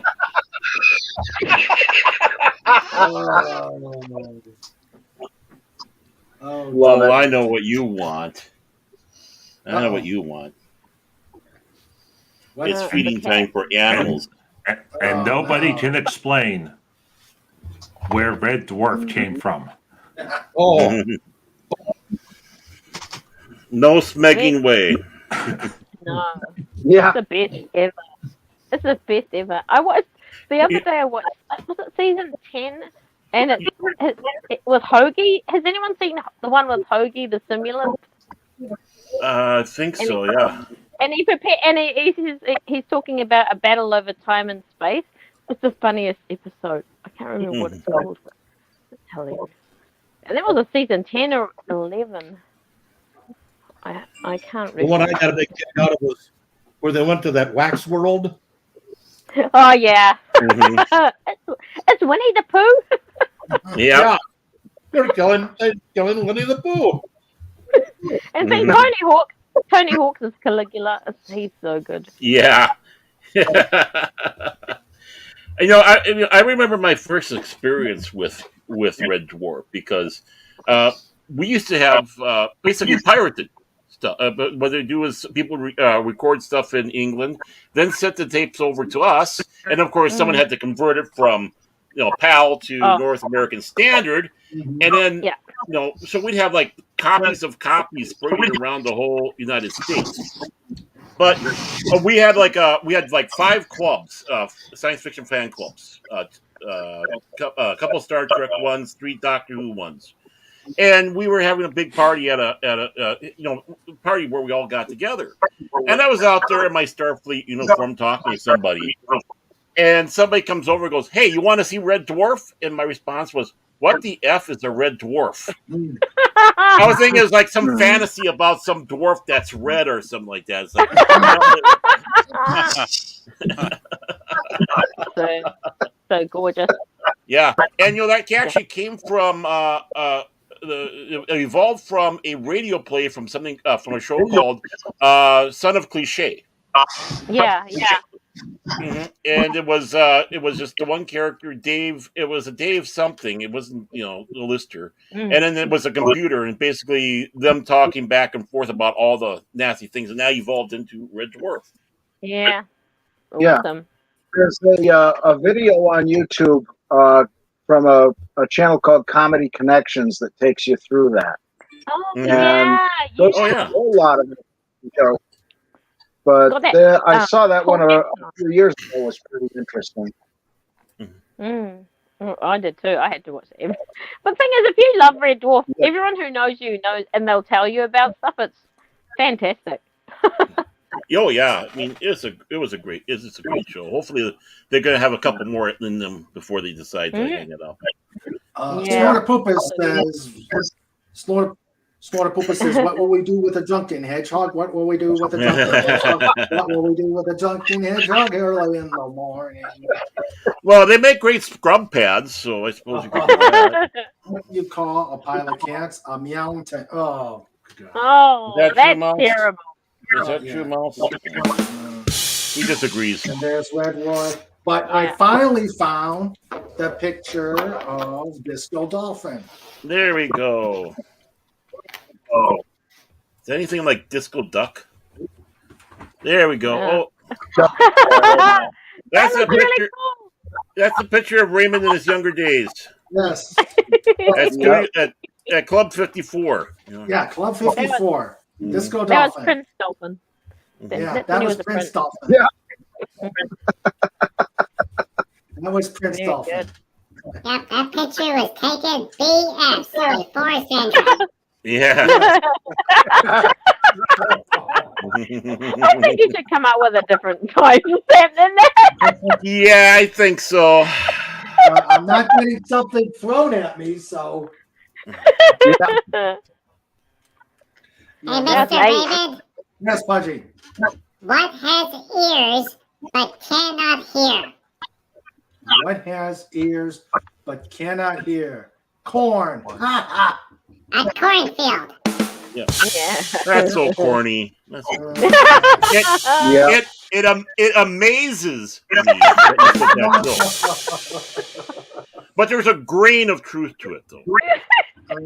Kernel. It's a kernel of truth. Kernel. Yeah. Oh, well done. Winning. That's a major distinction.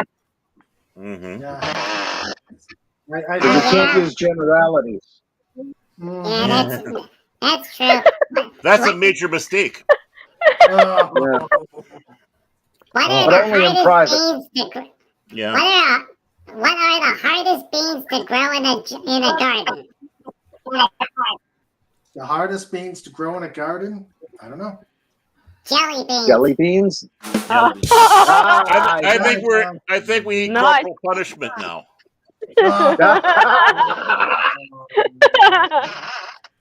Oh, good job. Has anyone heard the show? I'm sorry, I haven't a clue.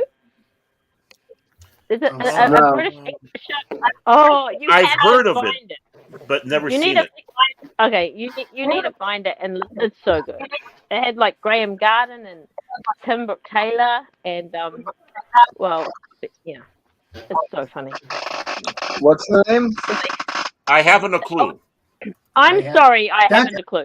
I'm sorry, I haven't a clue. Yeah. Isn't that what happens here on King Dolphin TV late at night? All the time. Did anyone put the cat out? Why was it on fire? Oh.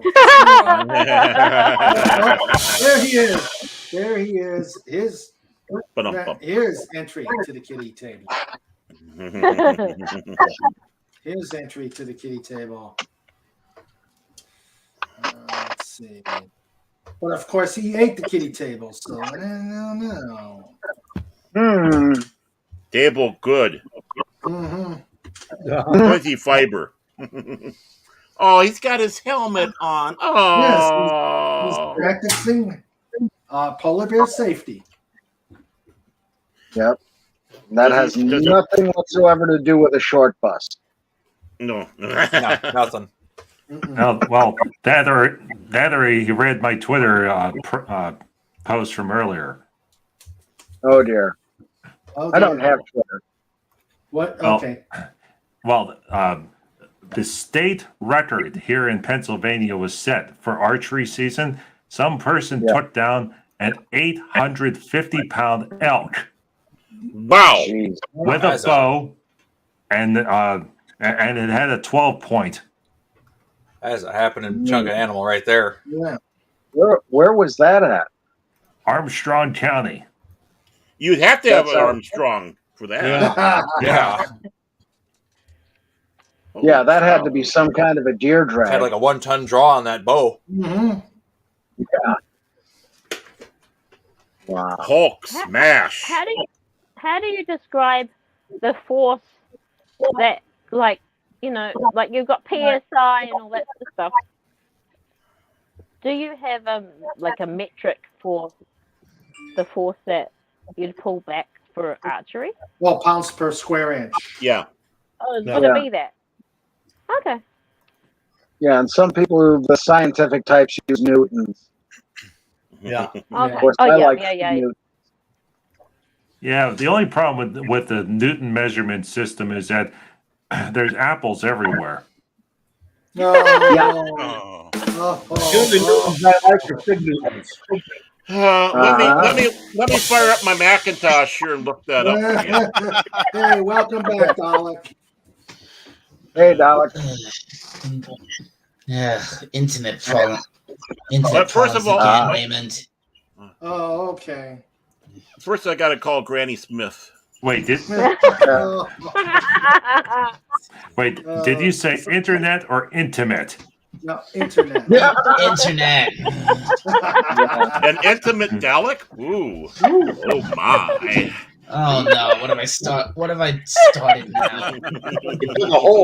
It's now time for sexy time with Dalek 451. Oh no! You want to see what this gun stick does?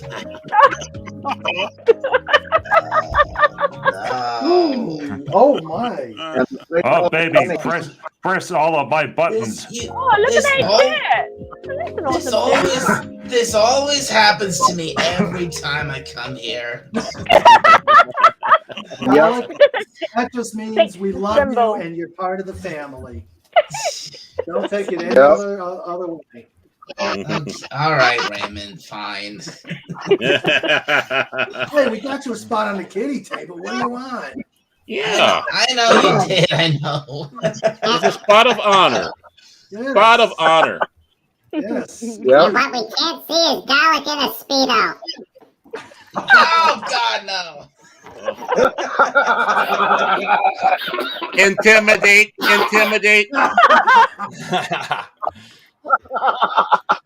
Oh, we've broken John again.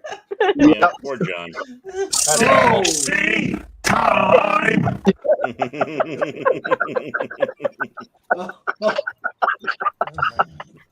I'm going to stop right there because I can really change. No. I'm going to behave. Baron must behave. sensitive ears. Yeah, we got sensitive little hedgehog ears here. Yeah. Who's probably Giggle asleep juice. because of giggle juice. Giggle What do you juice. call a Dalek divorce lawyer? Exterminate. Yep. Oh, the pain. Oh, the pain. Oh, The pain, oh, the pain. Oh, snort. The cringe of it all. They had a thing where you change the gender of the main character from, male to female. Well, they came up with one in 2000, a TV series called Queen of Swords. It lasted one episode. One series. 22 shows, that was it. It was a ripoff of Girl. A ripoff of who? Zorro. Oh, yeah, I remember that show. I remember that show. I'm trying to forget. Horribly, it came into my mind and remember. Oh dear! Poke out the mind's eye. Hey, while we have Dalek on the panel, I actually do have a semi-serious Dalek question. Uh-oh. Oh boy. Okay, go ahead. So, the last episode of Jodie Doctor aired. I didn't watch it. I stopped watching Jodie Doctor a long time ago. So we got the new Doctor coming, which is that African gentleman. Yes. What are your opinions on the new replacement Doctor for Jodie Doctor? I'm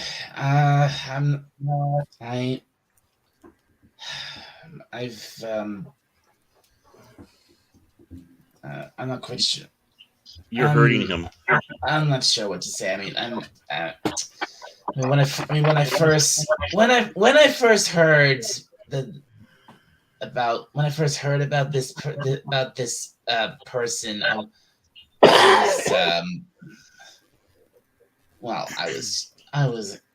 was angry. I was very angry. Because it was just like, oh, here we go again, you know. Russell has done the exact same thing Chibnall did, but worse. You know who they should have picked outside in interrupt Dalek? If they were going to go that route, they already had somebody. They should have gone with Idris Elba. Oh yeah. Yeah. If you would have taken it. Exactly. The biggest problem is they couldn't afford it. Yeah. Yeah, he's probably too big to star on Doctor Who now, because Doctor Who's not kind of been in its best for some time. Now you know who would have made a good Doctor, even if it was just for a short run? Who? Christopher Walken. That would have worked. That could have been interesting, actually. He is so crazy that you could have made it an interim series where the regeneration went wrong, and he went sort of evil. We need to attack the Daleks. Yeah. I'd actually have to watch Shatner. that. That's no Shatner. I can't do. You need Cardinal Sin. You need Cardinal Sin to do. You touched the hair. Why did you touch the hair? I will kill you now. Idris Elba doesn't check enough boxes. Yeah, that's just that's a bad true. thing. Boy. You know it's bad when they sit back and say you're not minority enough, you know? Okay, Dalek, I'm sorry to interrupt. Go ahead. Your thoughts. I think in general, I think what they're doing now is, especially bringing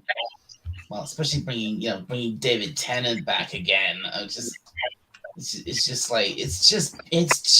desperate. Even going as far as changing the logo to reflect, like, you know, the classic logo from the 70s, like, you know, Tom Baker's and John Pertwee's old. He's like from the logo. 70s. Yeah, the diamond logo. I think all of it to me just screams of desperation. It's just a desperate move to get people to watch the show again. You know. Yeah. Like, look everyone, we've got your favorite Doctor back. And remember. Come watch this again, please. The member berries. I'm just like, F no. I'm just like, I'm sorry, but as far as I'm concerned, Doctor Who's dead. Yeah. Well and truly dead. Is Tennant only doing 3 episodes or something anyway? Like, he's not going to be on there very long. Yeah, it's just a provisional run. Yeah. He's on. Like, they're bringing him back just for like 3 special episodes for and then they're gonna bring in the new guy. Yeah, that's all they're bringing him back for. Try and get people to draw people back in again. And not just him. I mean, I think there was a trailer release for like for the first special, and it was like, and it had Donna Noble in it back again. I was like, oh, so they brought so it's not just good enough. Not good enough. They bring David back. They bring Catherine Tate back as her old character as well. Mm-hmm. Yeah, even more desperation. Mm-hmm. And of course, Bernard Cribbins is gone, so they can't bring him back. Yeah, I was heartbroken when I heard. Oh, I know. Cribbins had passed. He was a great character actor. The Carry On movies, and he was also in the second Doctor Who movie back in the 60s. He was, yeah. He was fighting off Daleks long before he was actually in Doctor Who proper. Mm-hmm. The one thing I never noticed about the early episodes of Doctor Who, when they introduced the Dalek, they're all running around like panic. They run right past the flight of stairs. All you got to do is run up a flight of stairs. They can't go after you. Yeah. Well, they showed that they can go up steps. That's the old. Well, yeah, I know. That was the old. The old joke. Just get away from a Dalek, just run up a flight of stairs. But that's not the case anymore. Yeah, that was Dalek Series 100. Yeah. They did that. The Sylvester McCoy episode. Fly. Mm-hmm. They have like. Do you know what Doctor Who they is? fly now? In fact, don't get mistaken. The first time we actually see a Dalek fly of stairs wasn't in that first episode from 2005. It was It was back in 1987 in remembrance of the Daleks. So we first. And if you want to be even more technical, if you go back to the Colin Baker episode of Doctor Who, Davros is actually floating in a scene. Right. Davros is. Yep. Watch that one. You can actually see he's floating. You can see that they put little, the floaty thing underneath him. But he's actually when he actually comes out after they destroyed the artificial one, the one in the head. When he comes out and zaps whoever, he's actually floating. So that's the first time that you can see something like that. When they blow up that's right. When they blow up the fake Davros head in the jar, and the real Davros comes out. Mm-hmm. Right. And he's actually floating in that scene. So, yeah, I mean, they always intended to have them do floating, but they never had the budget for it. There was actually plans in some of the episodes. But here's who one of the people who was actually first slated to design the Daleks, but he was taken off and went to another job at the BBC? Terry Nation? Nope. This is the designing of it. No, not the creation, but the actual making the design what they look like. Sidney Newman. Nope. Ridley Scott. Ridley Scott was originally because he was working as an art, doing the artwork for designs and such at the BBC at the time. And he was originally contracted, but he went over there, and I can't remember who the guy was that actually did do the design of the Dalek after that. But we could have had a Ridley Scott designed Dalek if things went a certain way. Wow. Snorter Pooper says, I suspect Tennant was just a member berry to try to woo back fans. Yeah, he's right. Yeah. Exactly, Snort. That's what I'm saying. That's what David is. Yeah. I mean, the Jodie runs were pulling in ratings that was even worse than when Doctor was coming to the end. Back in the 80s. Yeah, so I stopped watching Jodie Doctor whenever we got to the Rosa episode. Oh my god, that was a cringe fest from start to finish. I was yelling at the television set. I'm like, I understand you're modern, but you're going back into the South in the 60s. And it's like, you don't act that way. No. Nope. Yeah. Not even Jody Doctor, in their infinite wisdom, could have said to the African American or the British African guy. Even I can imagine that even back then, even despite the yes, back then that kind of attitude was running rampant, but at the same time, people was still civilized, right? Mm-hmm. Yeah. They weren't monsters like they were portrayed there. No. I mean, yeah, you had some people that were, but I mean that wasn't the normal cases. You did have the lynching. Mm-hmm. But also, look at the acting range Jody had. Yeah. She is not good. Yeah, I mean the acting range of. Oh, just go. Oh yeah. All right. Just doing wooden fish face for the whole time. Right. Mm-hmm. Yeah, I was wondering. She actually had an acting range. I never noticed that. Well, that was it. No, she has an acting range. It just requires a lesser dosage of Botox. Oh.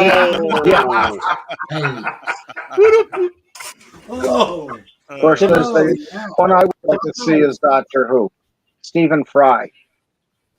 Oh, that would work. Yeah, that'd be pretty good.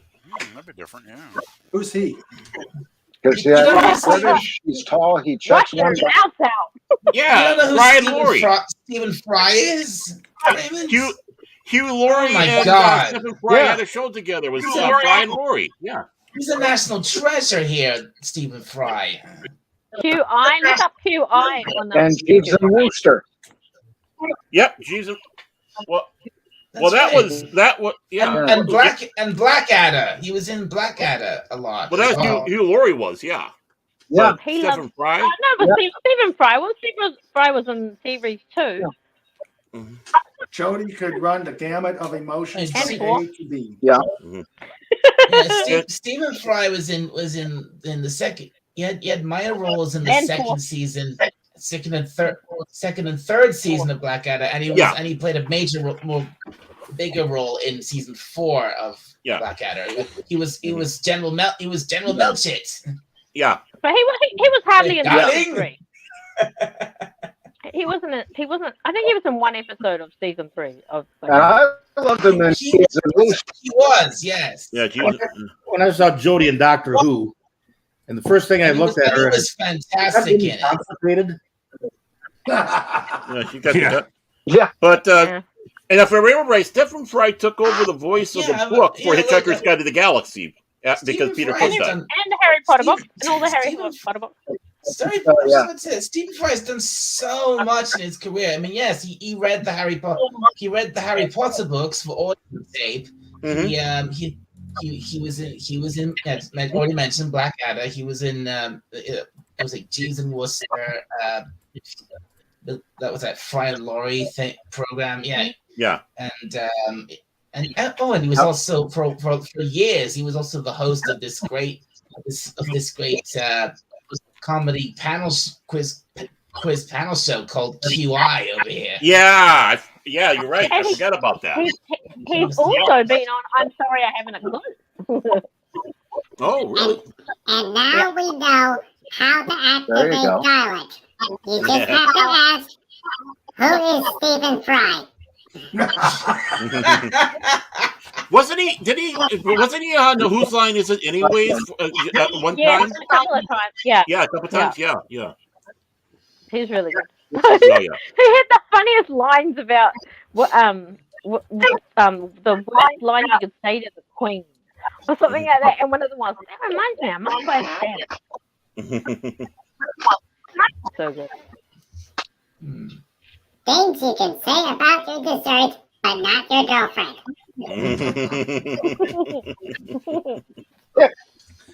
Tim the Enchanter, you gotta take off. Have a happy New Year and see you next Saturday. You take care. Happy New Year. Happy New Year. Take care. Happy New Year. Happy New Year, Tim. Oh yeah, Stephen Fry's been in a lot of stuff. Dalek is right. He's just about a national treasure for them. He is, absolutely. He is a national treasure. Of course, I'm probably going to get slapped around, but I didn't know Hugh Laurie was British. How? Yeah. You didn't, you didn't know Hugh Laurie was. No, he did such a good accent, and such a good accent in House.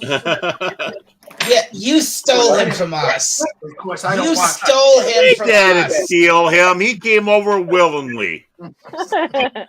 He was given a chance to play somebody crotchety. He's like, I can't resist that. We also still have Savoy Brown in a fog hat. I know I have a friend over in England that says he cannot stop laughing at the movies they have over there where they have an American come in and try to do an English accent. Yeah. Well, that's like Nicola Bryant trying to do an Americans American accent in Doctor Who. Americans can't. I'm sorry for saying this, but Americans can't do British accents. They just can't. Oh, but that Perry was awful. But the Baron can do a Scottish accent. No, I can't do it much anymore, so I haven't done. I tried. I was in a play where I had to do I was in a play that I had to do. Oh God, the crocodile guy in Australia. Steve Irwin. Yes, I had. I had to do a takeoff on Steve Irwin's accent. My Australian accent's not that. Crikey! I did it once, and I don't think I can do it again. The only way I can do it. Yeah. Here, I thought you were going to say it was a Crocodile Dundee. Yeah, me too. This is a knife. I just couldn't remember. I couldn't remember the name. I'm old. I forget. You call that a knife? This is a knife. Yeah. This is a knife. This is a knife. This is a knife. Remember, Foster's. It's Australian for pea water.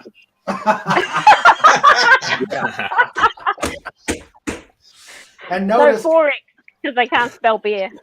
I want my Fuller's ESB, dang it. Well, that's English. That's not Aussie. So we are at. Can Pudgy ask a question?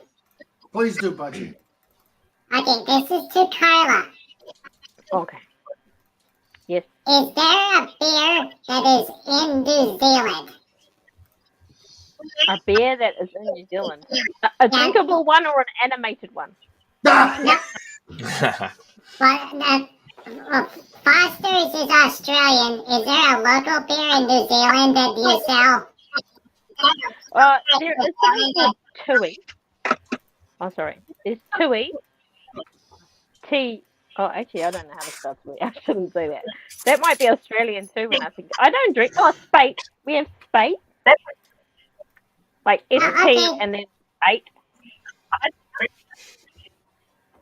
Is that all right?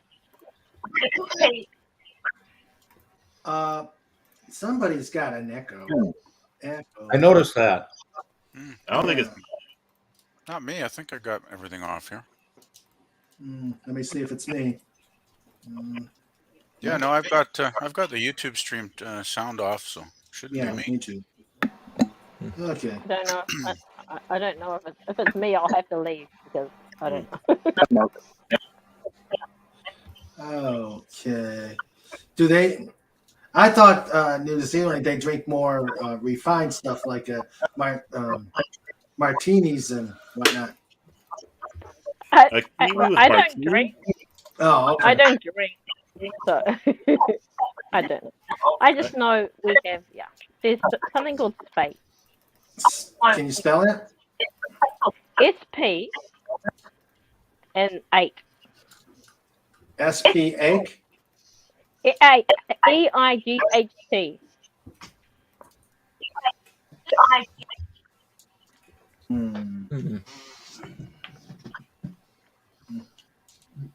I'll spell it in the chat. No, okay. I don't know. Let's see. There it is. A New Zealand brewery with it's a New Zealand brewery. Owned by the Japanese-controlled holding company Lion, best known for their gold medal ale, one of the best-selling beers in New Zealand. Oh wow. That's because it's in a university town. So. Yeah. University. Yeah. Gotcha. That'll do it. I hate to tell people about Guinness. Ugh. Yeah. First of all, the guy that made it, he came out of France, out of Normandy, France. Yeah. And where does he go to make it? Dublin. Guinness is a result of Vikings making beer. Mm. And that should probably be an example of why they shouldn't. Well, no. I want one that I can't get anymore. Ringness beer from Norway. Or Us. You can't forget Us. Us is another one.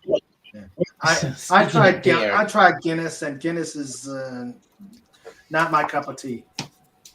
That's because it isn't tea; it's beer. That's true. Yeah. That's true. See, that's the problem. Yeah. No, it's not beer. Yeah. See, here in Northeast Pennsylvania, you can get Guinness from going into a coal mine and just dipping a glass into the water in the coal mine. When I was in Australia, they took me into a pub. And I get in there and I go, excuse me, you got to have a beer. Sure, no problem. But it ain't going to be Guinness, is it? I thought they were going to kill me. Yeah.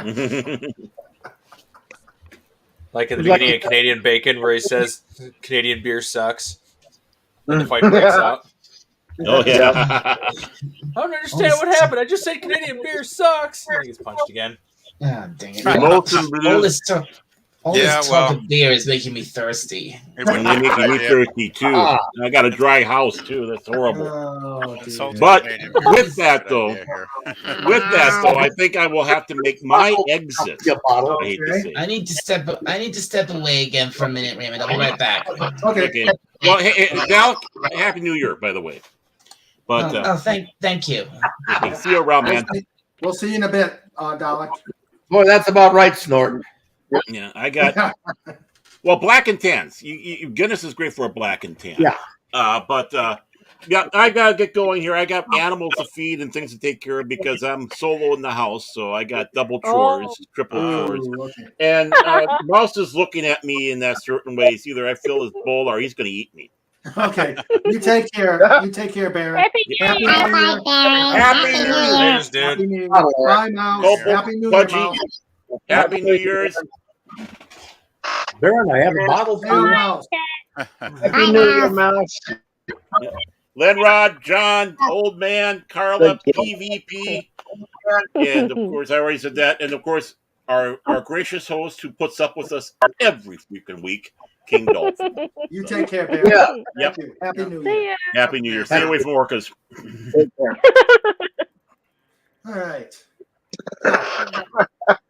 Okay. How dry Pudgy is. Oh no. How dry Pudgy is. How dry Pudgy is. Now back to Mr. Raymond Show. I think Pudgy is enjoying himself. Well, you know the double whammy of that. We're going to have to get him some coffee. Oh no. Oh no. Oh no. Yeah. Wait, adult giggle juice and coffee. Oh no, what? You know what's going to happen? He's going to come back and he will not leave. Yeah, that's true. Yep. So let's stay away from coffee and giggle juice from Pudgy. Speaking of the giggle juice, whenever I went to the store earlier to buy said giggle juice, they had a display of White Claw. Now, I know what White Claw is. It's hard seltzer. But 4 cans, $22. I'm like, how? Huh? Wow. Four cans for $22. I'm like, who drinks this stuff? And how big are those cans? They were like 14 ounces. That's $5.50 a can. Yeah. That's crazy. Oh, Yeah. For that much, that better have a steering wheel and a horn. Yeah. yeah. Yeah. That's crazy. Jack Daniels went right to the ceiling on their price. Mm-hmm. Yeah, things are going up here too. It seems like that inflation thing keeps happening. Yeah. That's a crazy price though. $22 for 4 cans. That's crazy. Snorter Pooper says, I like Guinness, but I'm used to the taste of creosote and old gym socks. Yeah. Yeah. And Comic Relief says, Canadian beer never sucks. Yeah, it just goes flat. Yeah. Yeah. Happy New Year, Baron Norman Ted. And what's this? You know what you get when you give coffee to a drunk? A wide awake drunk. Yeah. Yeah. Well, thankfully, they don't sell that Four Loko stuff anymore. Mm. That was terrible. It was alcohol with caffeine in it. So you were wide awake yet drunk. Jeez. Ugh. Wow. And what about Ripple? Oh, yeah, Ripple. God. I have seen God too many times from Ripple. And God was not happy with me. Yeah. What was the other one? Wild Turkey?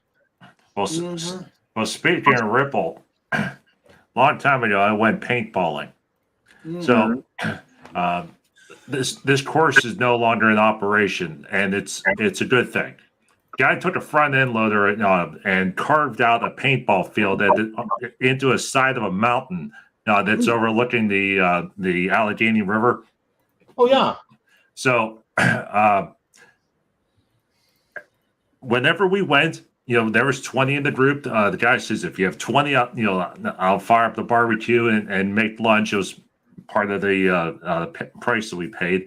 But for the referees, it was the guy that owned the course, his two sons, and his father.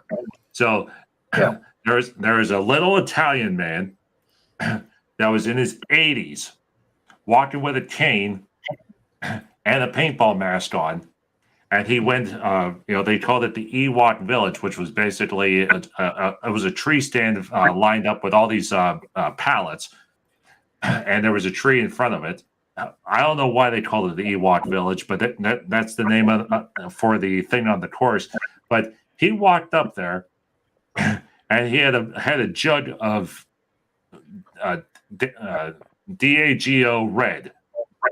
Ooh. So homemade wine. He's up at the quote unquote Ewok Village. He stayed out there the entire time we were playing paintball. He was so drunk that it took four of us to help him walk through the paintball course. So we were running, we were basically his guards to ensure that he didn't get shot with paintballs. He lost his cane. He didn't lose the jug because he needed the jug for later to refill it from his supply at home. And we got him off the course. And his dad said, the guy that owned the course said, "Dad, were you drinking again?" And he responded in Italian, got into his car, and drove home. Oh, jeez. Oh, no. He drove home. Oh, wow. Now, later on, whenever we got back from the paintball trip, and I took a very, very long hot shower, we got a email notification from the guy that set up the thing, and he says, "All right, everyone got home safe, and Mr. So and So made it all the way to Kane, which was 10 miles down the road." Oh. and he didn't get pulled over once. So we were all very happy. Well, yeah. Wow. Now we went back to that course one more time, and that elderly gentleman, he couldn't go out to the course to be referee anymore because he broke his hip. So he just sat on the front end loader drinking while we played paintball. We had a policeman stop. This is back in the 70s. We had a policeman stop this car. He goes up, gets the driver's license, and he looks at it. He saw where he came out of. You only live 2 blocks away. Why are you driving? He looks at the officer straight in the face and says, because I'm too damn drunk to walk it. And that one, all ballistic. I mean, you hear that joke in different variations. Yeah. That's where it started that day. Yeah. Wow. Darwin Award. Yeah. Snorter Poopa says every country has that one brand of craft beer that only tourists buy in service stations. Yeah. So true. Yeah. And the first one starts with Pabst. Yeah. Pabst is the polarizing of all beers. Either it's amazing or it's terrible. Yeah. Yeah. I've never heard anybody say it's just okay. No, it's either the best or the worst. Yeah. Yeah. Good old 2020. Mad Dog. Oh, Mad Dog. Mad Dog is good. Mad Dog is good in not in small quantities. What is Mad Dog? Very Mogan David. Sorry? Mogan David. Yeah. Oh. Yeah. Mogan David made this stuff up. Now, normally you think of Mogan David with this nice table wine, stuff that they use in communion and what have you. Yeah, they use it for synagogue services, etc. Yeah, and they turn out this stuff that is absolutely a mind rocker. Mm-hmm. Yeah. I mean, in small quantities, once a day, it's okay, but you cannot. It's not something to get drunk on. The safest thing with Mad Dog, you open up the cap, smell it, put it back, and set it aside. Yeah. Yeah. Same thing goes with Jägermeister. Oh God, I have yet to have one. I will never have one. There's a YouTube channel where after what my nephew told me about it, no. There's a YouTube channel where someone made hot dogs with Jägermeister. Ew. Needless to say, not even the power of hot dogs could redeem it. Yeah. Wow. I can't see the fascination of Jaeger bombs. Yeah. What you like having a beating heart? Have a Jaeger bomb. Yeah. For the uninitiated, it is. For the uninitiated, a Jaeger bomb is Red Bull with Jägermeister. What, akavit? Yeah. I thought somebody recognized it. What's Anybody that? besides me know what akavit is? Oh yeah. Dad brought a small bottle of stuff back home from Denmark. Oh, the bad stuff. Okay. Yeah. Altberg is not very good. I only drink Linya. It's made in Norway. They put it in casks. They send it across the equator and bring it back. The gentle rocking inside the casks is what improves the taste on it. Remarkably so. But it is still a little bit like drinking turpentine, the uninitiated. Wow. Yeah. I'll pass. Snort says a woman walked up to the desk I was working at. She was feeling her way through the library with her white cane. She could not read the huge sign that said information, but she drove to the library with a white cane. Yeah. Oh, my mother wouldn't be far off that actually. And Snort says Mogan David is a fine vintage wine. Yeah. Hey, Mr. Raymond, Yes, Pudgy. what kind of nuts sneeze the most? What was that? What kind of nuts sneeze the most? What kind of nuts sneeze the most? I don't know. Cashews. Quite good. You're killing me, Pudgy. You're killing me. What was the John butterfly? John Reno just wrecked his keyboard. Oh yeah, What? love it. Could be worse, Pudgy. What is green and sings? What was green and What is green and sings? I don't know. Elvis Parsley. Oh, Cobalt. I think you're rounding out the kitty table. I thought that was spinach on Hobbs, on the Hobbs cartoon. Oh, Calvin and Hobbes. Yeah. Yeah. I love Calvin. Remember, you get the spinach, and the spinach, you get up there and start singing. Yeah.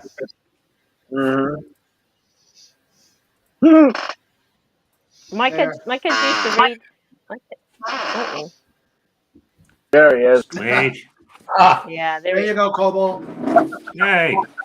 There's your kitty table cuisine.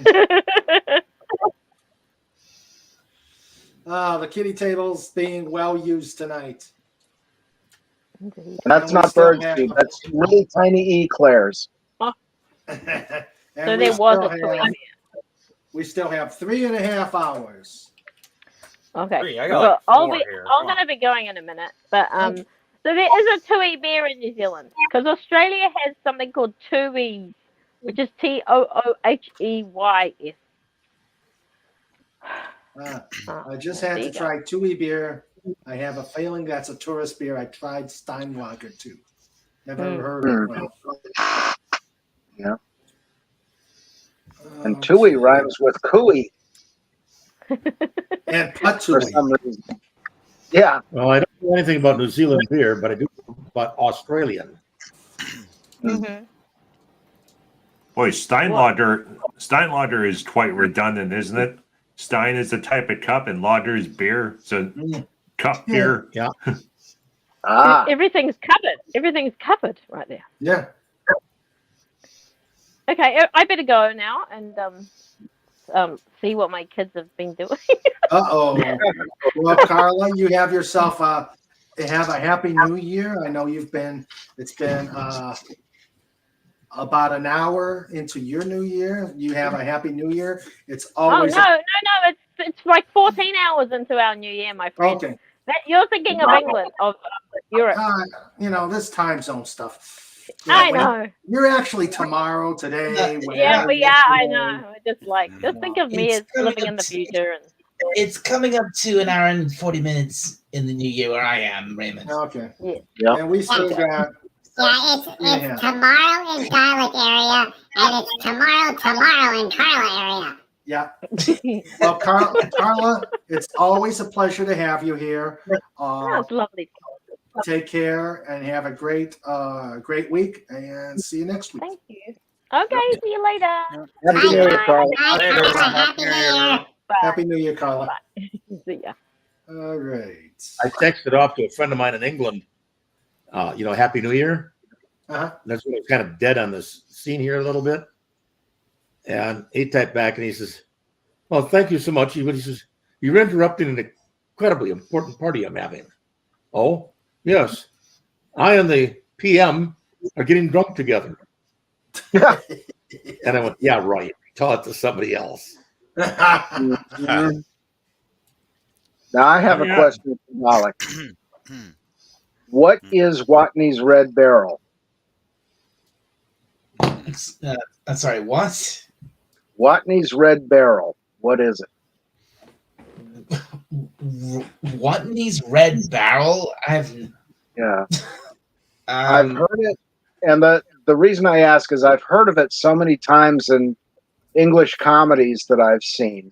Monty Python mentioned it a bunch of times, Benny Hill, and several others, but I had no idea if it was a beer or a wine or what it was. Booze, but I could be wrong. I'm sorry, John. I have no idea what you're talking about. No problem. And on today's segment of Stump Dialect.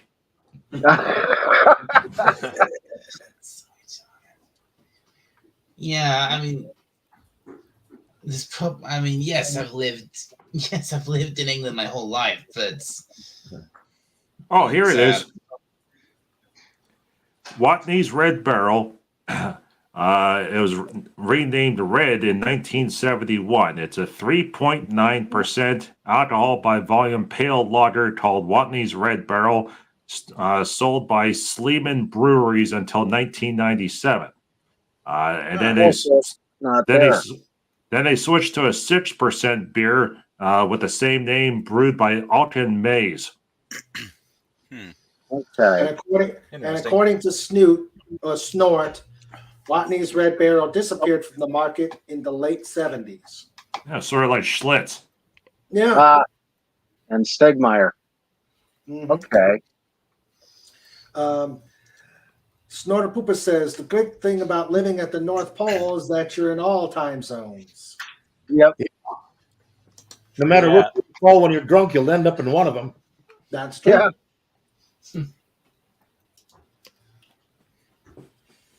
Oh, dear oh me.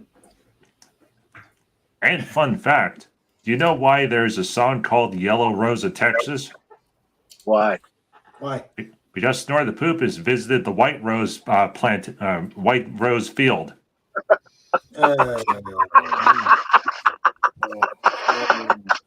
Well, when you gotta go, you gotta go. Oh, ball. Oh, Do you guys actually know what a yellow rose is? Yeah, something that Snort peed on. No, in serious. What? The Yellow Rose of Texas, this guy is singing. She's the sweetest little darky that I've ever known. Mm-hmm. She's a mixed breed, half white, half black, and that is a yellow rose down there. Okay. I found that out when I was in the south of the service. Thank you kindly. Yeah. Oh, I thought that was Yellow Rose meant jealousy.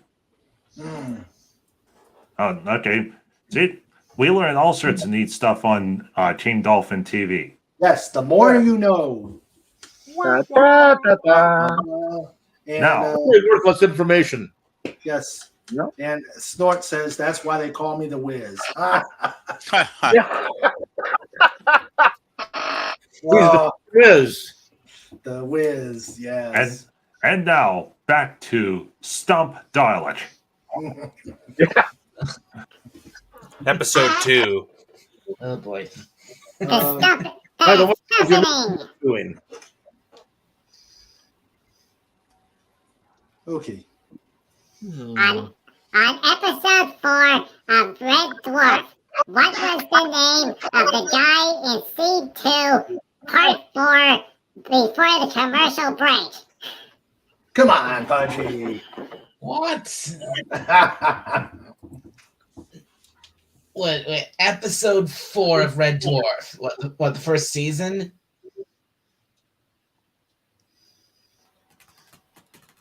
Is that what you're asking? Is that what you're asking, Pudgy? The fourth episode of the whole show? I think Pudgy's just making stuff up. Yeah, Pudgy was just being silly. Sorry, Dialect. Okay. Pudgy, that giggle juice is really messing with you. All right, yeah. right there. Yeah, Pudgy has no fruiting filter. Uh-oh. It's time for Samuel L. Baloney Jackson. No. Pudgy still can't swear, so Pudgy using replacement words. Obviously, Pudgy needs more to drink. If he has any more, I'll never be able to understand him.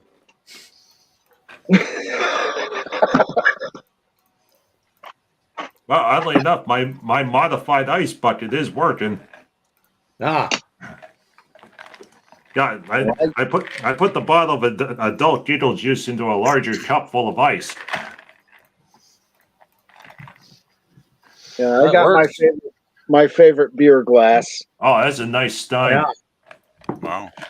Yeah, that was a gift from my sister some years ago. Very nice. Oh, it's really fancy. Yeah. Never put anything in it, though. Oh. Yet.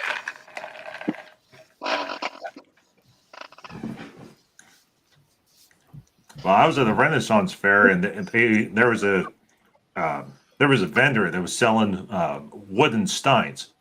So period specific. It had, they were really well made. And they had leather and brass tap rivets and everything. So everyone was buying these wooden steins, and they went up to the snack bar, because there was 2 or 3 different places where you can get drinks, and they would go up to the where you would sell the beer, and they would hand the wooden stein over, and everyone kept being told, no, you're not allowed to use that. Now, what was confusing people is that there were some people walking around with these wooden steins and drinking, being period specific. Well, it turns out the reason why they wouldn't do it is because week 1, day 1, that vendor set up shop, was selling the steins. People put the beer into the wooden steins, and then immediately ran for the porta potties and expelled the contents of their bellies. Yeah. Well, it turns out that when you use these wooden steins, 1, you had to wash them, but also 2, there was a special procedure that came with a little paper card on how to prepare them for use with actual liquids. So what was happening is there was naturally occurring oils and chemicals within the wood. Now, when you put the beer into the glass, it reacted, and it turned slightly poisonous, which was then causing people to become ill and then run for the porta potty. So once they figured out on day 1 what was happening, they stopped. They told all the different places, don't serve and don't let anyone put liquids into these cups. Now, anyone that came into the place, they had to sign a release waiver, and they were given a special band to put around their wrist that said that this cup would be allowed. Now, eventually, that manufacturer, he went away, came back 1 year later, and very wisely put a metal liner inside the thing, so that way people would be able to go over to where they upgraded the porta potty station to actually have running water, and you could wash out the metal insert, put it into the cup, and then they would hand you a plastic cup, and you'd be able to pour the plastic cup into the metal cup, and then walk around with your wooden beer stein. And that was the nature of Woodenstein's monster. Yeah, I'm sorry. John. Sandra says. Sanders, and I sold them from Norway. They were made up out of the only wood that you can eat and drink out of without getting toxic poisons. Mm-hmm. Yeah. You know what that is? No. Maple? No. No, not maple. Beechwood. Beechwood. Birch. Birch does not contain any toxins or any tannins in it. So consequently, you can take one right away, open it up, and drink out of it. Yeah. Wow. I know.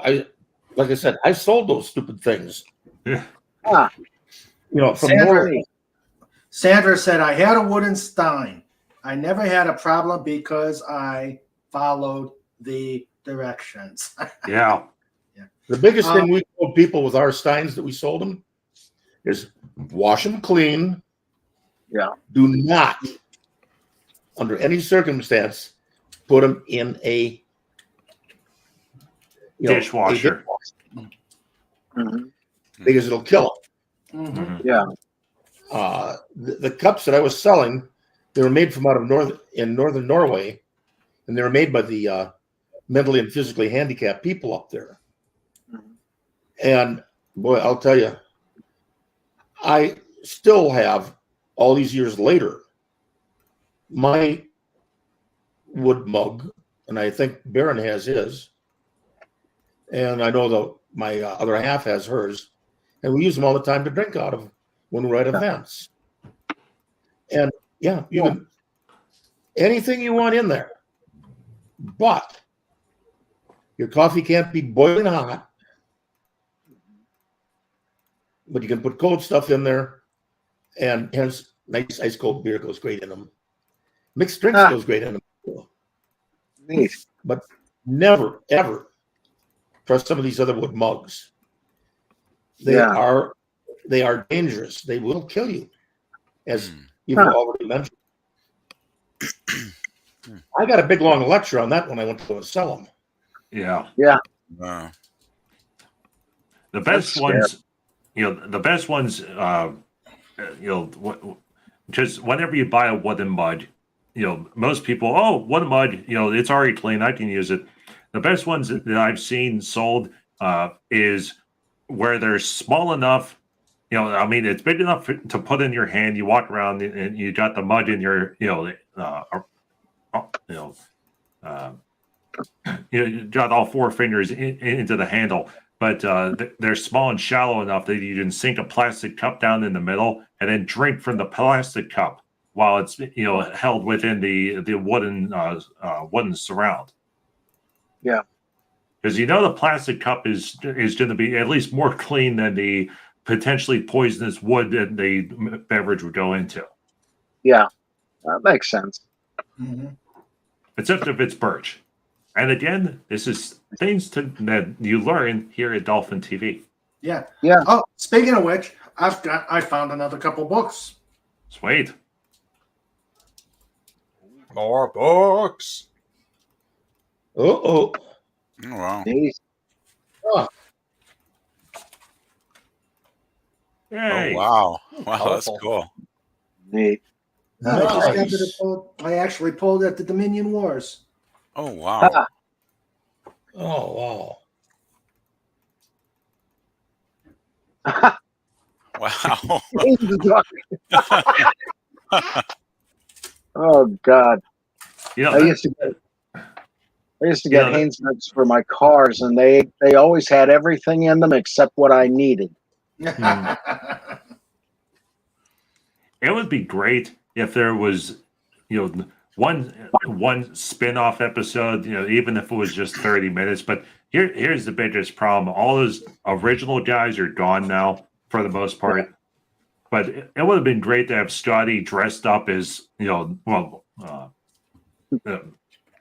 guy that played Scotty, but, him dressed up in his outfit, and he's sitting in some Star Trek, engineering bay, reading all these printed documents and books and just laughing his butt off. Who wrote this? This is completely wrong. That would be cool.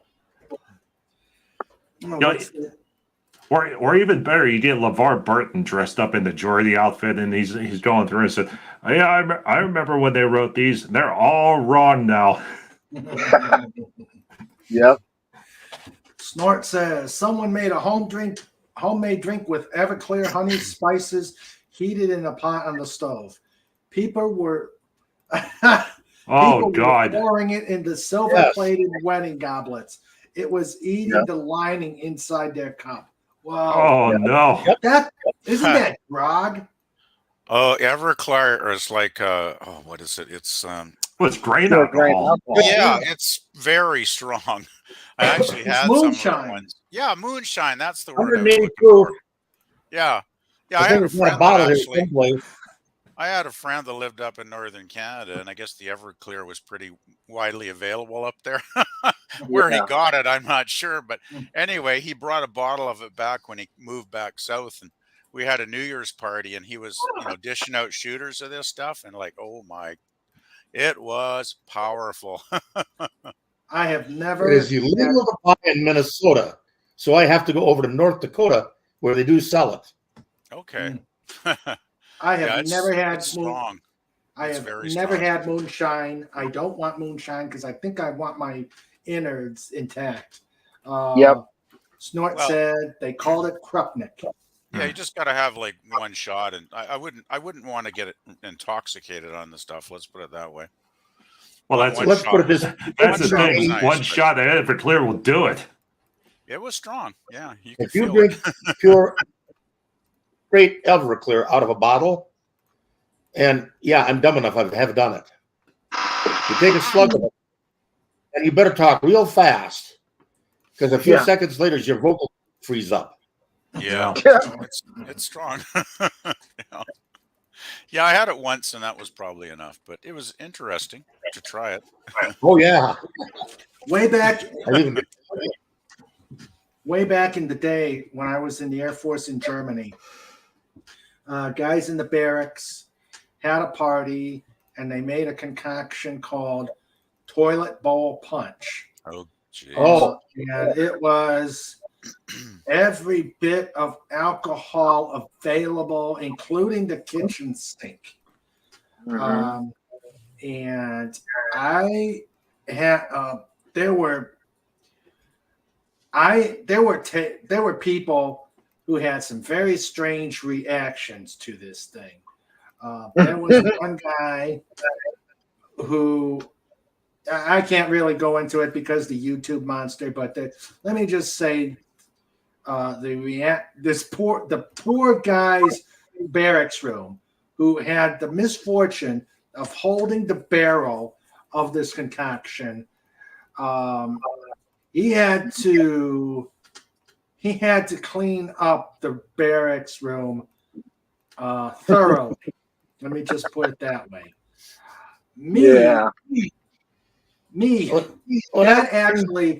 That actually put me in the gutter outside the barracks. I was like this pile of humanity that a couple of guys came by and said, "Are you okay? Oh, no. Are you okay?" And to make it worse, I had to go for an eye appointment for my contacts. Oh no! Totally hung over. Oh, that sounds bad. My last night in the Navy, that happened. The guys in my barracks took me out to the enlisted men's club, and we didn't use cups. We just used the pitchers. A lot of pitchers, lots of beer.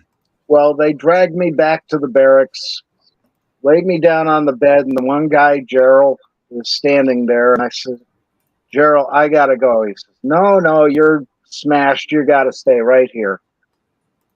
And on the bunk next to me was the one new guy had his brand spanking clean new whites still in the plastic from the cleaners. And I ended up hurling all over the place, all over Gerald. I woke up the next morning with the ring from a bucket around my face. Oh, geez. I get up to the last and final muster thinking I'm never going to get my discharge now. And the company commander standing there going, "Okay, this, that, and the other thing for today." And, took us through all that. He said, "By the way, who's the guy that decorated the barracks last night?" And I just kind of got 4 feet smaller than I am, and my hat went forward over my head. And he said, "You." Oh, God, that was horrible. That happened to me on a TDY in Germany. Yeah, they said, "Okay, whoever decorated the barracks here, better go and clean it up." Yeah. Fortunately, they didn't make me clean it up. Go ahead, Pudgy. Okay, Pudgy was looking up because you asked the question, Mr. Raymond. Okay. All right. How do you make grog? It says you need water, dark rum, a citrus juice like lemon, and cinnamon. Okay. So that's how you make grog. Now, Now, Pudgy was watching a show with Cobalt where there were all these pirates at some bar in Virginia, and the way that they made grog was they put in 3 ounces of everything in the bar into a bucket. Yep. Wow. And it, John? and it didn't taste very good, but people got drunk really quick. Samuel Jackson beer. John, you were It'll in the get you Navy. drunk. Yeah.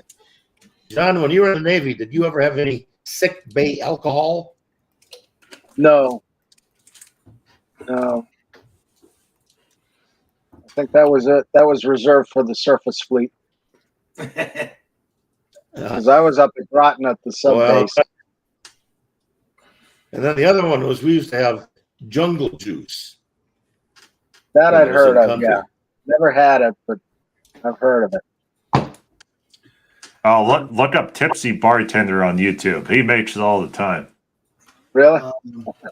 Phantom What, Outsider jungle juice? says, Yeah, 3 bottles of Everclear, 3 bottles of triple sec, 3 bottles of vodka, 3 bottles of tequila, 3 bottles of vodka, 1 full, giant thing of Hawaiian punch. Wow. 1 gallon of orange juice, and 6 giant bags of gummy worms. Oh, jeez. gummy worms? Yeah, because whenever you make jungle juice, you have to have stuff swimming around in it. Yeah. Oh, that sounds really, really horrible. But also with that amount of alcohol, the sugar and the gelatin starts to dissolve over time. So eventually the worms go away, and then it just fortifies the drink. Okay. All that sugar. Well, at the Firemen's Federation parades, we used to make what's called Yukon John's iced tea. And Yukon John was a fellow named John down the road here. And he was about 8 feet tall. Wow. And he was something else. He would get Yukon Jack and mix it with, I think it was the Grape Weiler's iced tea. You used to get the powdered mix. And he'd mix that, and that stuff was just so good. And you didn't really know it was Yukon Jack until you hit the floor at about 2 hours later. Yeah. That was something. Does not mix well with beer. In there, tried that. Not good. Snort says, fortunately, I had a gold plate goblet and it didn't affect it, but I didn't drink much. And Phantom Outsider says, in similar fashion, tomatoes were considered toxic in the Middle Ages for the wealthy, as rich people used pewter plates, and silverware. The juice from the tomatoes made the lead leach into the food. Oh, yummy. Yeah. Pewter back then was lead. Yep. Yeah. Poor Lead people and tin. used wood and weren't unaffected. Well, for the most part. Yeah. Most of the people back then did use birch. Yeah. And what they would, they made their plates out of it. There was wood utensils. Everything. They found out very quickly, birch is the one that isn't going to kill you. Yeah. They weren't dumb. Snorter Pooper says, smooth. All right. And then torpedo juice. Yeah. Pineapple juice and the 180 proof grain alcohol fuel used in U.S. Navy torpedo motors. I've heard of that drink. Yeah. Very popular in World War II, apparently. Yeah, and they put it in Down Periscope, silly movie, but at the very end, where they were juicing the diesel engines, and the guy opens up the fuel cap and dumps a full bottle of whiskey in it. Yeah, that is a thing that actually does work. Yeah, it's not good for the engine, but but with that dilution, it's just enough to juice the engines a bit. Yeah, a diesel engine works on compression. There's no spark plug. So you get enough stuff together, and you put alcohol in there, and you compress it. Oh yeah, that alcohol is going to go off. Yep.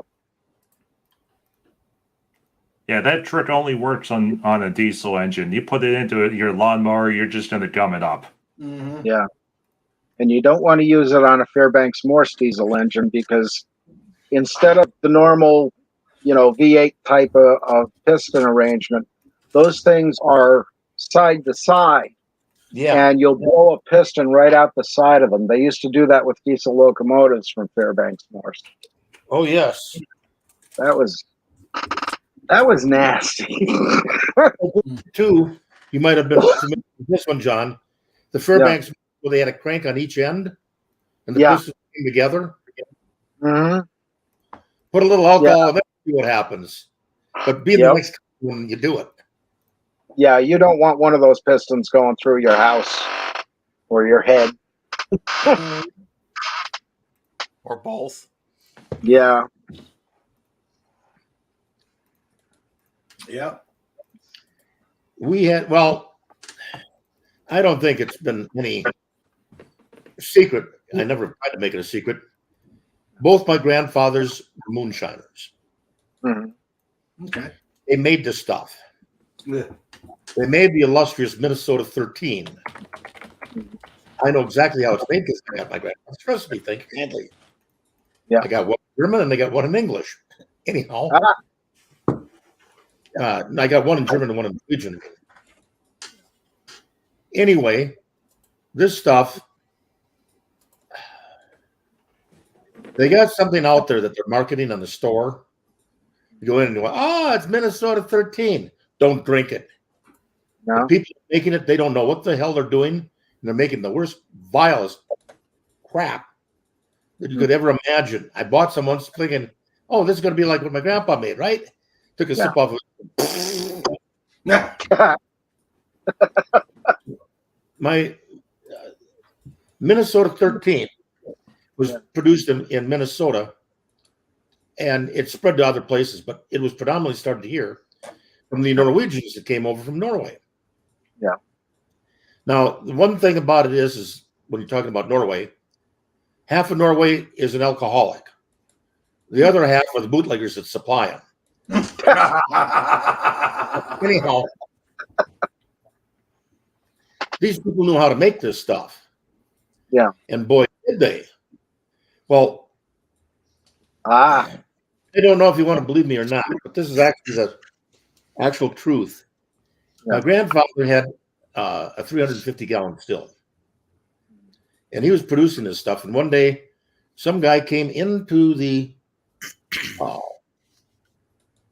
farm. Yeah. And he and my grandfather had a big long talk, and and they shook hands and they laughed. My grandmother told me all about it. She was sitting there watching this. Yeah. And I can't remember the guy's name. I got a mental block on it. But he was Al Capone's enforcer. No. My grandmother said he was the nicest man, so polite. Yeah. And I also got told by some of the other then. Oh, I love that. The mob would come out and try and push him around. Yeah. He's going to sell. There's another one. Send them back in little packages. Yeah. To the mob. You mess with one of those guys in that community, like Sweet Hollow. You go down there and mess with one of those moonshiners, all the others are going to kill you. Yeah. The mob was actually scared to death of the Scandinavian moonshiners. Well, I remember my grandfather telling me that one of the guys he was in cahoots with. Yeah. He had some mafia guys came over and talked to him. He says, "Yeah, know anything at all about this Thompson machine gun?" Yeah. Those were pretty cool. Oh, yeah. Now the other part to this, the rest of the story. Yeah. My grandmother's cousin. Yeah.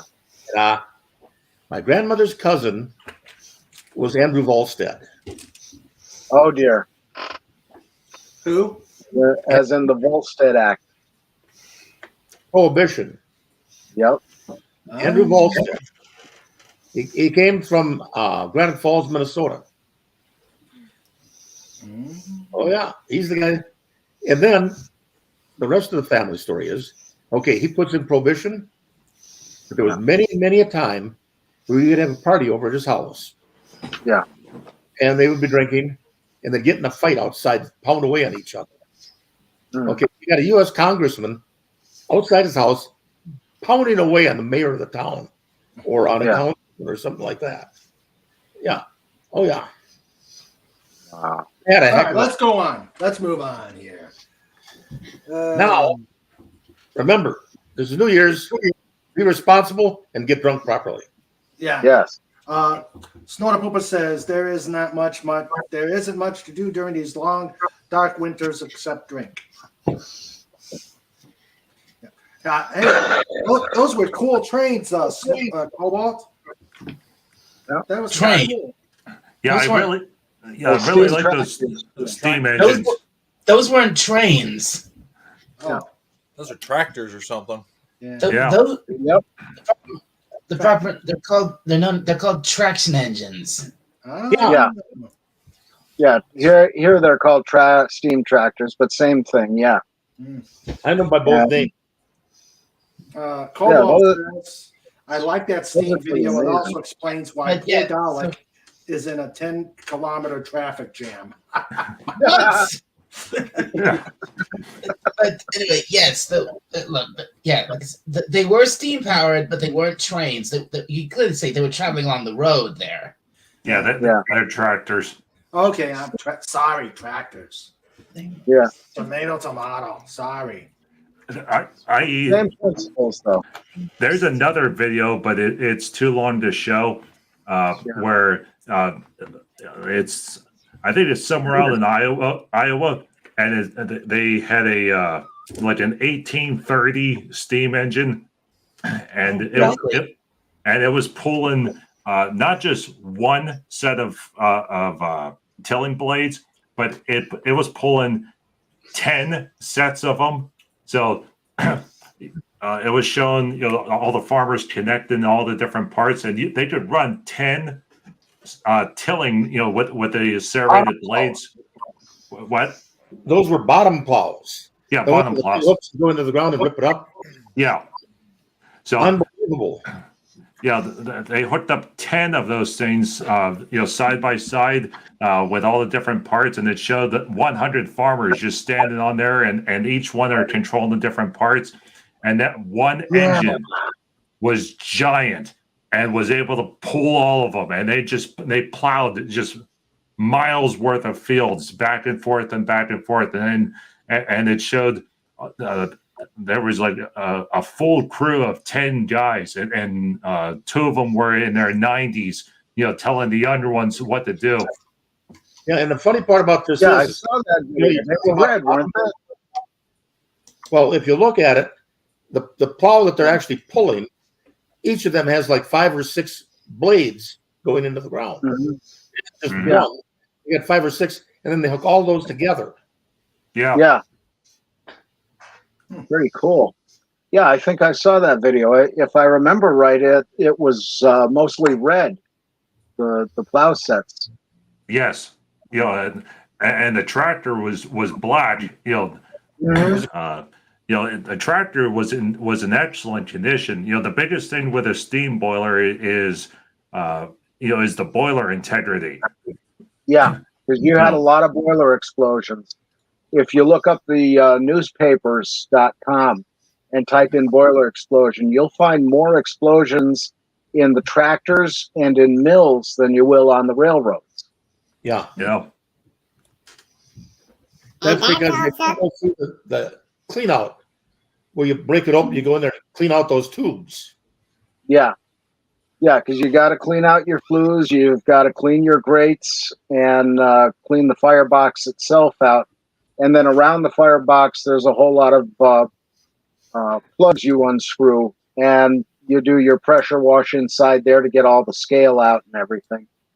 And you got to watch, especially the level of the water that you put in the boiler. It has to be over that crown sheet of the firebox. Otherwise, that melts and pulls away from the stay bolts, as soon as you introduce cold water into that, it flashes into steam instantly, and boom. What were you gonna say, early. What were you gonna say, Pudge? There's a reason why that all boilers have a little gauge or sometimes a big gauge, and there's a big red section. And if the boiler goes in the red, you gotta kill the fire and then and run the steam whistle to release the pressure. Yep. Pudgy should know about steam engines. He used one to get to Louisiana. That's true. Yep. And you've got pressure relief valves on steam locomotives, and I guess the ASME made them put them on everything now. But they're set. There's 3 different ones usually, and one is set for 15% above operating pressure, and it increases the amount. I forget exactly what the percentages are, but it'll go off before critical. And if it goes off in that third one, dump the fire, get out of there. Run like. Yeah, definitely. Run like Pudgy on coffee. Yeah. I used to get a ride on an old Stanley steamer all the time. Mhm. I love that thing. They were neat. And Raymond, where you're at, you're not near Pocahontas County, are you? Okay, if you ever get down that way, Cass Scenic Railroad, beautiful place, great trip for the day, great train ride. They've got 4 Shea steam locomotives and a Climax locomotive. These don't have the side rods that you usually see. On the Climax, the rods go underneath the boiler to a crank. And on the Shays, the crank is on the side and it contacts by gears all the wheels. And very cool to see. It's a great day out. We rode that back in the 70s, and they're still going strong today. Their videos are impressive. Oh, okay. Yeah, I see it here. I'm checking a map. A steam engine is really fun to ride on, too, believe me. Yeah, I've been in there. 2317 at Steamtown. That was a real killer of an engine. Especially if you're sitting there at night, it's fired up. All you're doing is watching the pressure, making sure water's in and the fire's banked. And suddenly you hear this loud bang. And that's one of the stay bolts breaking. And you can have up to 3 broken stay bolts before you got to drop the fire. First time I heard one of those, I jumped out of that cab so fast. God, scary sound. Nothing like a big kaboom in a machine that's full of kaboom waiting to happen. Yeah, that's true. Well, the fellow that's with me was a boiler inspector from Hartford Insurance. And he's sitting there laughing at me. And it's like, don't worry, we got 2 more stay bolts to go. What's really fun is right in the Stanley steamer, and it got a brand new GTO. When GTOs came out, just came out. A brand new one. Pulled up alongside of us and laughed at us in Stanley. Yeah. Wrong thing to do. Light change for a block and a half, we owned his rear end. Yep. Well, that's the thing. Properly maintained, a steam engine will do amazing things. Indeed. Yeah. Lenrod, you're plinking away at something. What you got going? Yeah, just playing with the thing. Oh, okay. Let's see. Legatus is bringing a. Oh, Legatus brought a joke. Dracula. Oh. Okay. Dracula passed out at midnight at New Year's Eve. There was a countdown. Oh. Yes. Oh. Yeah. Okay. Ooh. What? What's this? Oh, wow. Oh, yeah. There we go. Yeah. All right. Let's see how much. Okay. Probably can't play a lot of this, Cobalt, but. Oh, I got it muted. It's only 20 minutes long. Yeah. Whoa. What? That is cool. That's the one. All right, so yeah, What is the eagle on the side? all right, so there's the firebox. There's the boiler.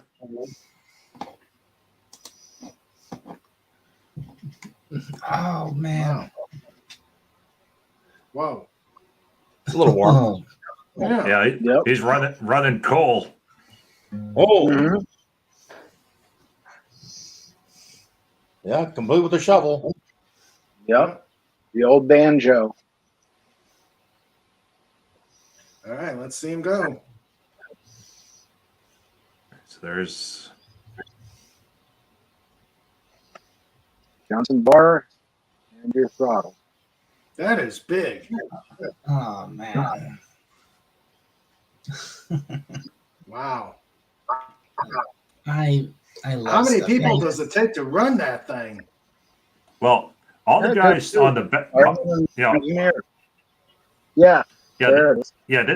this was a world record attempt for plowing, and they had all those guys back on the tillers basically so that it would dig down into the ground. You need weight on them, but also they were back there at the control. The guys on there back in the old days, they would actually put weight all over them. Yeah. Yeah. Who needs tires when you got steel wheels?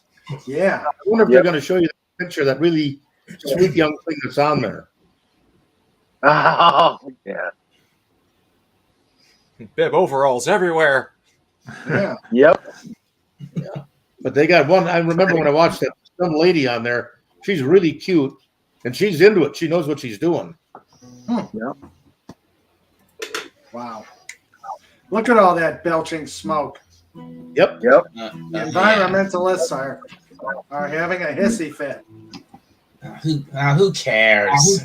I agree. They ain't strong enough to stop it, or anyone there. That's true. Yep. Judging from the muscles those guys have. Everyone in the Tri-County area is there watching this thing.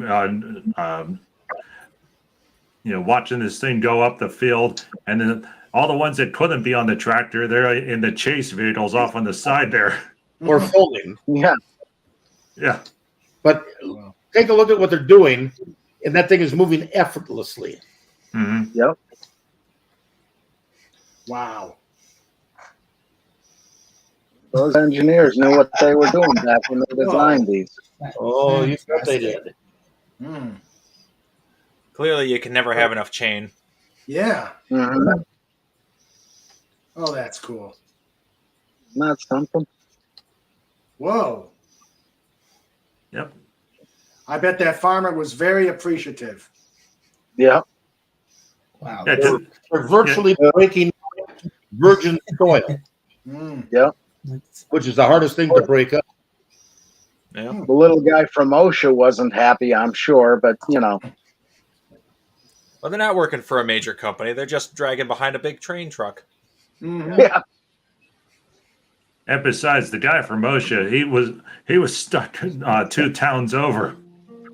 Yeah. Yeah. Nice traffic jam. He wasn't allowed in. Yep. Wow.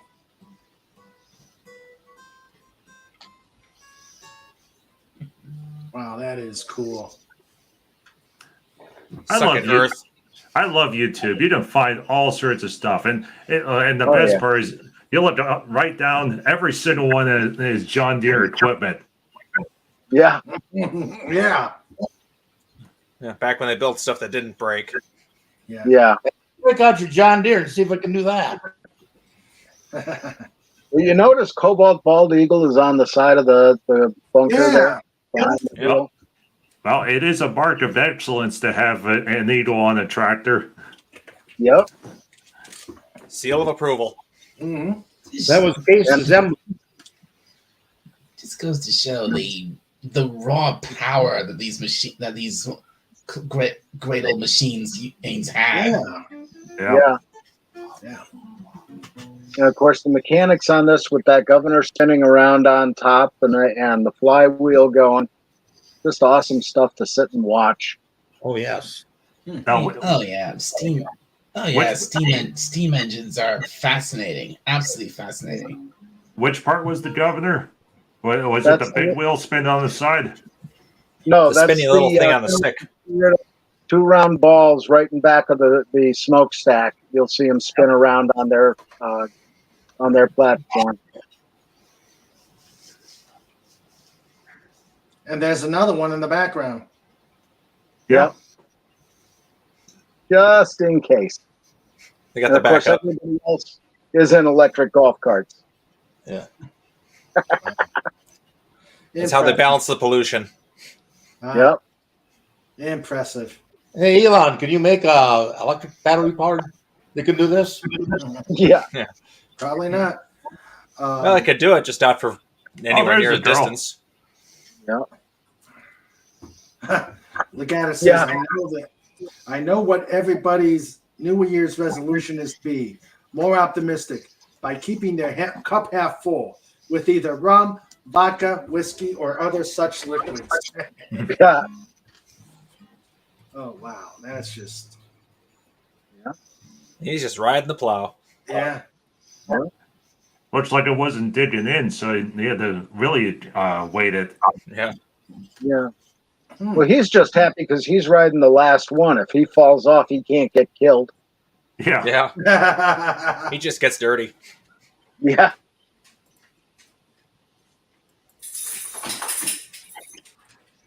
Ooh, I heard a Snoopy in the background.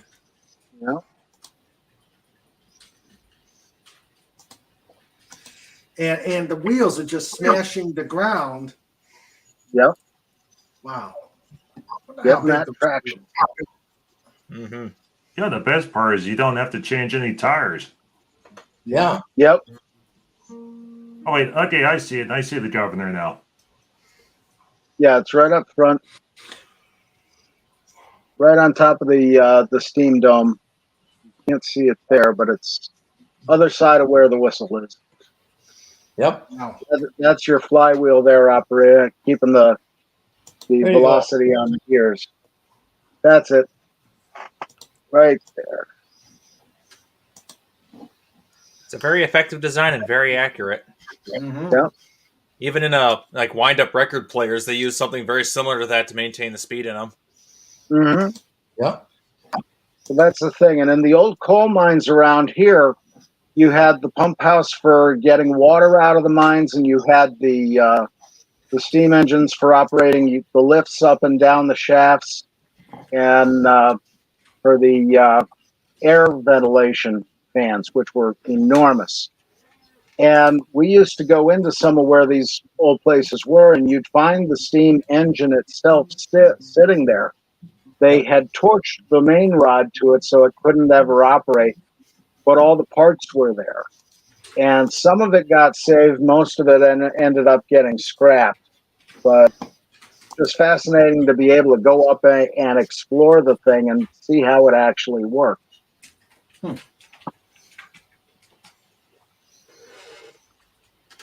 There she is going round and round. Yep. Mm-hmm. And the way that worked was you could set where the balls were. The closer in they were, the faster it would go. The further out they were, the slower it would go. I just want. Sorry about that. It's just that since we were talking about something I'm very passionate about, steam engines and all that. Sorry. I just would just thought I'd quickly find a little video of something I mentioned the other day. Oh yeah. Yeah, I told you about this locomotive, Raymond. Ooh. They did a beautiful job on it. It's not a long video. It's just a very short one. That's a nice looking train. Yeah, that's 60163. That's Tornado. Yeah, and that's the one that was Raymond, new you in the kept last saying the 10 name years. wrong. Why did you keep saying Tornado? Because that is the way that the Europeans pronounced their fighter jets during the 80s, the Tornado. But this is not a Panavia tornado. This is a tornado. All right, fine. Tornado. Yeah, tornado, Raymond. Tornado. Yes, I know what. I know. I'm pretty sure if anybody knows how to pronounce it, it's Dalek. He is the European here. That's fine. I know a spinning mass of air is a tornado. Or a twister. Yeah. Wow. Yes. Dalek is the designated British person, DBP. Okay. I surrender. Designated British person. Thank you. Yes, exactly. Thank you, Pudgy. All right. Lesson learned. Jet is the tornado. The train is the tornado. This locomotive is called Tornado. All right. Yeah. That's a beautiful Just job. look at her. Isn't she a beauty? It is. Yeah. She is. And the fact that that's an almost new locomotive is unbelievable. Okay, I think that's about it. Yeah. There's a monster of a steam locomotive sitting in the Denver Transportation Museum. It was like a big ice-breaking machine. It was like one of the largest ones ever made. Oh, a big boy? Yeah. Oh, yeah, we got one of those here in Scranton. And the Union Pacific has one running, actually. They restored that about 3-4 years ago. Nice. And then don't forget the Malay. Yeah. And, there's one of the Duluth, Mesabi, and Iron Range engines still up there. At least one. I feel like we should probably have at least one of them active here in Wisconsin, but I don't know. Yeah. Considering the snow and ice we get here. I know the big boy went through Wisconsin, but it went through a lot of states. They didn't bring it here. Yeah. You might want to ask Darren because he was in the knowing all about that. Yeah. And there is one over there. I forget where it runs from where to where. Several times a year. And they got different types of rides and everything else on it. Well, that's like the Heritage Train or whatever. It rides from like the Twin Cities down to Chicago and back. Yeah. Yeah. Yeah, I mean, it's surprising how much is out there. And locally, we've got Steamtown. They've only got one running engine. Down Minersville, they've got a small engine that's running. They did a really nice job on. Reading and Northern has two steam locomotives they're running. So I'm not wanting for steam power. You can never have enough steam power. Oh, no. And there's and you have heritage and preserved railways and rail tours going happening all the time here in the UK. Yeah, steam. Yeah. Yes. You don't have to look very far to find some really good, some great steam locomotives here. Yeah. And you've got one there, that Slate Railroad I was talking about the other night. They've got one that was similar to an engine we had here. It was a double-ended, I forget what they call the type, but the one the Lehigh Valley had was called the Janus. And it had a boiler on both sides, and you fired it from the middle. And they've got one of those running there. I can't pronounce the name of that railway. I think it's Welsh or Cornish, but very difficult to pronounce. Those are hens. I think most of the slate mines were in Wales, so it's most likely Welsh. Yeah, but it's very impressive, and my God, the way they maintain them so clean, unbelievable. Hey, Mr. Raymond. Yes, Pudgy. What do you call a dinosaur that is about to tell a funny joke? What do you call a dinosaur that's about to tell a funny joke? I don't know. Pre-hysterical.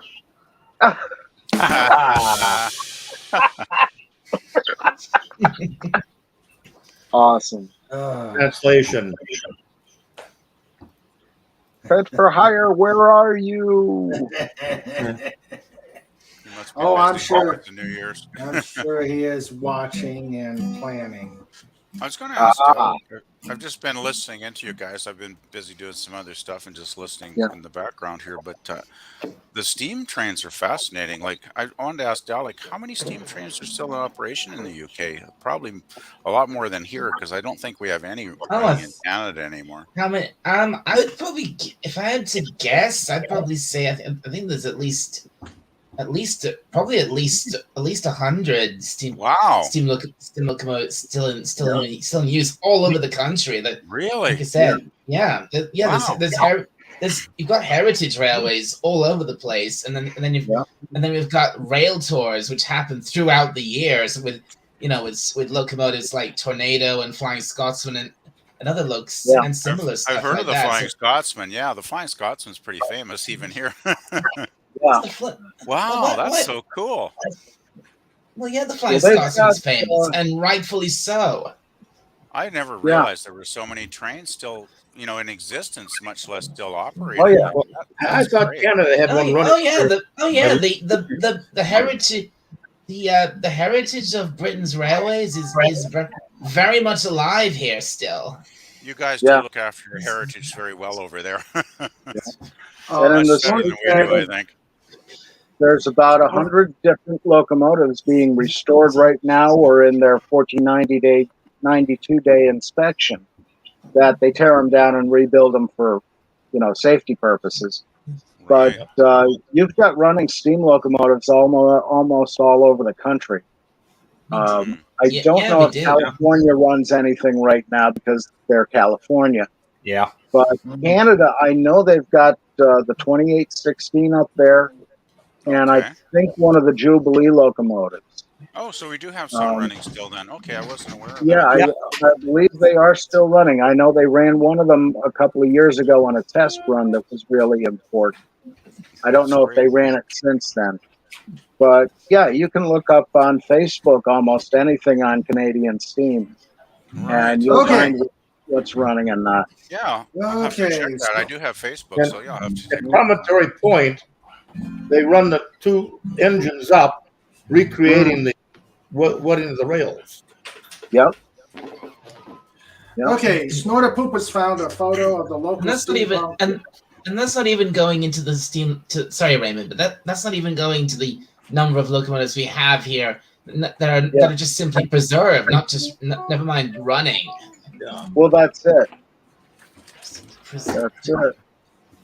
Okay, Snorter Poop has found a photo of the local steampunks at the Florida Railroad Museum a few years ago.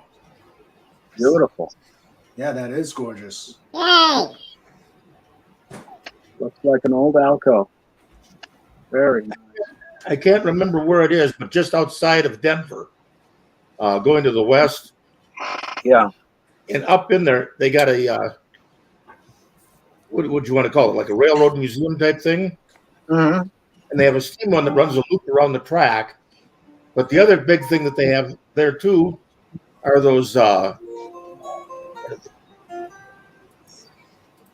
I think it's Canyon City where you're talking about. In Colorado there? Yeah, I was up there. There's a big bridge that crosses a chasm, and then there's a train that runs around the area. When we went to go visit, the train wasn't working because, well, oddly enough, turns out that you have to maintain boilers, otherwise they go boom. Yeah. Yeah. Well, one of the other things that they have up there are those what in the world C.W. McCall did a song about them. What, narrow gauge? No, these auto car things. Yeah, only McCall song I know is Convoy. No. I'm pretty sure that's not it. Auto racks. They made those things up to run into the small towns where it wasn't profitable to put big, and one was powered by a pure Cero engine in it. Mm-hmm. I forget the different ones, but wish I could. The doodle bugs. Pardon? Doodle bugs. No, Or a self-propelled rail car. Or do you mean the railway inspection cars? No, I'm talking about these were small passenger and freight cars built out of automobiles. Oh, yeah. Those were inspection engines or inspection cars. Also, railroad police would use them sometimes. Yeah, but this was actually being used commercially to run goods back and forth and people. Yeah, they did that on smaller routes that, as you say, weren't profitable for the big stuff. And this was before ICC would allow them to abandon railroads later on. Yeah. And there's still some of those running, yeah. Well, they got, I forget, there were like 7 of them that were built out there for the railroad. Mm-hmm. And I think they got almost all of them except number 1.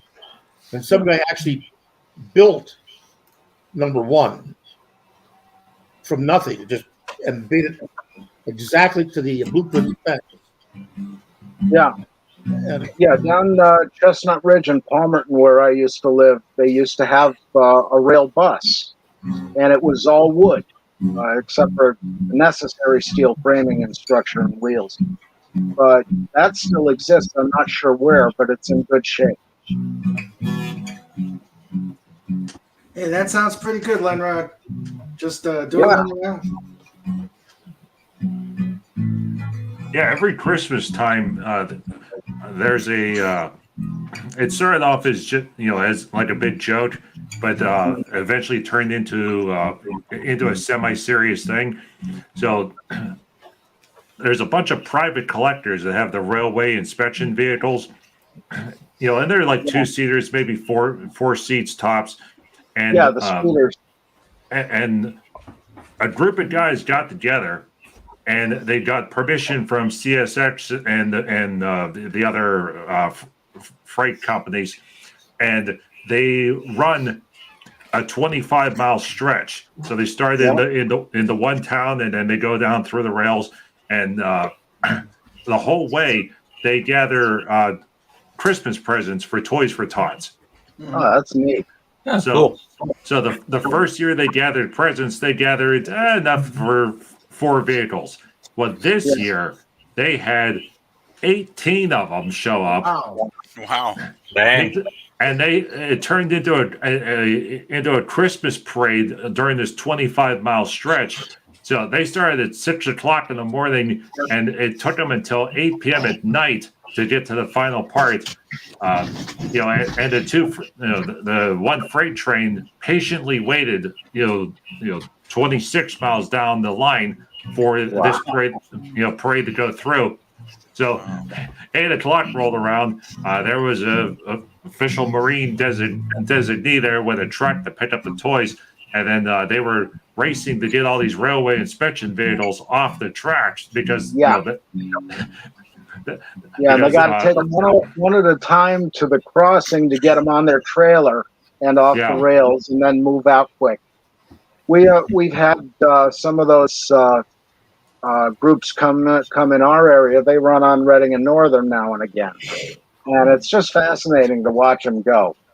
And I got to ride on one of those when I was a kid, about 12 years old. A buddy of my father's had one, and that was just so much fun. Little gas-powered peanut popper engine, but they were something else. Snora Poopa says, I wish they ran that train more, but obviously between the maintenance and having someone on hand who can drive it, it makes it a rare event. Yeah. Well, that's the thing. Safety's the biggest thing right now, because one thing goes wrong, like happened at Gettysburg, and it affects everybody. Gettysburg had a steam locomotive that they got from Steamtown. They didn't maintain it. The boiler didn't explode, but it cracked open at the back head. The crew was scalded. People were injured. I don't remember if one of them was killed or not, but that changed the rules from the FRA on the boilers and the design and inspection, all of that. So now you got to be really careful. Do your ultrasound testing on the boiler shells and all that. It's crazy. Yeah, that's pretty dangerous, steam power. Yeah, I mean, Yeah. Well, the first thing we were ever told when I first volunteered at Steamtown was, "You may love that train, but it doesn't love you, and it wants to kill you."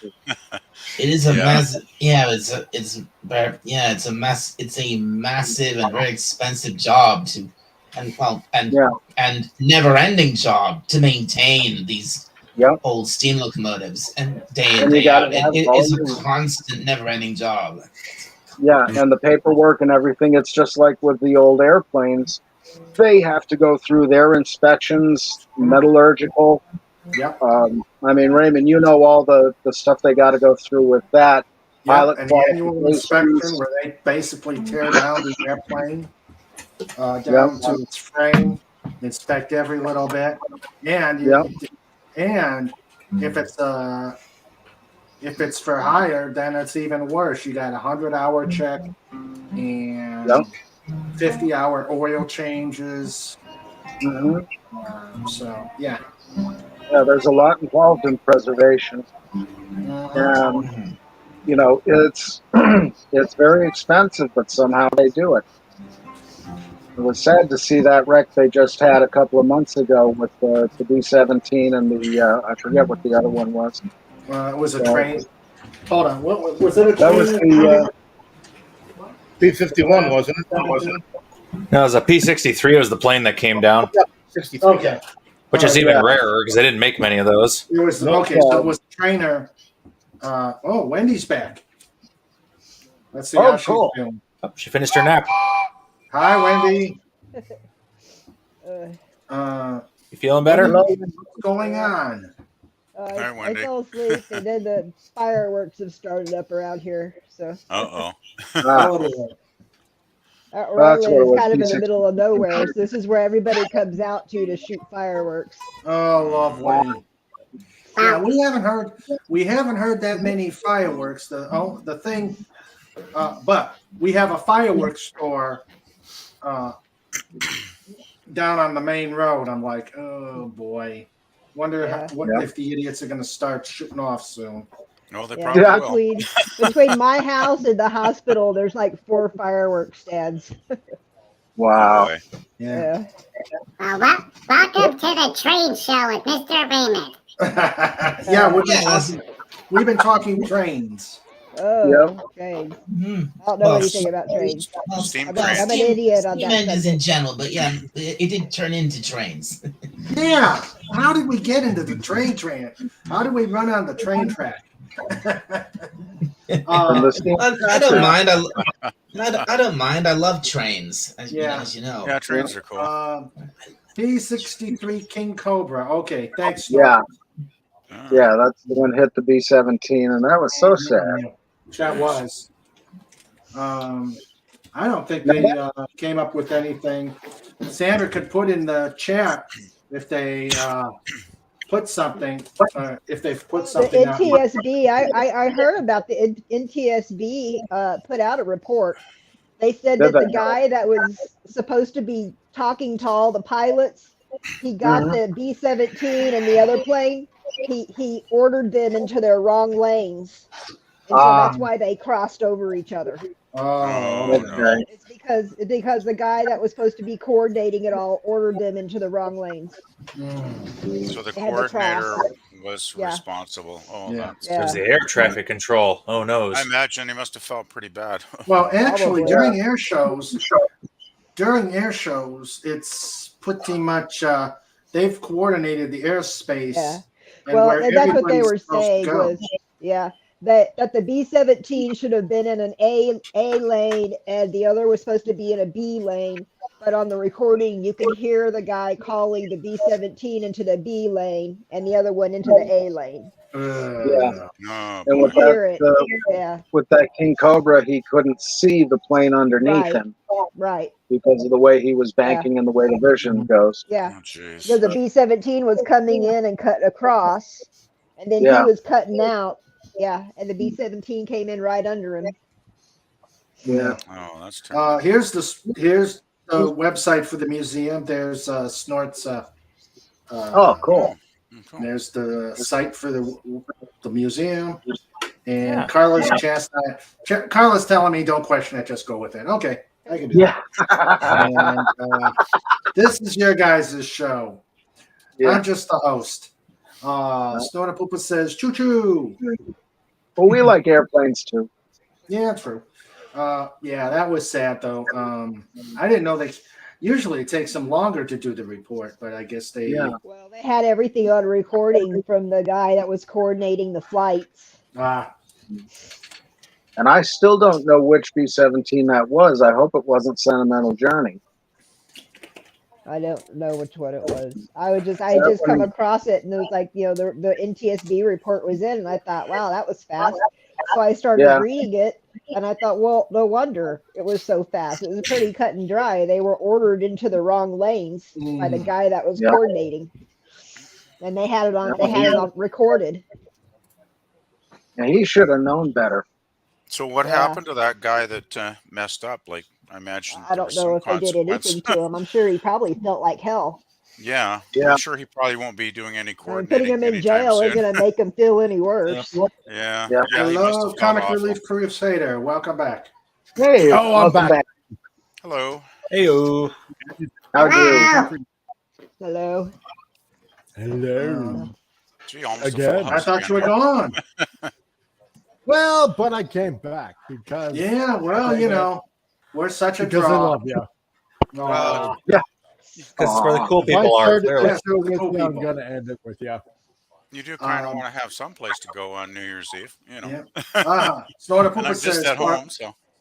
Snorta Poopa says, so "Pardon me, ball is at the Chattanooga choo choo." I remember that song. Yep.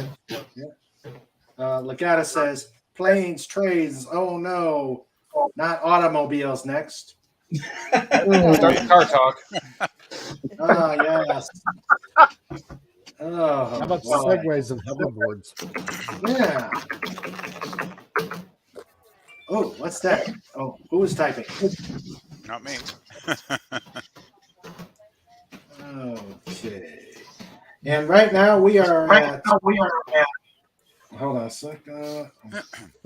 Okay, Faz. All right. As I was saying, right now we're at. It is 9:51 Eastern Time.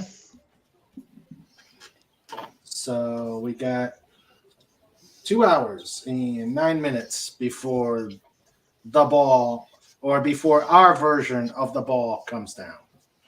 Bum, bum, bum. I will probably be asleep again by then. Let's see. Snort says it was a B52, B-17G named Texas Raiders. And Yeah, it was out of Houston. I remember it was out of Houston. evidently the plane was 909, or the name of the plane 909. Okay. Oh, what's this one? Okay. Cobalt and Pidgey's got another one. What's this one? Huh. Oh, that's cool. Oh, wow. It's mini. Jeez. It's like a scale version of that. Yeah. Wow. Boy, he was brave putting his finger right there by the flywheel. No kidding. I've seen what happens to fingers when they get too close to flywheels. Yeah. It's never pretty. No. Yeah. You're usually left with a nub. I used to do woodworking with bandsaws, and I used to make handmade boxes and stuff. And yeah, I was very, very careful with my fingers. I luckily have them all still. So. With those circular saws and bandsaws, oh boy. Yeah, I had both of those. Yeah. You got to be very, very careful. A finger's worst enemy. Another one. Sweet. That's a lawnmower. Yeah. Yeah, that's pretty tiny for a steam machine. Probably still weighs 100 tons. Yeah, it's pretty heavy, man.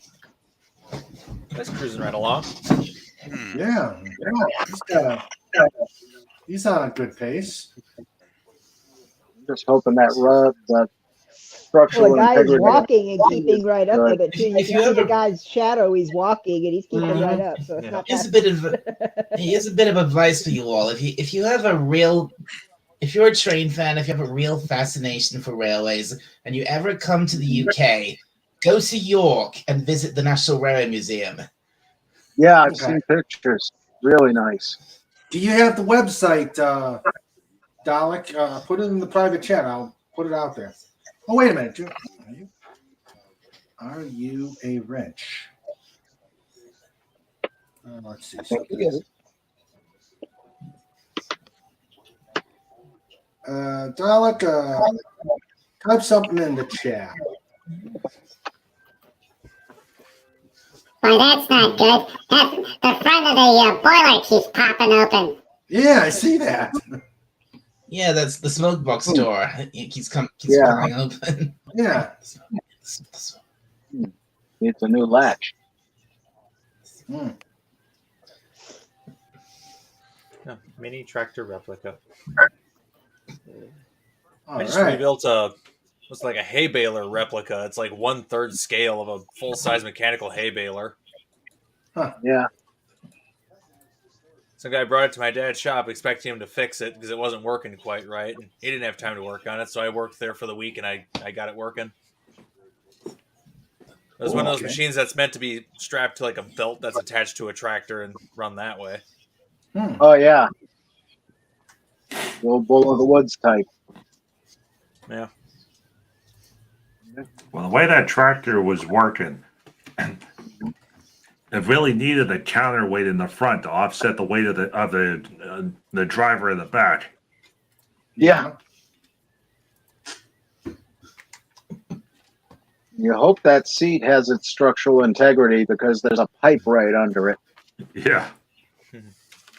But that whole thing, there wasn't a single new piece of metal on it or a new piece of wood. It was all all old, all rusted, all splintering, but yet it's still working.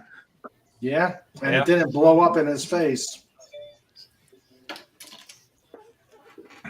Yeah, I think those old machines are built to be a work whole for nother- really rough environments. If that seat broke, that'd be a whole nother kind of injury. Yeah. Hang on. I was watching it's on a YouTube channel. I forget the name of it, but the guy was just digging up like old gas engines that are just sitting in the junk piles and getting them running again. It's like they still work. Mm-hmm. Like an old diesel motor, it was made like 105 years ago, and it still works. You had to make new piston rings, but it still works otherwise. Did you watch the Colin Furze episode where he got his lawnmower running on wood gas? Wood gas. Oh, I think I might have seen Yes. Hey, Dalek, you could put the link on. I've made you a wrench. Oh, thank you very much. It's great. Thank you. that. Promotion. Yes. Yeah. A Dalek with power. Oy. Cue evil. No, the power. Cue evil laugh.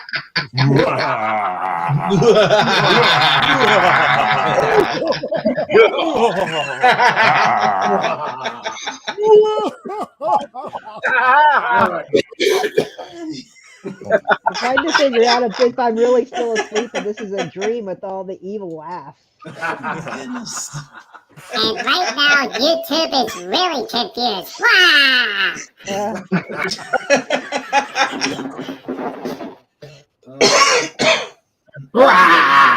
No. The only evil entity is now Oh laughing. no. Oh no. Evil? You don't even know what the word evil means because you come here. Well, oddly enough, evil in the mirror universe spells live. Oh, I see. Thank you, Mira Pudgy. Okay, bye everybody. Bye. He is Bye. making You know, for being an evil Pudgy, he certainly is a dedicated worker. Yes. Yeah, he is. You know, Must be and he's making shorter and shorter visits. I'm wondering He's about thoroughly dedicated to evil. Yes. Yeah. Well, I guess he's preparing for tax season. His Viking joke a couple of weeks ago was freaking hilarious. Yes. Yeah. Okay. Yeah, and you know, somewhere Doomcock has written down every single one of these things, and he's like, "Okay, when can I work the Viking joke into my act?" Yeah. And if Doomcock isn't doing it, Harvey's adding it to his arsenal. That's true. That's true. So Snort says, all this tractor talk has me looking at the opening credits to Green Acres. It's not a steam tractor, though. No, it ain't. No. My dad's best friend's father rebuilt. Of course, he's passed away now, but his best friend's father, back in the 80s, rebuilt a 1920s tractor, John Deere, and it was beautiful. Nice. He restored one of those a little while ago, so a couple of years ago. Because my dad does machining work, so we make parts for old things because they don't exist anymore. Oh, that's great. It was on display at the antique farm show we have here every year up nearby. I forget where it is. It's like halfway between where I live and La Crosse, somewhere in that area. Okay. But yeah, all antique farm equipment, like gas, and I think they even had a steam powered vehicle there one year. Little putt motors that only fire once every 4 or 5 revolutions. Well, my son's great grandfather, from his dad's side, he had a tractor that he had rebuilt, and it was actually, they showed it. Penny Marshall liked it so much, he put it into a league of their own and had it on the side of the road as they were going by. Nice. Yeah. Nice. Never saw it personally, but after I found that out, I looked in the movie and there it is. That's pretty cool. Yeah. He was a sweet old man. Oh. So, let's see. Any other jokes out there? We still got 2 hours to go before New Year's. Now, before your New Year's. Yes. Before our New Year's, yes. Yeah, all of us. Yeah, 5 hours here. Yeah. I'm going to be tired by then. I doubt I'll make it to midnight here or midnight on the East Coast. Yeah, I think that's going to be our limit. We'll be shutting things down about a little bit after because I got to make my mandatory call to my mom. Yep, it's state law. Yeah. My mom came earlier, and she had made a big thing of caldo de res. I don't know if y'all know what that is. It's basically beef stock, and it has carrots, potatoes, zucchini, and then big chunks of roast beef in it, into soup. And she brought some of that over for us to eat. She made it for us. Oh, nice. Well, my brisket came out good, even though my brisket came out real good on the Instapot. Cool. For a moment there, I thought you said rooster. No. No, tomorrow's cocoa How long did you cook it in there? An hour. An hour? It was a 3-pound brisket. The recipe called for a rub. Cut it, and then put the rub on. Let it sit for overnight in the fridge. Yeah. Then the recipe called for water to go in the Instapot. Then you put the two pieces of brisket in, but I decided I wanted flavor, so I put a can of beer in. Oh yeah, Flavor Town. I put Beer's it. good for a lot of things. I've made beef stew using beer. Yeah. So I did that, and then cooked it for an hour in the pot, and then just instead of venting it, I just let it vent itself. So it was in there for about an hour after it cooked, so it was about 2 hours. And oh my god, it was tender and tasty, yummy. Did you use a full flavored beer or more of an ale? I used Yingling Lager. Oh, you used lager. Okay. Mm-hmm. Yeah, I used Yingling. It came out really good, and I think the rub was a pain in the neck because it had solidified in the container. I didn't use their recipe for the rub because I already had a rub. But the problem is it was solidified in the container, so I had to smash it up. Yeah. That happens after a while. Mm-hmm. Snorter Poopa says apparently one of the tractors starring as the Hoyt Clagwell was Fordson Model F, built from 1917 to 1926. Hello, Andy Masterson. Happy New Year, sir. Hello, Andy. If you want to come in, you can. We can fit more people. Yeah, we can fit one more. Come on in, Andy. Yeah, come on in. And Dalek is fine. Yeah, the water is fine. Dalek says there's the site for there's the web. That's the website of the National Railway the National Railway Museum in here over here. Right. So yeah, come on up. The link's up on the link. Yeah, I want to see what you're working on, Andy. I want to see what you're working on. Oh, that was a loud one. Ford tractor was a Ford Ferguson, and he worked with Ferguson in building them together, and then they fell apart, and then the birth of the Fordson. Huh. Okay. We got an old Ford tractor. This is one my grandparents own. It's now hanging out at my aunt and uncle's farm. I think it was built in probably 25 or 26, and they're still using it to this day. Oh, it's either 9N or an 8N. This is a place. I've visited this place loads of times. Oh, okay. Yeah. All right. Let me get the link for Andy because it's probably way up there. Oh, who's got the squeaky chair? Yeah. Who's got the squeaky chair? Put a little oil on that, Don. Yeah. I have a squeaky chair, but it wasn't me because I wasn't moving. Hey, Andy, how you doing? Happy New Year. Andy. Hi, Andy. Hey, Andy. So, Wendy, how did you get off on a holiday? What was that? Wendy, how did they let you off on a holiday? I mean, I figured this would be like the number one. Ginny and I have the coof. Oh, okay. Sorry to hear about that. That'll do it. Well, maybe not. Like, I'm sure you're going to be saved from reattaching a lot of fingers. Yeah, I've done plenty of that. Yeah. I've seen a lot of fireworks accidents over the year. Yeah, this and 4th of July are the last days everyone's going to have all 10 fingers. Mm-hmm. Yeah. Well, it was funny. I get the 2A stuff, and one of the 2A emails I saw is bozos, do not shoot your gun up in the sky. No. Do not. I've actually had somebody that was hit by a bullet in the sky.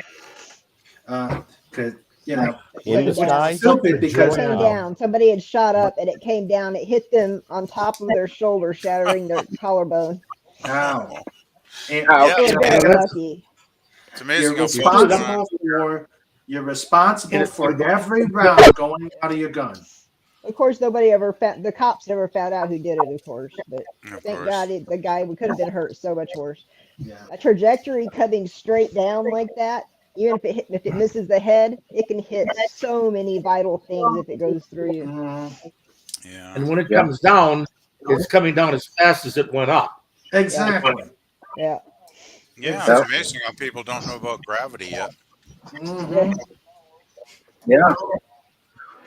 Basically, gravity sucks. Mm-hmm. Yep, Snorter Poopus is right. Chair no longer squeak. I wish I could remember which comedian it was talking about gravity. And the comedian said that gravity is a human's worst nightmare or worst enemy from the moment you're born. Gravity is a harsh mistress. Yeah. That's what it and is. everyone is equally allergic. The fall isn't what's going to kill you. It's a sudden stop at the bottom. Yeah. Exactly. Yeah. People don't bounce very well. Yeah. Unless, of course, you're in space, then it really doesn't matter. Well, there's still gravity in space, just microgravity. Yeah. Well, Snortapoopa says, what goes up must come down. And we have proof of it because when they did that asteroid crash, that deliberate asteroid crash, the James Webb Telescope. Oh, never mind. I can't. Well, never mind. No more. It actually hit it. It hit that asteroid. It was the moon of an asteroid, and when that satellite ran into it, it actually did a lot more damage than NASA expected. It left a huge crater because Turns out it was softer. And how far did it? It was mostly gravity. They said it went in about a mile. Well, I can't show it of our Max, but the James Webb Telescope found a hole in the shape of a coyote. What? Really? Mimi. Was that the Acme rocket that went up? Yeah. Yeah.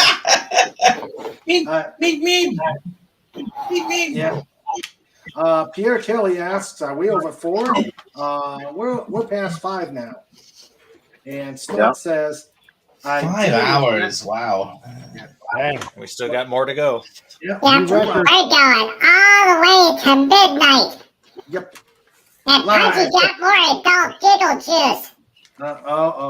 And Snort says, "I deal with gravity every morning when I crawl out of the bear sack." Me too. It's not a bear sack. And did you guys see what I sent out for? I mean, I could. What? Did you guys see what I sent out for Christmas? No. So if you check out, like Gary was, he was suspended off of Twitter for about a week, but he got his, and so his action figure is in Ghostbusters gear with a proton pack that was printed out for me by Mark S47, and so it's got all kinds of lights and stuff like that. And Rancor Steve got his with the hammer and stuff like that, and he's got some accessories they're gonna come along with that once they get done at the 3D printer. I think Doomcock just got his. What's that? I think he's off today off of his suspension. Yeah. I was talking to him earlier. He was in the middle of like some construction project. But Doomcock got his figures sent out today, so that should be getting to him in a few days. I got held up with some of the parts getting in, but this one's definitely going to suck. So you heard it here first. Cool. Oh. Oh, jeez. Uh-oh. Oh, boy. Getting dangerous here. Well, let's put it this way. If you watch Doomcock's show, you'll know how it's going to suck. Oh. It has a kitty head on it. Has a cat head on it, doesn't it? No.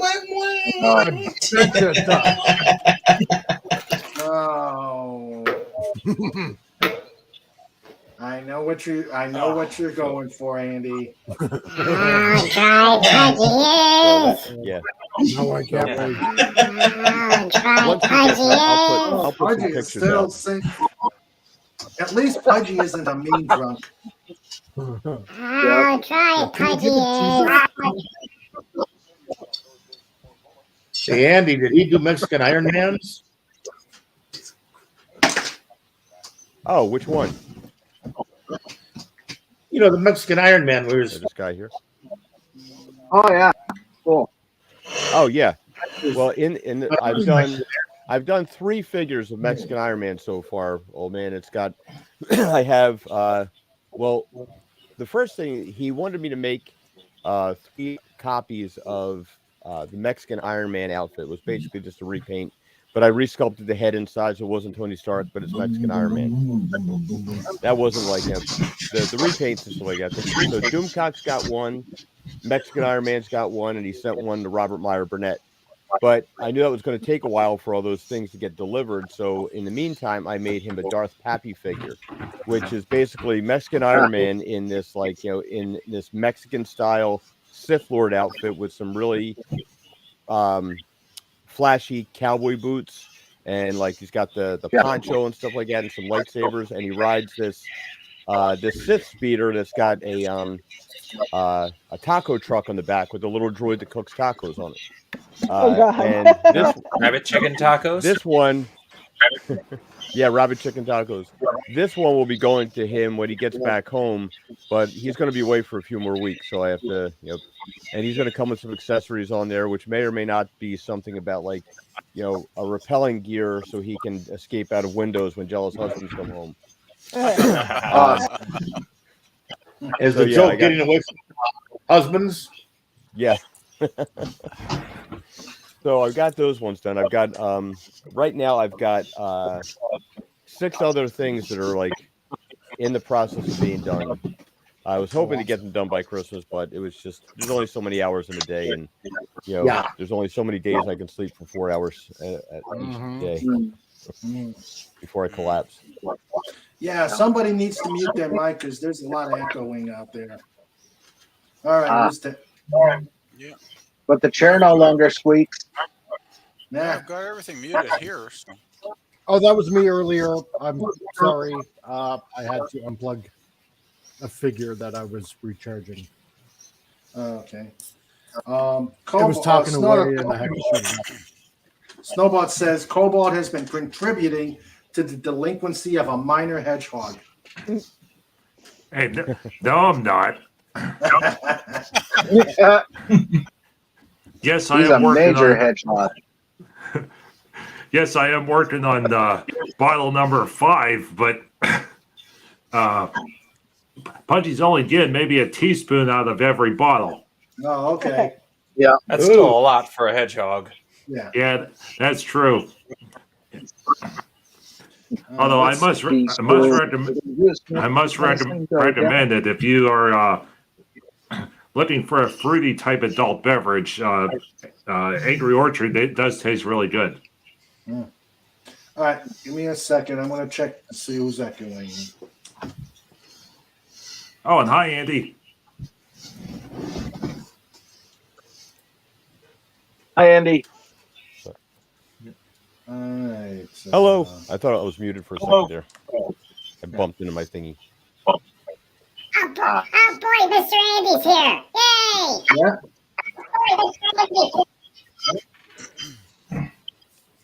Oh boy, Pudgy got to hear Pudgy self.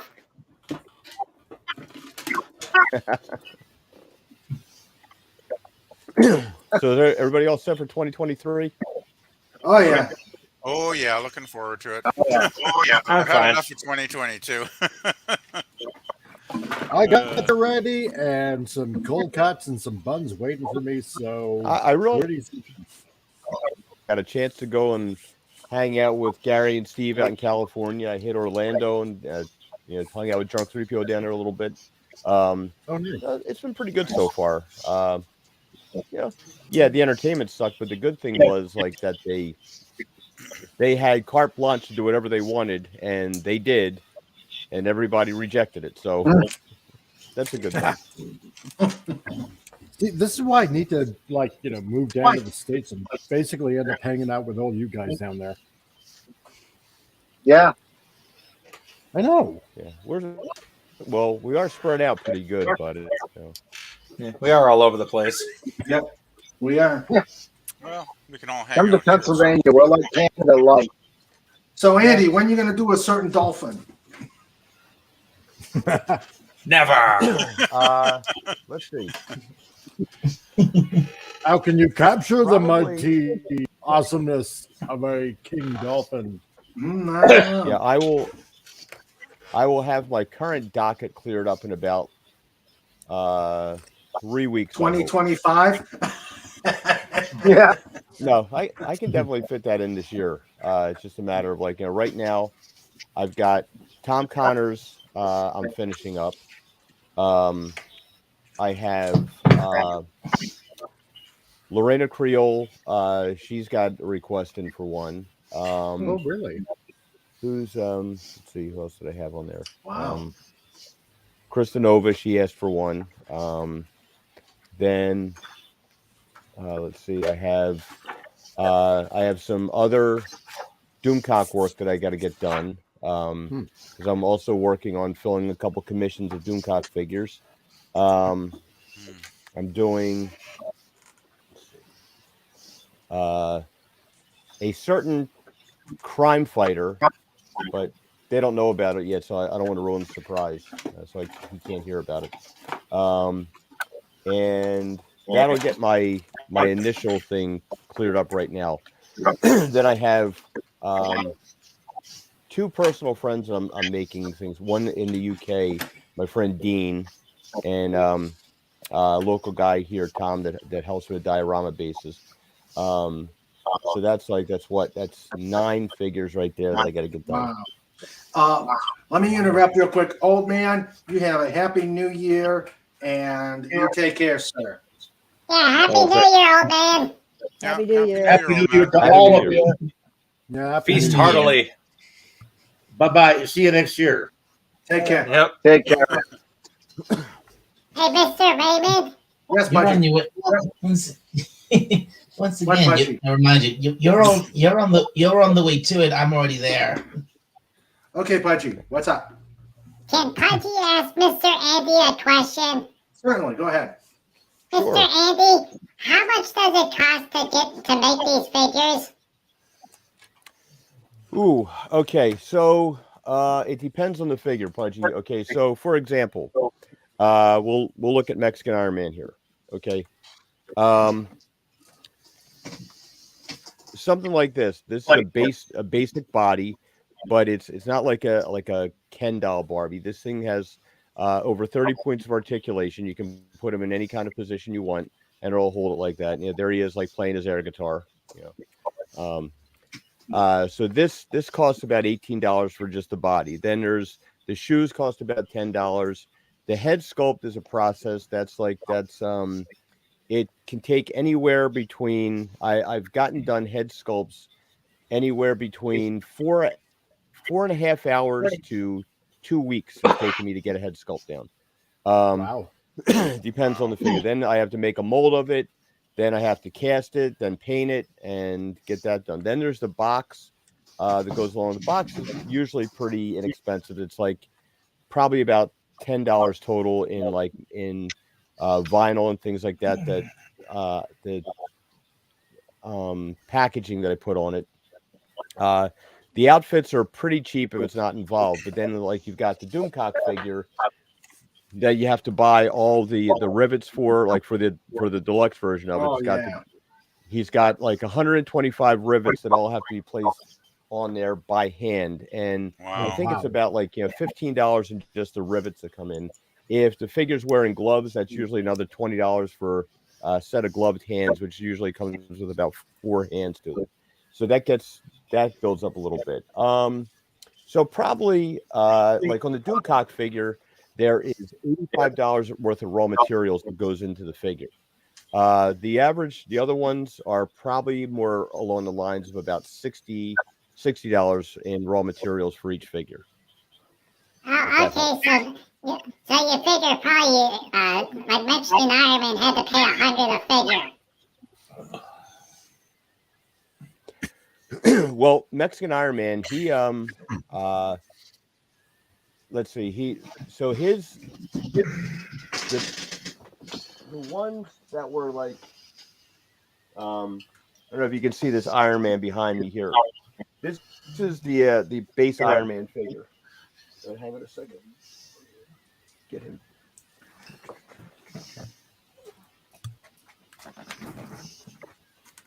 While he's doing that, hello, Dave. Yo, Dave. Hi, Dave. Happy New Year. Happy New Year. Yes, Happy New Year. Okay, so here's the basic Iron Man figure. Now, this is a knockoff. This is made from the Hot Toys molds. Okay, and he lights up, and he's got a light in the helmet. If I have batteries in there, that I can.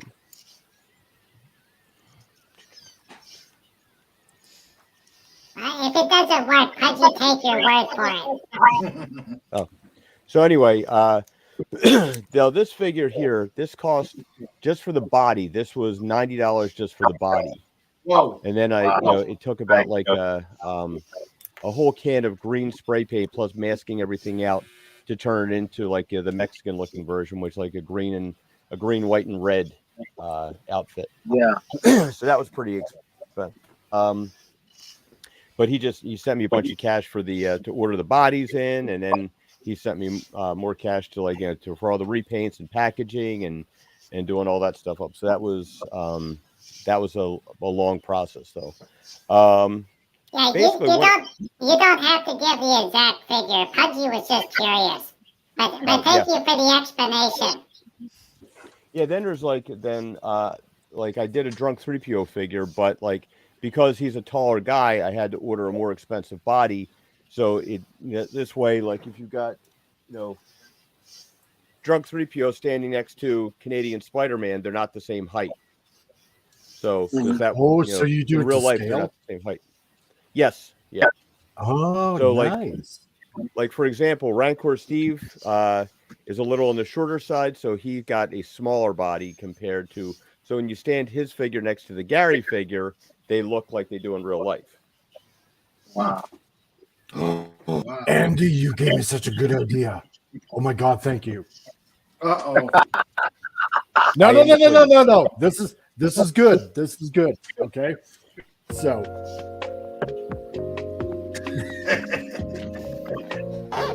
It's now time for sexy time with Mr. Andy.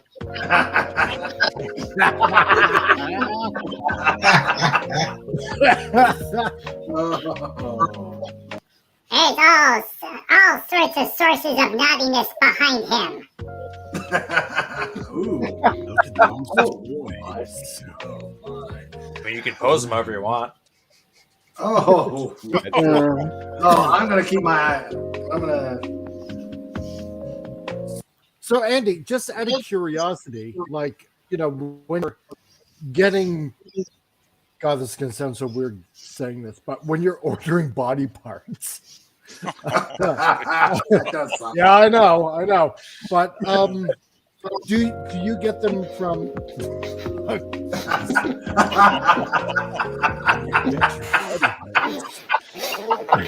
When he orders the body parts, do they come in little body bags? Is what he's asking. No, but I mean, do you source them in North America, or do you get them from China, where they're obviously everything is manufactured in China? It's okay. You can't get anything that's that but there's a couple companies that I usually deal with, mostly Giant Toys.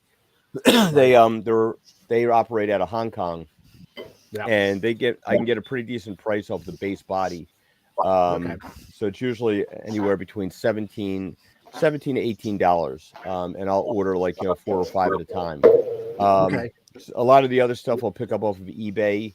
Now there are a bunch of different bodies. Now, for the ladies, if I'm doing a female figure, those bodies tend to be more expensive. They're usually about $30 a piece for just the base body.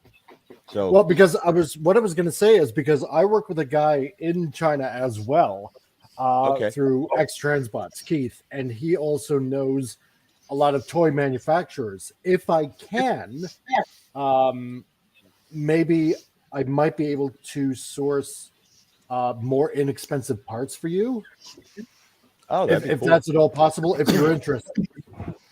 Yeah, the biggest problem I have, is that I'm limited on how much I can actually produce. So I because it's so time consuming, I can't order things in bulk and whatnot. So right. A lot of the stuff I make is a lot of things have gone out as gifts and things like that to I think I've worked on figures for about 18 to 20 different people so far. Yeah. Doomcock himself has gotten. Well, let's see. He got the Doomcock figure. He got a Harvey figure. It's not going to be. Gary and I are working on something different for that. He got the Alex Kurtzman figure. He got the Mikey Spock figure. He got a Fugitive figure. He's got this new one that's coming. I think there might have been another one I sent him too. Alex Kurtzman, I sent him.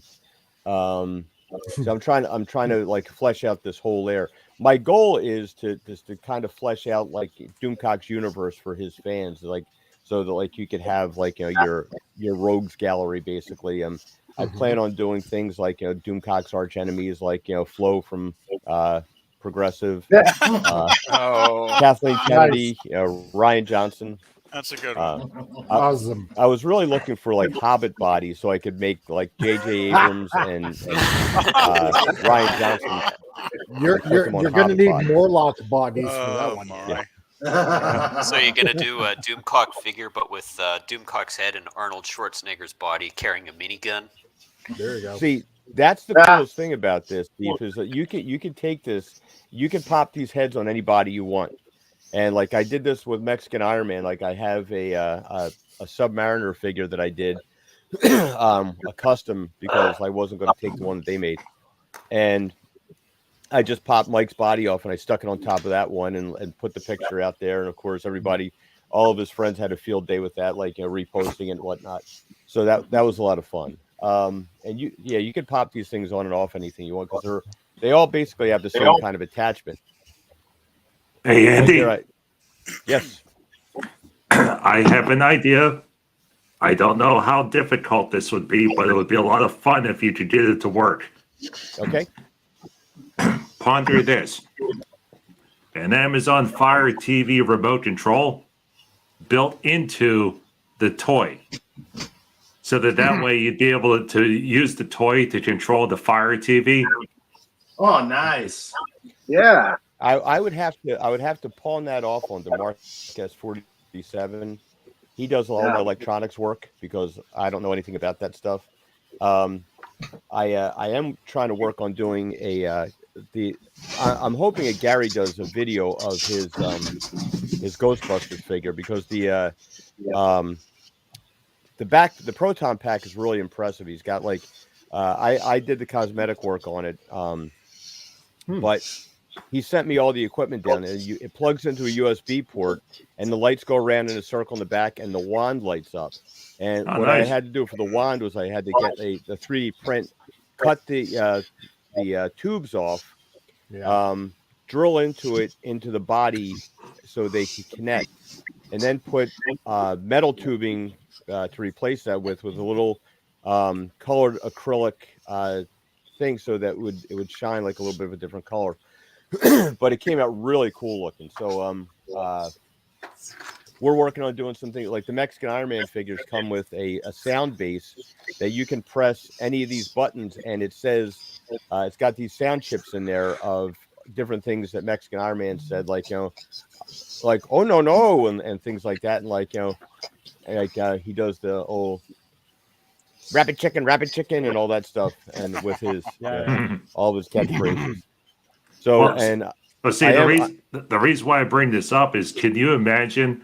You build this functionality into the Kathleen Kennedy toy, and then Doomcock uses Kathleen Kennedy to control his Fire TV. The only problem with that is how long would the Kathleen Kennedy figure last in Doomcock's lair? That's one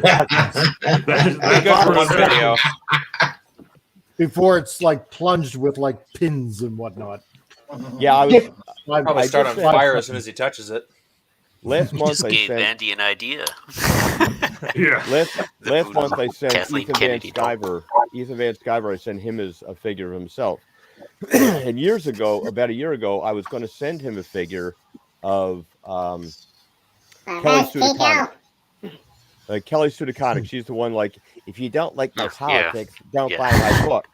Until I found out all of the Rose Tico figures that he just systematically destroyed on stream. So it was like, you know what? I'm not going to put this kind of work into this thing so he can destroy it. Yeah. It's a little too expensive, a little too time consuming to do that. So, but this way I can have like I envision some sort of like you know the evil League of Evil kind of thing. So you have like the supervillains that are always trying to kill each other, and we can set some things up that they can like launch each other and have their seats like fire up and things like that. So, yeah, that'll but oh, sorry, go ahead. Carla Burton is just asking Andy, could you just do head sculpting? Can you just do head sculpting and get someone to dress, etc.? Yes. I've done a couple commissions of just doing people's sculpting their heads and casting it into resin so they can, and I just mail them off the head and they can get like, now female bodies, they get a wig that goes on it. It's like the head is kind of like it's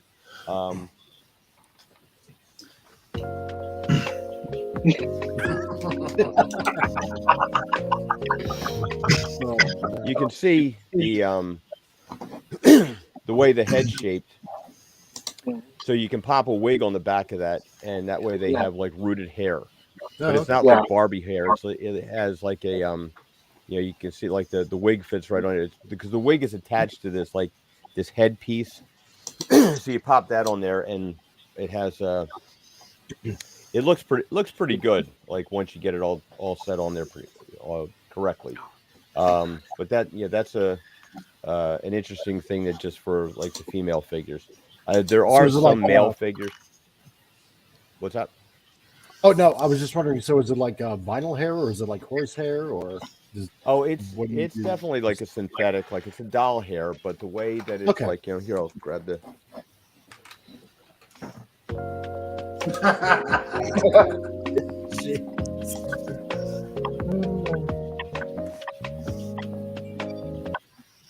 Okay, so here's the wig with the headpiece inside of it. Okay. So you take this, and look, this just slides up on top of there, like that. Okay. Cool. So Extra long to style and fashion. Yeah, and so that's another option there. But yeah, I do have I've done several just head sculpts for people that they put on whatever they do with them. I guess they put them on a body and they adorn the rooms or something. But yeah, I definitely have done that. Cool. And what I usually do is I'll like Captain Cockney Spock wanted me to do a couple figures for him. Like I'm like, well, honestly, like for what he's looking for, he could just order some pieces together and put them all together himself because he's not looking for anything that's specific to him like that needs like a unique head sculpt or anything like that. So because he's not doing something that you want it to look like someone, you can just put that together and like kit bash it basically, and you have your stuff together there. Kit bashing. I just want to ask Andy a question, if I may. Sure. I'm just thinking. I guess the most expensive part of the process then would be the time, the hours involved, depending on how complex the figure is. Then, Andy. Oh yeah, it's definitely like I said. Like sometimes you can get everything just hits on all the right cylinders, and I can knock out a pretty decent head sculpt that I'm happy with in about 4 or 5 hours.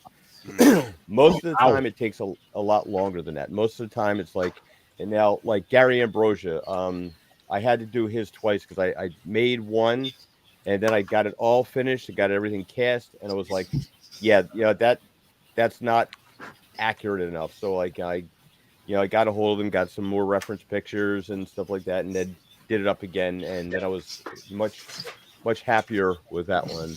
Right. Oh wow, that does look a lot like Gary. Yeah. Wow, that's kind of freaky. Yeah. Wow. So rather than a mini Gary. Yeah, I just popped his head on Indiana Jones here, so he's got like I thought that was an Indiana Jones body. Nice. It's kind of appropriate, actually.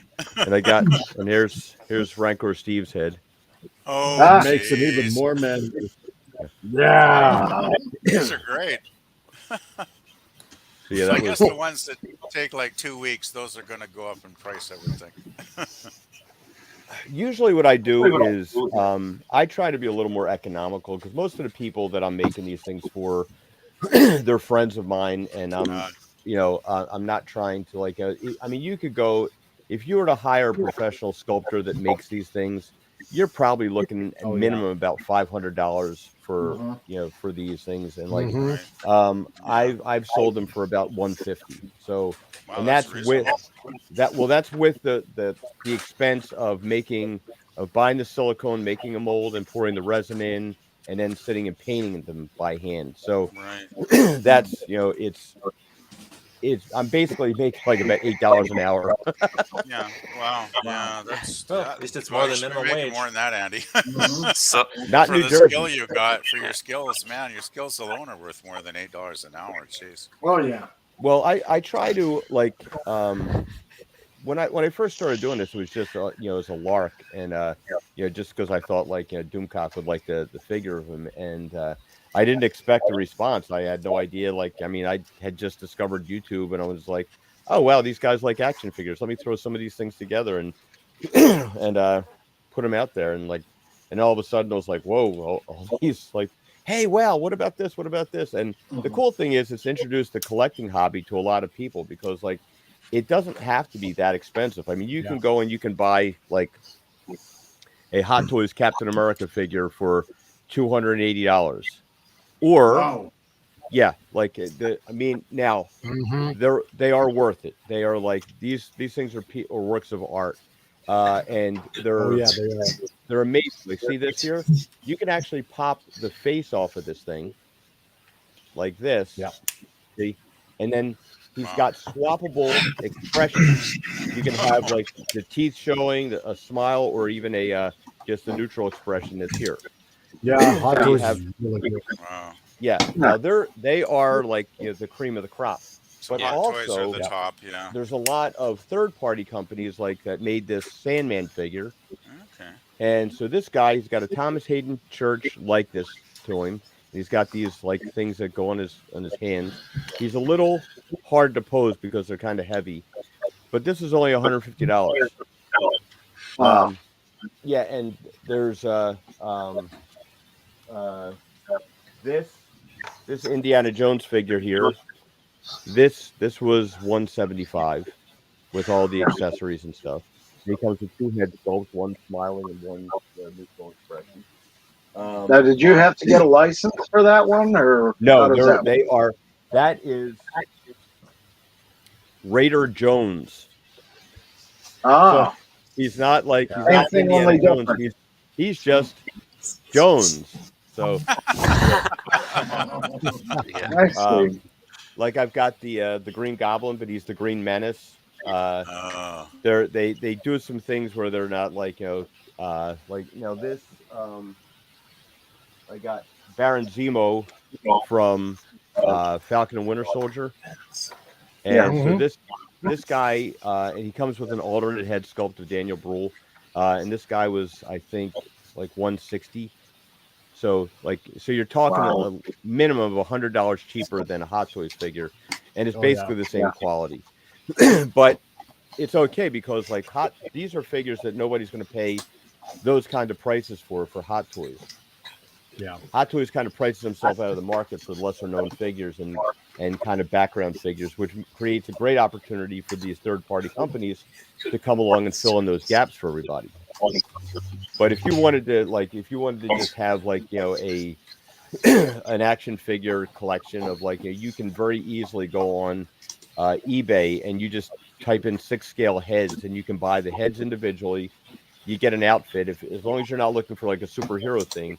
You can buy there are literally thousands of head sculpts on there that have been done, and you can put these characters in or actors in street clothes or whatever, and so you could easily put yourself together a custom figure of an actor, something you tend to like, for about under $100, and it looks really high quality. So easy, awesome. Yeah. Yeah, I'd like to do a Jedi Knight Templar, so you just have a Knight Templar instead, but give him a green lightsaber. Yeah. I think That's actually pretty easy to do because you can find all that stuff and you just go on eBay and type in 1/6 scale in toys and hobbies, and you'll be able to find all kinds of different outfits that you can get. Cool. Okay, and there's the link to his stream or to his channel. Thank you. Hey guys, I think I'm gonna bail again. I'm just... All right. Wendy, I hope you feel better. Yeah, take care, Wendy. Get well, Wendy. Get better soon, Wendy. Yeah, night, Wendy. Happy New Year. And Please thank you. put a WTW out there. Show our support Guys, for take Wendy. care. Yeah, happy See New ya. Year, Wendy. Happy New Year. All right. Okay, now it's time for impossible questions with Dalek. Uh-oh. Oh no. What? Not again. All right. All right, Pudgy, hit me. Go ahead, Pudge. Go ahead. Okay, Pudgy knows what a Sainsbury's is. Mm-hmm. Mr. Dalek called Pudgy that's a type of grocery store. Basically, it's a supermarket, but yeah. Okay, what's a Tops? A Tops? Yeah, it's another type of store over there. Tops. We have a Tops here. Tops Bubblegum is in Scranton. Tops was a sports card company, but I don't know if they exist or not anymore. There that's Tops, them. There were Tops supermarket in Ohio. Yeah, we did some lock work up at the Tops building in Scranton, and on the one wall is an uncut poster of all the Star Wars cards, the original ones, in a frame on the wall. Hello, Tiger Stripes. How are you? Hey, I'm good. Happy New Year, everybody. Hey, Raymond. Hey, Sandra. Happy New Year. Hi, Tiger Stripes. Hey, Dalek. Dalek.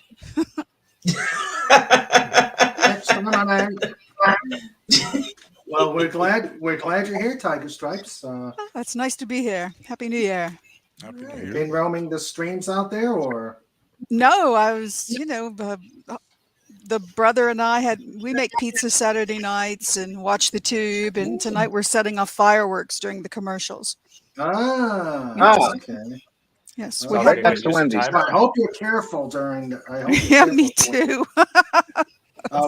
Wendy was talking about that that very same thing just a bit ago. So. I've actually got some. Funny you should mention pizza. I've got some leftover pizza right here next to me. Leftover pizza's the best. Oh, nummy. Just don't heat up pizza in the microwave. Heat it up in an oven. It makes it taste better. I use a microwave. It's okay. Yeah, I use a microwave It's too. okay, but it's not the same. Yeah. No. This I agree with. The oven is the superior way of doing Oven it. is superior. Pudgy, I think you got that name wrong. Dalek, you can ignore the question. Oh, you got the name wrong? Oh. Okay. Thank you, Topo. It's not called Tops. It's called Tesco. Oh, Tesco. Yeah, right. Okay. Yeah. Actually, Tesco is another supermarket chain. It's just like it's pretty much the same as Sainsbury's. Oh, okay. Thank you. All now right. back to Tiger Stripes. Yes, back to Tiger Stripes. Oh. Yes. Sandra says it's better in the oven heated on a baking stove. Yes. Well, that's pretty fancy stuff. Yeah. Yeah. There's the stone and this versus the steel. I don't have either, but I've considered both of them. And yeah, you can do it on top of the stove on cast iron as well. So. And of course, Snorter Poopus goes all out and says, use a flamethrower to heat it up. but you don't get much left. Spaceballs the flamethrower. For instant gratification. The kids love it. I don't know. A pizza used heated up by a flamethrower would be kind of black. Flamethrower. Would be black. Yeah, I think there might be a residual taste Yeah, so of true. napalm. Yeah, napalm. Depends what angle you're spraying the flame at. I don't know about a flamethrower, but fire heated stone baked pizza. Oh yeah, that is delicious. Oh yes, It's a primo Italiano. Oh yes. We've got a pizza. We got a pizza chain here that does the flame, the old style flame oven. I think it's called That's flame. beautiful. But wood fire or coal fire? I'm not sure. I think it's propane. Oh, okay. Because there's a pizza place like that up near me. They use coal. Oh, okay. That bastard fuel. Propane and propane pistol. There's nothing like propane to cook pizza, I tell you what. That's a pretty good hand grill. Well, I But mean, dang, you're using coal? we don't have an actual Texan here, but we have an Albertan, which is the closest analog. There you go. Well, guys, I gotta get going again because it's getting close to 9 o'clock, and I want to leave the store, and I need a beer. It's only close to 8 o'clock. No. Ooh, China propane. I like that, Andy. Andy, a propane tank. Propane tank that I'm sure he's going to include with the Doom Talk figure. I wonder what this is going to be. I don't know. I don't know, but it's going to be something. You know what would be awesome is if you could make that functional. A little lighter. Turn it into a lighter. I wouldn't be able to mail it though. No, you could Just mail don't it. say what it is. You'd have to mail it empty and do the declaration. Yeah. Yeah. He just likes. Propane. Snort, guys, snort, I snort. gotta run. I got a phone call. Okay, take care, Andy. I gotta Happy get Happy New Year. Happy New Year. You too, buds. See ya. We have a gift from Snort. And when a Snort picture comes, I have to show it. Not this one. Boy, can you imagine that little tank hooked up to a little gas grill and actually have it functional? It's not impossible. All right. It would just be difficult. Mm-hmm. Yeah. And I have a question. Yes. Here's my question. Is this New Year's Eve 2022 or is this New Year's Eve 2023? 2022. This is 2022. This is 2022. That's right. Yep. Well, it's 2020. It's still 2022 for all of you. It actually is 2023 for me. Yeah. Nah. Yep. Hey, Fire breathing bear. Awesome. Yeah. Good. And That's how he prepares the steel. And that's the last time Snore the Poopus ate Jamaican jerk chicken. Dang. Or even better yet, roasted jalapenos. Oh. Or Scotch bonnets. I actually did that. We went to this Mexican restaurant for the first time, and I got the fajita, not realizing that they actually roasted the jalapenos. I nearly died.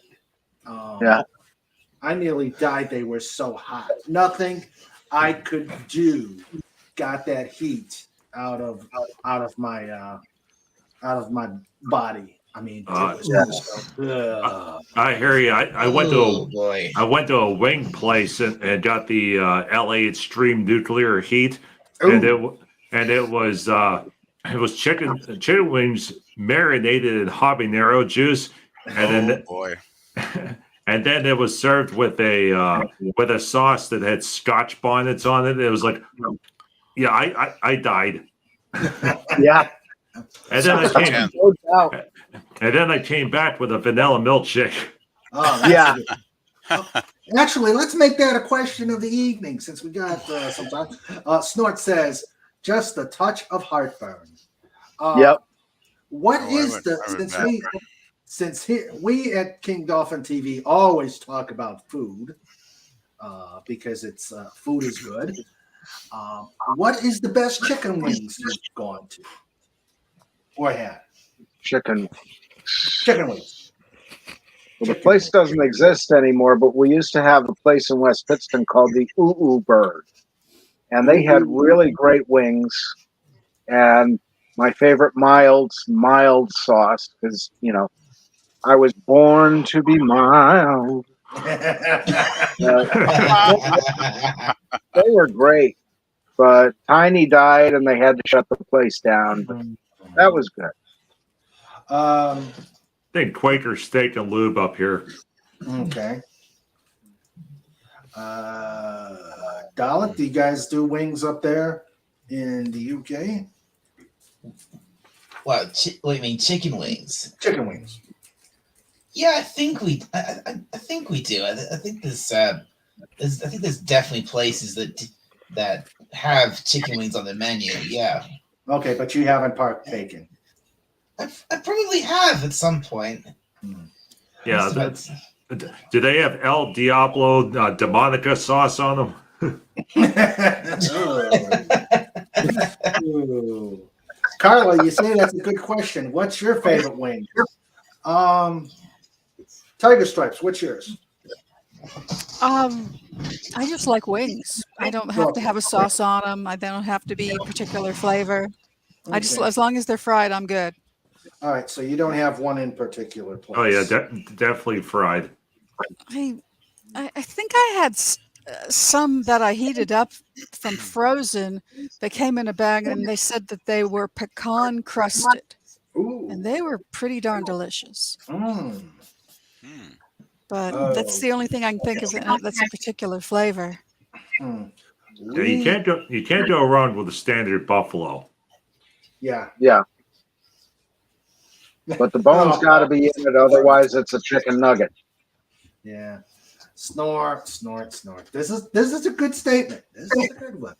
I never understood buffalo wings. There's no way a buffalo is getting off the ground with stubby little wings like that. It's magic. It's like bumblebees. Yeah, You sounds cannot. buffalo-phobic to me. You cannot. Yeah. argue with that logic. You can't argue with that logic.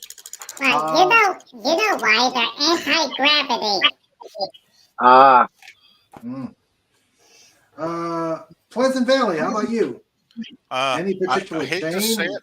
No, I hate to say it, but I've never really been into wings. Oh, okay. I'm probably in the minority, but it's just never appealed to me. I guess I find there's too much bone and too little meat on them for my liking. So. That's part of the fun. You got to use your fingers. Well, I've eaten them. I mean, I've eaten them. They're okay, but it's just not my first go-to thing. So, Lenrod, I know you are a connoisseur. I know. I just eat chicken wings and put ranch on them. Ranch. No particular chain. Okay. No, I don't eat out much. Well, except for prime rib night. That's about it. True. Prime rib buffet. That's about the only time I go out to eat. Okay. Deef, how about you? I just I'm not picky. If it's chicken, I'll eat it. So I like the standard. I like the spicy wings. Yeah. Okay. Well, I know that my dog likes chicken. Oh, she heard the magic word. Chicken? Chicken? Oh, jeez. There was mom and pop up in Maryland that had some pretty good chicken wings. Buffalo Wild Wings is okay. I just like the more unique types. Yeah, but Sandra is Buffalo is expensive. Yeah. Yeah. Sandra agrees she's not a fan of wings. And Snort says, I'm not into wings either. I'll eat them if offered, but don't go out of my way to Yeah, get they them. are kind of expensive, I've found. Yeah. Those Hey, kind All of. right, then let's. It's not like I Mr. don't not Raymond? like them, but Yes, Pudgy. What do you say when someone says wings twice? When someone says wings twice. Wings. I don't know. Hello. Hello. Oh. And You of got course, me on that one. You got me on that one, Pudgy. I missed a bet when Pleasant Valley said he wasn't into wings. I was going to say, oh, just Paul McCartney then. I liked him in the Beatles more, actually. Snort Poopus.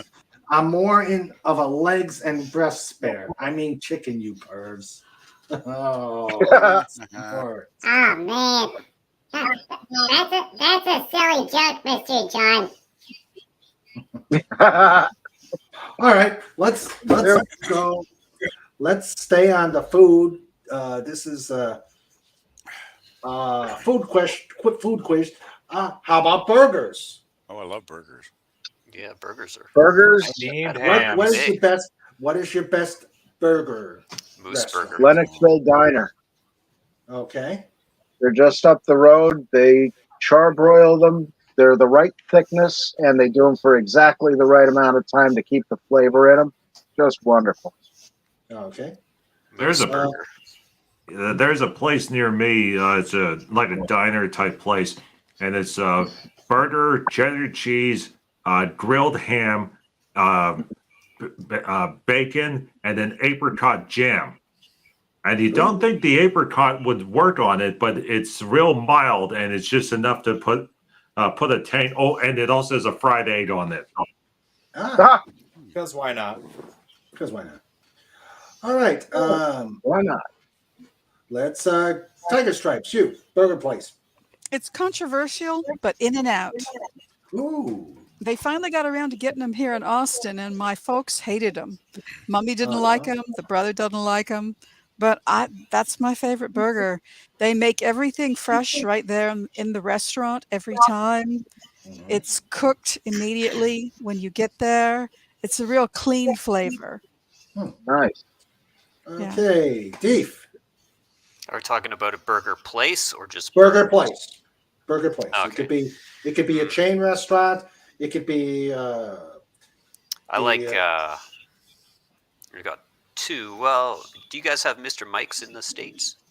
No. Don't think so. Yeah, we used Don't to have think that so. here, but I haven't seen it in my area in years. But you're in Canada, Pleasant. Yeah. Yeah, well, we used to have a Mr. Mike's Steakhouse in my hometown, but that's like 30 Well, years ago. have you ever and- been to Have you ever been to Cache Creek in BC? I haven't been to Cache Creek recently, but it's been a long time since I've traveled Okay. around the Are you province, aware of the Bear unfortunately. Claw? Are you aware of the Bear's Claw? Oh yeah, Bear's Bear Claw Claw, like Cafe. in kind of a dessert kind of thing, like a donut kind of thing. Bear Claw. It's a cafe. Just I think it's okay, we're just north of talking Cache different. Creek. Yeah, okay, I'm thinking of Oh like the yeah, but pastry. anyway, it's this giant log house, and it makes the best burgers you've ever had. Okay, yeah, I haven't heard of that. Chat, you could also chime in I too. only go up there about once every 15 years, but okay. Chat also chime in. the best burgers I've ever had are moose meat, Oh. because my dad hunts, so he gets. I've never had moose. He hasn't hunted since he got his monster moose about 5 or 6 years ago. I guess it takes a while to consume a whole moose. Yeah, about a year for 4 people. Oh wow! Yeah, they are pretty big. I mean, they're not eating it every day, obviously. Yeah, obviously. Yeah, when you get a 1,200-pound animal. Okay. Yeah. Okay, chat. Yeah, that's a big freezer. Yeah. Okay, guys. Chat, you can also chime in. Snort already did. Dalek, how about you? Hamburger chain or burger? I'm not really these days. I'm not really a fan of chains that do burgers. Like, I mean, yes, over the years I've eaten burgers from places like McDonald's, Burger King, and even a little fast food place. I think we used to have. I'm not sure if we have anymore. But a little place called Wimpy over here. I've heard of that. I've heard of Wimpy's. Yeah, I've heard of that too. Yeah, but these days I don't go to. If I want a burger, I wouldn't go to any of those places. I would go to a proper local pub and have a nice properly made burger there. That's a good. Okay. Yeah. Gee, gladly pay you Tuesday for a hamburger today. Snort says for chains, either Sonic. I would agree with Sonic. Sonic is a good chain, or Steak and Shake. We don't have one around here, so I couldn't say. But I love a good burger from a local mom and pop place. I agree with that. Boy, last time I went to Sonic, they didn't have any ice cream. They didn't have any cheese. They didn't have any hot dogs. It's a big joke that Sonic is always out of something. The worst burger I ever had was at what was the Thirsty Moose at University, and it was a bison burger. What they didn't, well, I guess I didn't read the menu enough, or they didn't have it on the menu. The burger was fine. It was the fact that they put blue cheese on it that. Oh, disgusting. Oh. Yes. I spent like 15 minutes scraping the blue cheese off because Wait, was it the liquid or was it the crumbles? It was the. Okay, Lenrod, you. What burger chain do you like? Fuddruckers. Oh Yeah. Fuddruckers. They used to have one in Binghamton. It's gone now. But they were great. The one that we had in Burbank is gone too, and they had bison there. So we had one in Cleveland, and it was good. Red Robin is also pretty good. Yeah, but they're expensive now. Yeah. there's a place in LA called Fat Burger, and they're real good there. Oh yeah, I've heard of them. Yeah. We actually have one of those about 3 blocks from here. You can get your burger broiled at Fat Burger, but you have to. I should try that. I never have got around to trying them, but I really should one of these days. I'm sure they'd probably be better than some of the chains for sure. Honestly, I go there for the onion rings. Best onion rings ever. I love onion rings. Fat Burger. PvP is not allowed to go to that place. He just started feeling better. Yeah. That's true, Pudgy. Actually, Okay. I was going to mention that my chain, I don't think I've mentioned it yet. If it's my turn, I don't know. Yeah, go ahead. Or somebody else's. Yeah, what's your chain? Years ago, it used to be A&W. I don't know if you guys ever had that in the States. Yeah. Sure. Oh, yeah. Back in the 60s and 70s. They have squeaky cheese. They were great in the 60s and 70s. You know, you get a great burger with lettuce and tomatoes and pickles and, you know, all the sauce. And they were awesome back then, but now they're awful. Last time I went there was like a soggy bun and a dried up, you know, piece of beef, and it was like one lettuce leaf, and that was about it. So now it really depends on the location. Yeah, well, I guess my location close by is pretty awful, but actually, you know, I used to go to Wendy's. You guys have Wendy's, right? Yeah, Sure. Yeah. Square hamburger. Like 10, 20 years ago, it used to be great, and they've kind of gone down. They're still good, but they've gone down. Actually, I find myself going to Burger King now because the local Burger King actually probably has the best burgers. Like, they're actually pretty good, amazingly. Yeah, because when Dave Thomas died, Wendy's quality went down the tubes. Yeah. Actually, my cousin started as a burger flipper at Wendy's back in the 70s and worked his way up to the manager of the store. He actually met Dave Thomas. Oh, that's awful nice to hear. That's cool. He said he was a really nice, awesome guy too, which is kind of cool to know. Well, he also was a brother. Oh, really? Yeah. I never realized that. Wow. Yeah. Cool. Them As sneaky was brothers. As with Colonel Sanders. Oh, wow. What's the matter, Colonel Sanders? Chicken? Prepare for ship for ludicrous speed. Wait, are you talking Mason brother or brother as in word? No, bro, Masonic word. Let's see. Snort Squeaky. says. Squeaky toy. Snort says one of the best burgers I had was in the last few years was cooked on an outdoor grill in a city park. Whoever cooked it was a genius, or the grill had just right seasoning left over from the last 100 uses. That is the key right there. Never clean your grill. Let the flavor sit. Yeah. All right. Let's see. What is another? Well, I'm going to have to cut out, gents. I got to go keep my brother company again. All I right. have a political joke I heard that I can tell on the way out the door. Go ahead. Cool. All right. So everybody's been giving Zelensky a lot of grief for appearing in front of the U.S. Congress in a sweatshirt.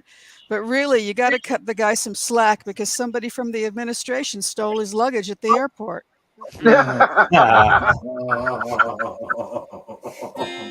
All right. Happy New Year. Happy New Year. Happy New Beer.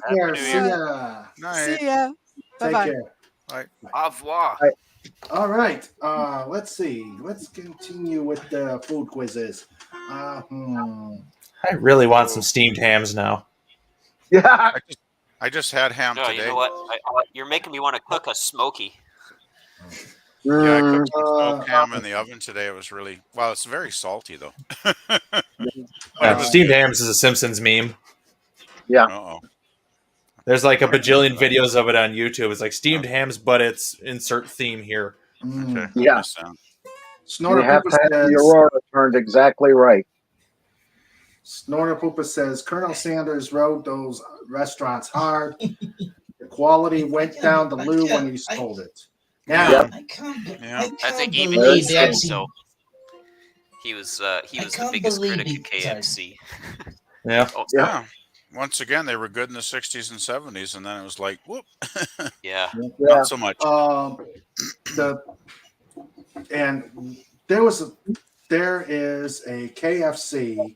I don't know if all the chains are doing it, but there's a KFC in my neighboring town that they stopped inside serving when the coup hit, and have yet to allow inside serving. They only serve drive-through.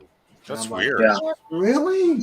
I just ate with my cousin in a restaurant like 3 weeks ago indoors here. Yeah. Like, Well, nobody's doing that here. That's weird. It's not just yours. My KFC's doing the same thing. The dining room is still closed. Really? So it's a KFC thing. Yeah, They probably found they could save money doing it that way. Yeah. You know it. Instead of having to have one designated bored teenager to clean and empty the trash. Yeah. So they cut the staff in half or whatever then. Does KFC deliver to you guys as well, or? Yeah, they do. They do DoorDash. Yeah, we probably have DoorDash do they? delivery, I would think. Yeah, I order delivery from KFC once in a while. The problem is they're really expensive. Yeah, that's Also true. scary And is their sometimes- fries suck, and their gravy sucks. Sometimes Yeah, I'm not too, they'll leave a bag of delivered food in the lobby of my apartment here. Like the person won't be home or whatever, and they just dump it in the lobby. And I'm thinking, well, some homeless guy could walk in off the street and take it and eat it, right? Like it's crazy. Yeah. That's So I why just you don't- answer I don't the do delivery. door. Well, That's yeah, why if you're gonna order, be home, right? Yes. Yeah, answer right. the door. Yeah, it's Let's see. crazy. Yeah, I'm up in the super sub boondocks, so we don't have DoorDash or Uber or any of that. None of that here either. Snorter Poopa says we have a supermarket chain called Publix, and their fried chicken puts KFC and other places to shame. Okay. I wouldn't doubt it. All right. Next food question. Hibachi. For those of you who do hibachi, where would you go? Well, I'm out. Cobalt. Fudgy. Okay. What's a hibachi? Oh, okay. Never mind. Let's go. Let's move on. Like, there's only like one hibachi within like 100 miles of where I live. I haven't seen a Okay. Let's hibachi move on. since like the 80s. All right. Let's move I was there a couple weeks ago. They're really good. There's a Benihana in Pittsburgh, but I never went there. Oh, okay. All right. Let's move on. That was a bad question. Let's see. What is hibachi? Hibachi is where it's the Japanese steakhouse, and they cook the stuff on. The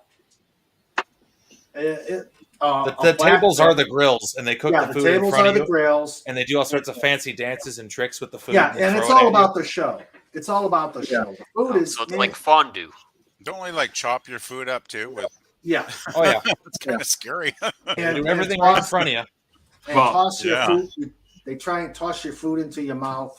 Oh, I got a funny story about Benihana though. Go ahead. All right, so my father, when he was still alive, ate a lot. He liked to eat. You know, somewhere out in Kansas City, his name is carved into a picnic table because he ate 98 ounces of steak. Wow. So he was one of those type of eaters. So he went there with my mother and work friend and his wife, and I can't remember which Benihana they went to. You know, I think there was 3. It's down to 1 now in the Pittsburgh region, but they went there and everything was going fine until Dad saw the portions. Now, you pay a lot of money. You know, it's the show. You do get, you know, a good prepared meal, but he wanted size. And, you know, the Japanese chef was doing a very good job. He cut everything, you know, tossing stuff, and does the show and everything. Well, they give my father a 4-ounce piece of steak. And he wants 16 ounces. So he yelled at the Japanese chef. You don't yell at the Japanese chef during the performance because the Japanese chef starts to react to the way that the table's working.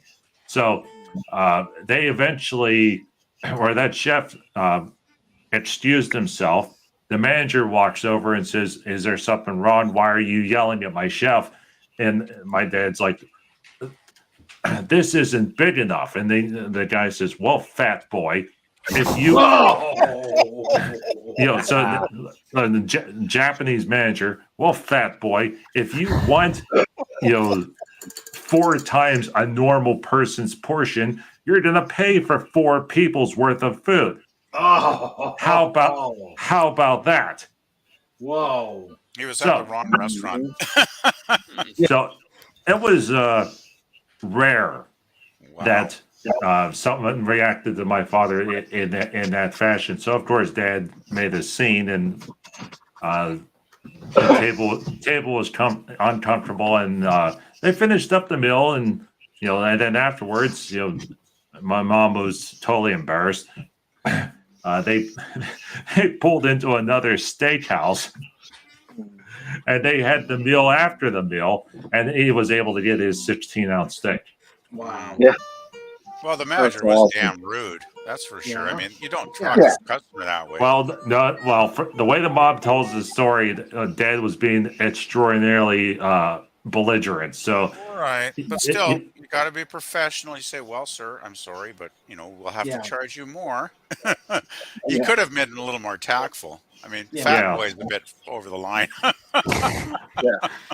Now, there was another place that they went. It was a Chinese restaurant with a buffet, and the owner stood at their table and talked to them the entire time to prevent my father from going up to the buffet, and kept talking to my mother and said, "Oh, you need rowing machine." So yeah, Oh my. they never went back to that Chinese place, Oh, and gee. that owner did it enough times that they eventually closed within 30 days. Oh wow. Yeah, well, I had a Wow. Chinese guy when I was 5 years old. I had a Chinese guy, and there's a picture saying I was being rather rambunctious and wouldn't listen to my parents. And the Chinese guy said, "Sit down, boy." And he was a big guy. Well, I'm a little kid. And I sat down. So, yeah. Okay. Well, where are we at time-wise? Snorter Pooper says, "I always greet the delivery man at the door. It's not my door, but what the H." Yeah. Yeah. 41 minutes to go. Yeah. Yep. Okay. 41 minutes to go. Well, you guys are almost there. Yeah, we're almost there. Okay, everybody, it's time to make squeaky chair noises. Squeak, squeak, squeak, squeak, squeak, squeak, squeak, squeak. 40. But I nailed my chair. It don't squeak no more. 41 minutes and It's 41 probably minutes. it's probably 30 my chair. Sorry. That's okay. 41 minutes and 30 seconds before the video starts. Awesome. Awesome. Epic. Still got to add 3 hours on that. Awesome. Epic. Well, you've awesome, been transported epic, to the Eastern time zone. Yeah. That Fet for Hire made, which is going to be awesome. Yes. In fact, I'm going to make sure I set it up. Of course, I get it. I'd love to stay for that, Raymond, but I'm actually getting quite tired now. Okay. Well, Dalit, yeah, you need your rest, man. Glad you came. Glad you had the part. You celebrated with us. And Happy New Year to you. Yeah, night-night, Dalit. Happy New Year. And Yeah, may yeah. 2023 be the year that Britain finally takes over France. I would say, has anyone ever noticed that the world's been going in a downhill spiral ever since Britain stopped going to war with France? Mm-hmm. That is true. Yeah. Yep. Yeah. It's like without that animosity. I mean, you're in a place to do something about it. Yeah. That darn channel, that's what ruined it all. So yeah. Yeah. All right. Well, Dalit, you have a good night. Yeah, you'll have a good night as well. Happy New Year, and when I'm gonna go get some sleep, and once I wake up, I'll be on my own channel. I'm gonna do my own New Year's Day live stream. So not quite sure what time of the day that will be, but I'll just do it once I wake up. So I'll hope to see as many of you there as possible. So Dalit, put your link out there now that you can. Yep. Yeah, he's got the power. Yes, he has the power.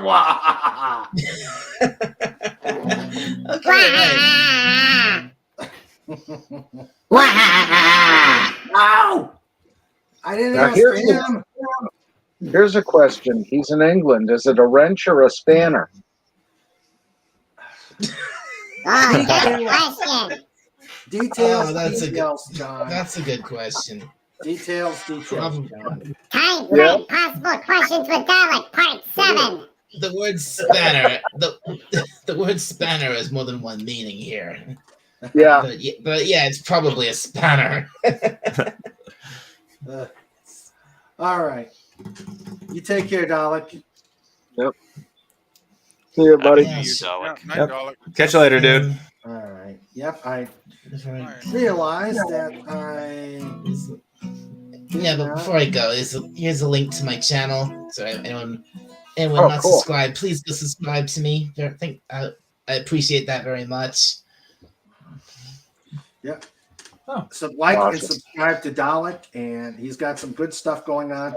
We still got to figure out what we're going to do about our crossover once I figure it out. Good thing I clicked the link. I thought I was subbed, but apparently I'm not. Uh-oh. Oh my! No. Unless I was subbed and it just unsub me, which YouTube does that to Yeah, people. YouTube does that. Right. Right. Well, good night. Happy New Year, and I will see you at some point, sometime tomorrow. So good night. All right. Yep. Good night, Take care. Alec. Good night. Happy New Year. All right.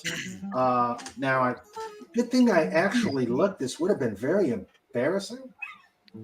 And what the heck? You did that? Oh, don't you start with me. Where is it? All right, let me try again.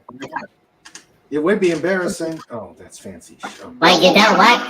While Mr. Raymond is looking for whatever Mr. Raymond's looking for, Mirror Pudgy has a joke. Oh no! What is the joke? Yeah. Who is the most popular guy at the nudist colony? Who is the most popular? Yeah, I agree, John. I'm face pumped. I don't know. What is the most popular guy at the nudist colony? The one who can carry a cup of coffee in each hand and a dozen donuts.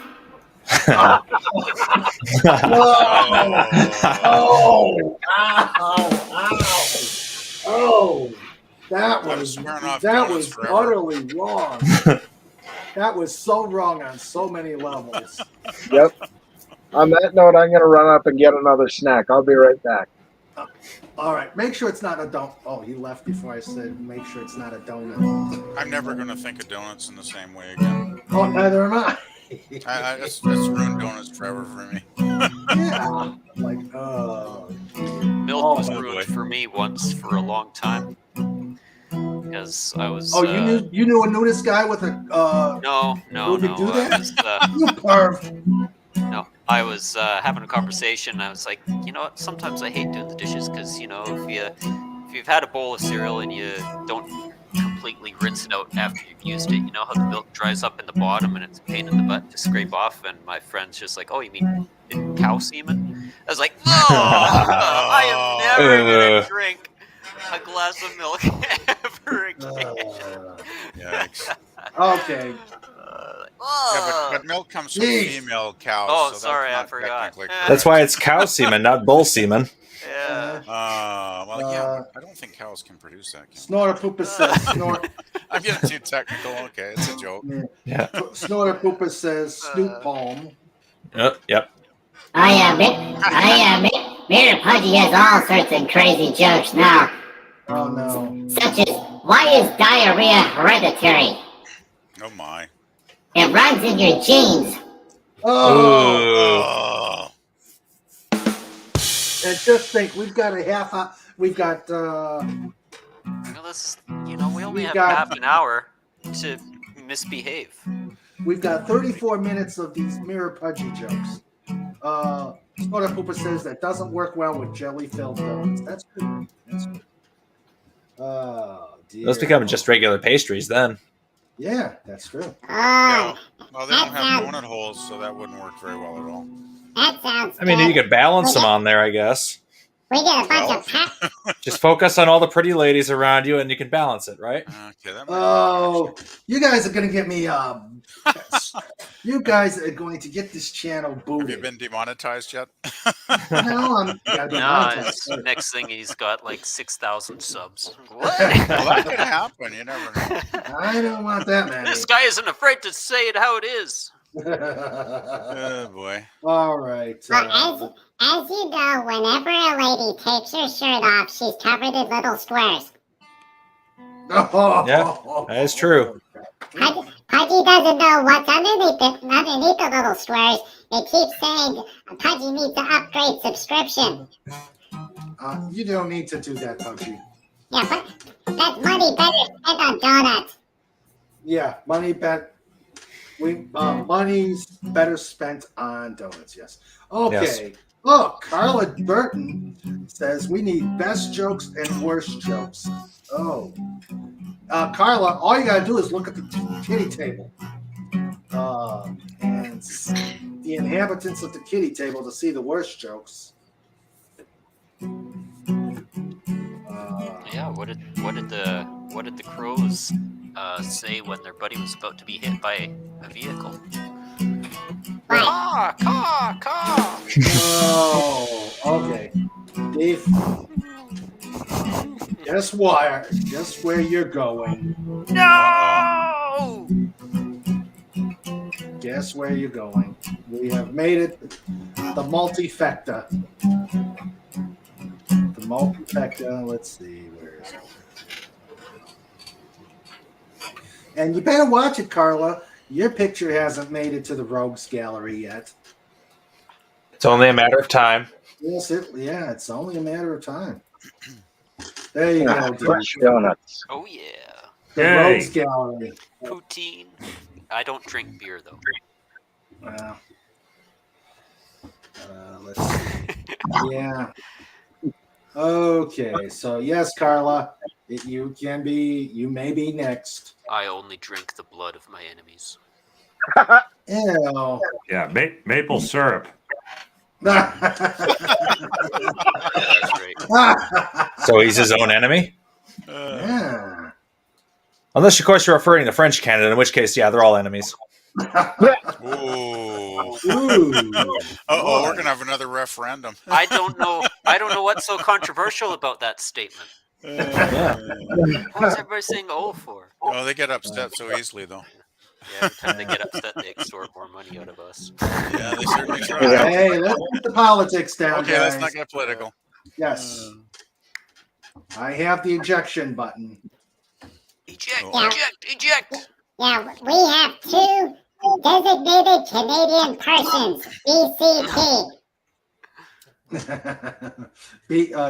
Yes, DCP. Yes. Carla says, haha. Okay, half hour. Yeah, unfortunately, we lost our designated British person. He had to go 99 times. So now we have Canadian representation, and Canadian representation is also technically part of Great Britain, so we're good. Okay. That's true. That's true. Well, it was part of it longer than we were, anyway. Mm-hmm. Yeah. Oh. Pudgy, you're just a geographic expert. Oh, don't forget, we have another crown person out there, Carla Burton from New Zealand. Mm-hmm. Yep. Oh yeah, New Zealand is part of Australia. Well, technically, and Australia is part of. And Australia is part of the United Kingdom. So yeah, that makes sense. Yep. Yeah, we're all part of the Commonwealth, basically. Yep. Canada, Australia, New I Zealand. mistook a New Zealander for an Australian once. Oh no. They might not like that. When did they take you out of the hospital? No, he didn't like it. Yeah. How long was your hospital No, stay? it was he was a contract. This was about almost 20 years ago. He was a contractor at work, and I was like, "Oh, you say you're Australian?" He's like, "Oh, don't say that to me." It was all in good fun. He was the one who told me. I was like, I would never go swimming in the ocean because there are things with teeth in there. He's like, I don't think twice about swimming in the ocean. But the thought of a bear in the woods, I'm doing a really bad accent. The thought of a bear in the woods scares the heck out of me. I'm like, yeah, but if a bear attacks you, you can see it coming. You can fight it off. If a shark goes after you, your legs are gone. Ooh. Yeah. That's very true. I don't know. I think Snort would have an issue with fighting it off. I'm not afraid of bears. Well, I mean, I've seen lots of bears. In close proximity with a lot of bears, but. Go ahead, Pudge. Pudgy was going to say the water is really warm around New Zealand, so the sort of purpose might not like it.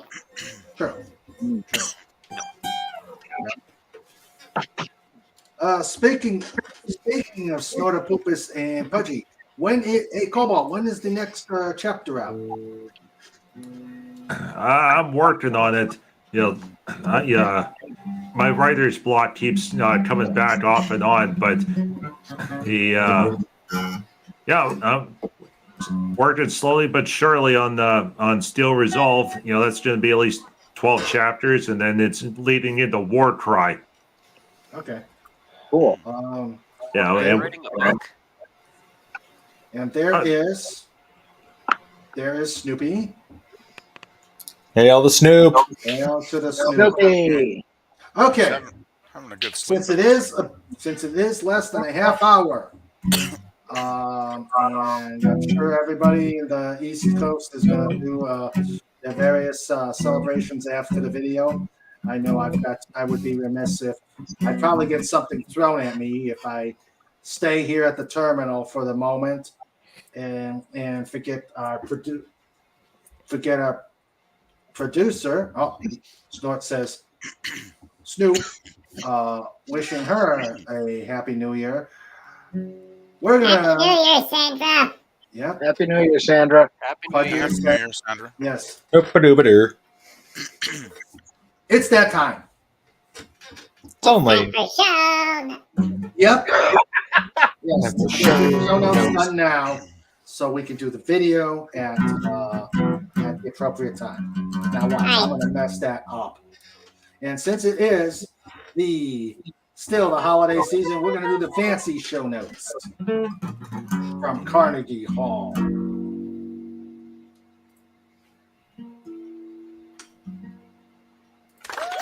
This segment is brought to you by TheDolphinBoys.com. It's time for show notes. It's time for show notes. It's time for show notes. With Mr. Raymond and Sandra too. It's time for show notes. Dun.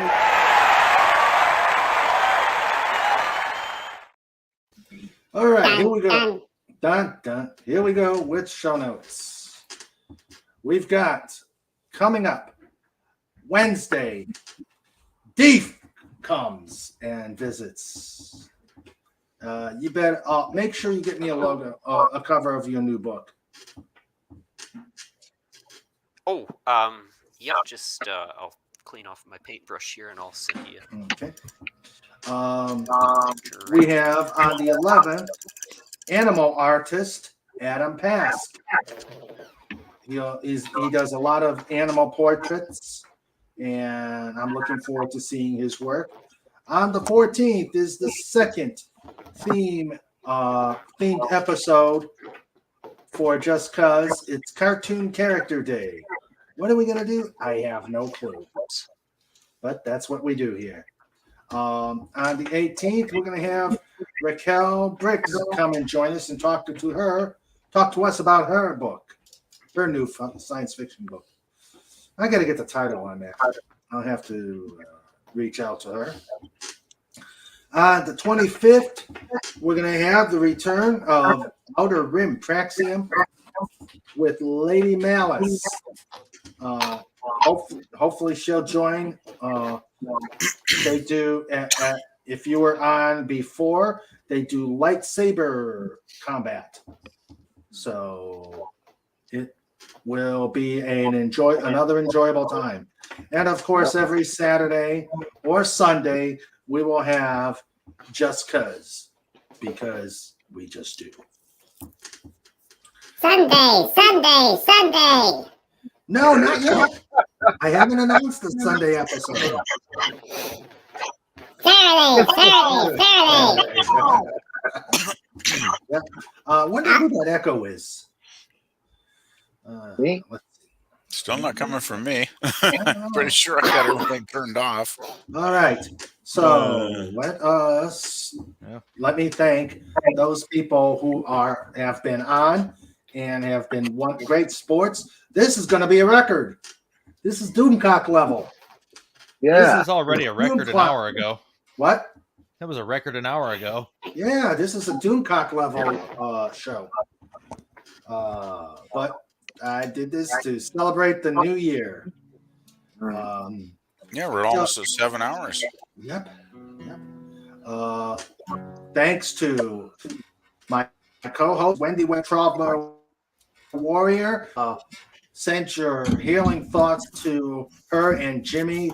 Put a WTW out there to show that we're thinking about Wendy. She sounded not so hot, so we want to really make sure they get better. So please put a WTW out there and send prayers and healing thoughts. We have the amazing people here on the panel. Cobalt, thank you for being here and having fun with us. Thank you very much for inviting me. I had a lot of fun. Good. I'm glad you did. We had the Baron Orman Tag here. We had Dalek 451 here. Yeah, my voice is starting to. I think the voice has reached its limit. We had Dalek 451, Pleasant Valley Picker. Thank you very much, sir. You're welcome, Raymond. I always enjoy popping on your streams, and I'm glad I discovered your channel a few months ago. So it's always great fun, and especially on New Year's, it's nice to have somebody to chat with and be here instead of sitting alone. Hey, it's beats being alone. Exactly. Thank you, Carla Burton, for coming on board, and we'll take the best. We'll figure out what to do about the best jokes and the worst jokes. We'll figure that out. We had Deef. Thank you for coming. Thanks for having me. Yep, and please put your link. No, I haven't. Never mind. Let's see if the bot's working. If not, Snort will roar at it. Either that or Pudgy will do bonk. Pudgy will bonk it. Come on, bot. Come on, bot. There it went. It did it. All right. Yay. Pudgy pushed the button. Pudgy pushed the button. Yes. All right. So, Deep, please look up Deep's books, and we'll be talking more about the books on Wednesday. Looking forward to that. We had Andy Masterson come on and show us some of his toys. We had Old Man here. John, thank you, my friend. Always a pleasure. Thanks for having me. Yes.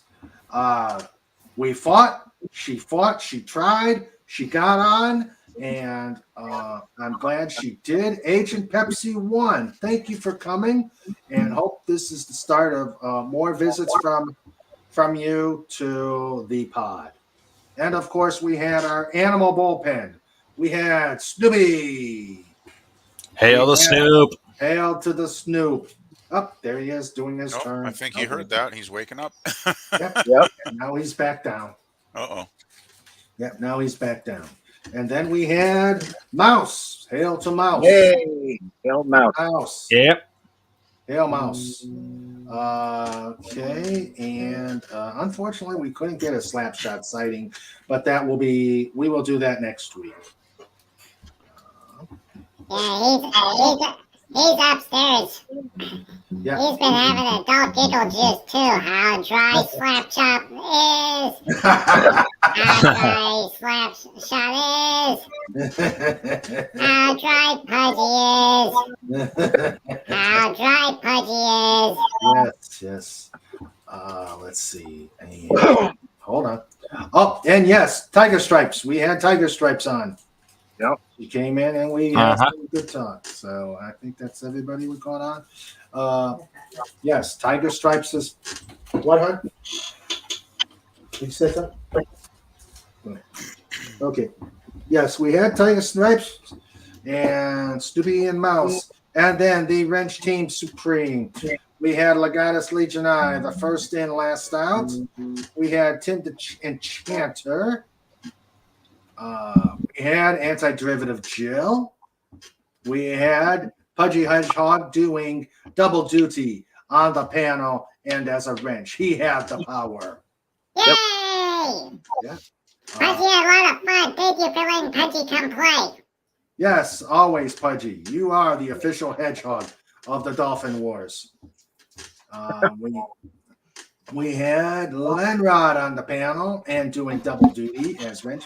Thank you again, my friend Lenrod. No problem. It's always a good time here. Always. of course, we would be remiss if we didn't mention Sandra, my producer, my other half, the wrench wrench, and the thing that keeps the person who keeps the pod going on as it does, and of course, himself.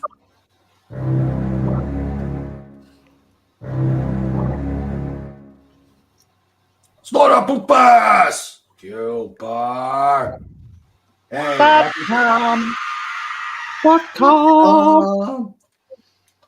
hey, you have a happy new year, big brother. You have a happy new year. We're gonna see you next week. Let's eat some moose together, some seals, and just have a general mauling time, Snort.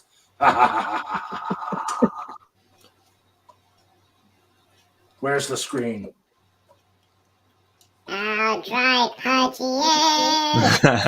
I'll try. Oh, there's the button.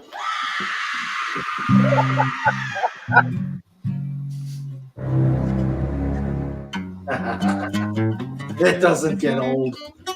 Snortopoopas, never gets. Mini Snort never gets old.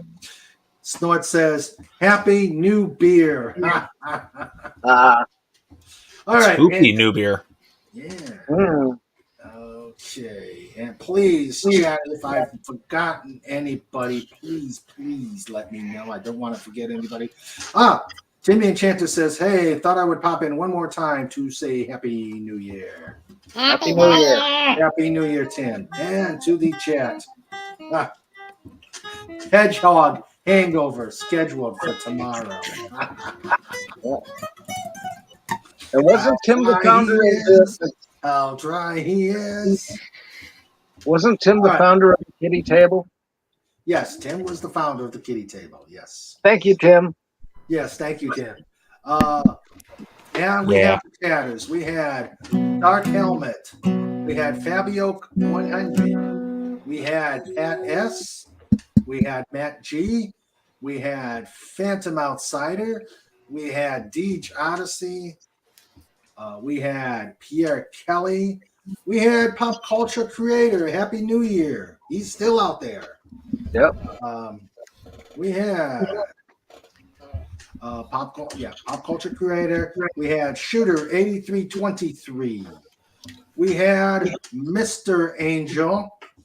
We have Mr. CCDV. We had Tony Stark. We had Pod Racing Palpatine. All you guys in the chat, it was amazing having you here. We broke a King Dolphin TV record, 7 hours. We're almost at 7 hours, and I think it's been a great time. And as Snort says, Hedgehog hangover scheduled for tomorrow. Yeah, so let's. I'm going to put the link out there because Clobby has a Clobbering Times has a link out or stream out there, and we will. If you guys go out there, if you guys are still conscious enough, go on and do a King Dolphin TV raid at Clobbering Times. There you go. Let's see. Where is it? Okay. There it goes. There's the Clobbering Times stream. He's doing a New Year's stream. Yeah. Can everybody hear me? Okay. Yep. Okay. Yep. All right. So, please tell them it's a King Dolphin raid. And what's this? What's this, Snort? Snort, what happened? What happened? The chili peppers worked through Snort. Oh, yeah. Oh no! Oh no! Snort, I am so sorry. What happened here? Yes, I don't see it. Snort. Bear palm. Oh, bear palm. Bear palm. Uh-oh. Yeah. And Tim the Enchanter. One too many jokes from the he who shall not be named. It's true. So true. Tim the Enchanter says good night and have a pleasant tomorrow. Take care, Tim. Yeah. Yeah, this is going to be the year of Perfect Dark. If you ever played the game, it was set in 2023. Mm-hmm. Alien Contact. Yay. Yeah. Okay, so Hey, speaking of aliens, have any of you seen the trailer for the Gray Hill incident? no. Nope. It's coming out in 2023. Aliens attack some town. Doesn't say specifically where it is, but technically Gray Hill happened over in it doesn't say where it is, but it's alien horror, and you're wandering cornfields and going between houses and trying to save your neighbors, and there's all these 4 foot tall aliens with the big heads and the black eyes roaming around, and it's one of those games where you don't have a lot of ammunition, but you have access to a lot of clubs. Okay. So either Why not just use a glass of water against the aliens? That always works. Well, they're not using the official signs canon in this movie. Okay.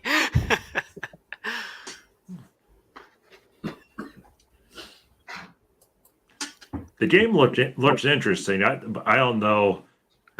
It's one of those deals. It's like, oh, this looks pretty cool. Is it $60 worth of cool, or is it more like $10 worth of cool? That's going to be the big question. Yeah. See, me, I just want to play Space Invaders. Oh yeah. I'm old. So or Galaga. So or Galaga. Galaga was great. Yeah. I remember that game. They got it on the iPhones now at the iStore. Yeah. You Apple products. I got an Atari 2600 downstairs. I want my 64. I still have my 64 downstairs. I should never have gotten rid of my 64. You can buy a new one. Oh, how much? Oh, maybe. I don't know. I see them in town here. They're brand new. They're smaller than they used to be, but I can buy brand new controllers, the system, the games. Yeah, you can get it. There's there's that C64 was like anniversary edition. It's absolutely tiny. It uses like an ARM CPU in it, but it basically perfectly emulates the old hardware. Yeah. I was actually at work what was it, last week or week before, I guess. Week before Christmas, and at one of my job stations it was automated, but it wasn't working properly because it was -40, and so they had to have me keeping an eye on it. There's this tick in the change, this tick tick tick tick tick tick tick, and it just right away the GoldenEye 64 theme started going through my head of Depot. Yeah. I couldn't help. I am It's always invincible. in my mind. Yeah. I am invincible. A friend of mine just bought the PPK that Pierce Brosnan has on the cover of that game. A friend of mine just bought that gun. Nice. He wouldn't tell me how much it was, but he said somewhere in the 6-digit range. Yeah. Holy crap! Wow. Yeah, he's like Must be super nice. super rich. Yeah, the guy's a billionaire. PPK So. is a classic. It's like every man should own a Walther PPK. Yeah. Or close to it. Yeah. I don't know. P232. If I were to buy, a firearm of some sort, I kind of wanted to get the 50 caliber from Armed and Dangerous with John Candy. Pistol? Yeah. Closest thing to that is the Desert Eagle. Yeah. Desert Eagle is a monster. You can always get a super judge. Yeah, if Yeah. you don't like your wrists anyway. Oh, I don't do Yeah. Taurus. I do not do Taurus. Give me a That second. reminds me, I should watch Snatch again. It's got replica written on the side of your handgun. That's why it has Desert Eagle .50 written down the side of mine. 7 minutes. Stand by. Going on a standby. How dry Pudgy is. How dry Pudgy is. How dry Pudgy is. And Mr. John's on fire. How drunk Pudgy is. Mr. John is on fire. We're here late at night. I'm gonna aspire. Beautiful. Awesome. That's it. You're doing the official soundtrack for the Circle of Vengeance and the Eyes of a Killer movie adaptations. Awesome. Yeah. Eyes of a Killer by the book from Mr. Thief. What? There you go. What was that? What was Pudgy singing? Oh, he was singing, you should purchase the Dolphin Wars. Yes, you should. Well, no, you did. You did. Oh, he's saying that you should purchase the Eyes of a Killer and Circle of Vengeance. No, okay. You know, I think we got. Now, everybody here has heard the parody, so I don't know if I need to sing it again.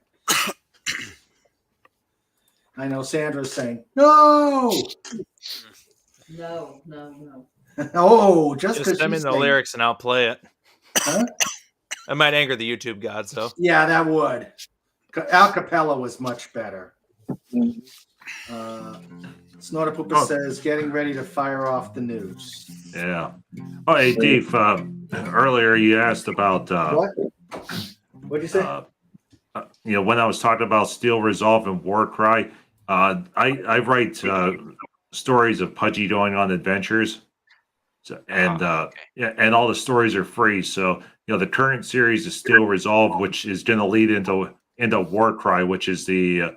at least based on my current plan, it's probably going to be the conclusion. Oh, right on. Cool. Yes, let's get.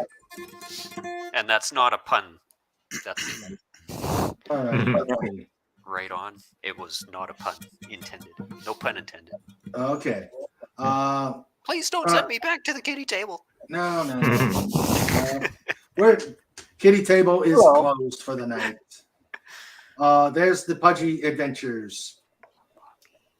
I still have a long way to go to get through all those. Yeah.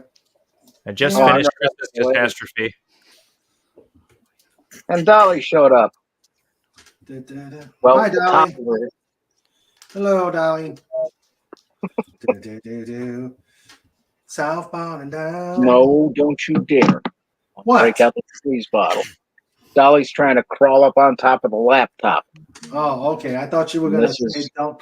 I thought you were going to say don't sing the song. No. Oh, don't use the squeeze bottle on Mr. Raymond. No. Keeps Dolly back away from the. Wait a minute. Where's my squeeze bottle? What did you do with it?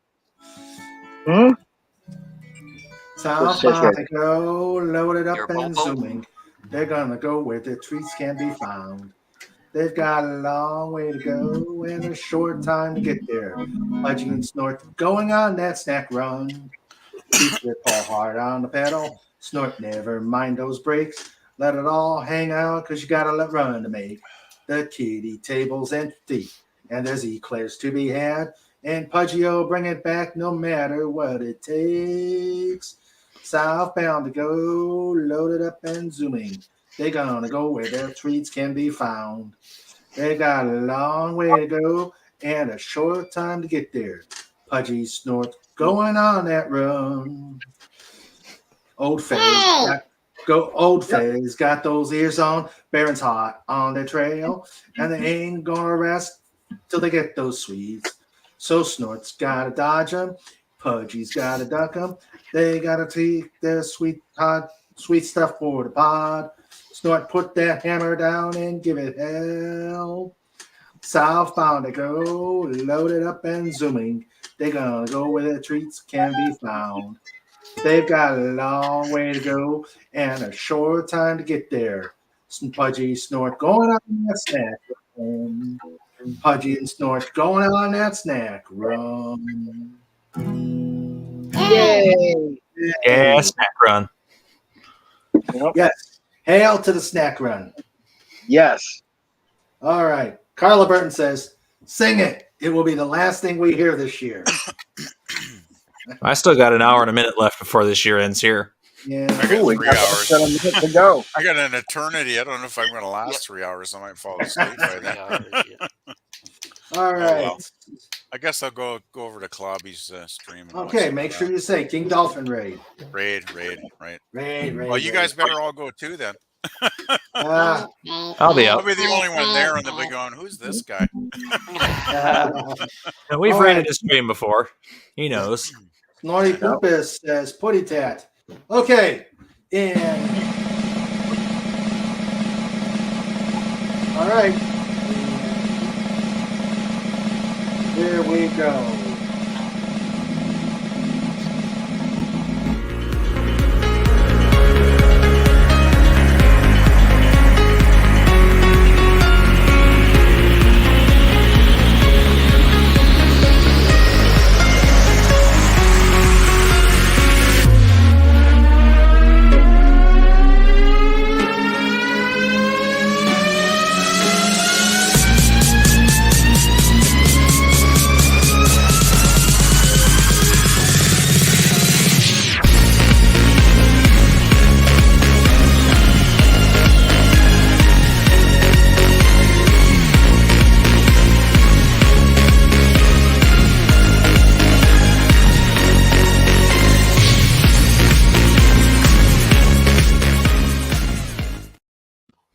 Hail Fet for Hire. Thank you.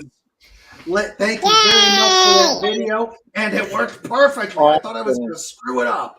Woo! Oh, great. Happy New Year, everybody. Happy New Year. What you guys think of that Happy video? nude beer. Happy New Year. Great video. That was awesome. Yeah, that played That really delivers well. once again. Yes. Happy New Year, Laurie. Happy New Year, Laurie. Laurie Wilson here from. Oh, Laurie, Happy New Year. Yes. Hey. Yay. Oh, that worked. Oh, man, that worked out perfectly. It hit That was 12. sweet. Yeah. That Landing on John gave Fez gave the idea for that, and that made it happen. Thank you, Jim. Thank you, No John. problem. And sorry you couldn't come. You couldn't make it, Fet. Glad you were able to do that for us. Yep. And everybody, you guys be safe. Enjoy the rest of your evening. And just have a safe, happy New Year. May 2023 be all that we want and need of it. And just take care, and we'll see you on Wednesday. Yep. And the Yeah. new year doesn't begin until the hedgehog drops. Indeed. Yeah. Guys, stick around after this. We'll just do a quick thing. Kamala, I think did you like it, Kamala? Did you like that? Everybody out there in the chat, Tim, Legatus, this was absolutely awesome. I think we ought to go out with that. Yeah.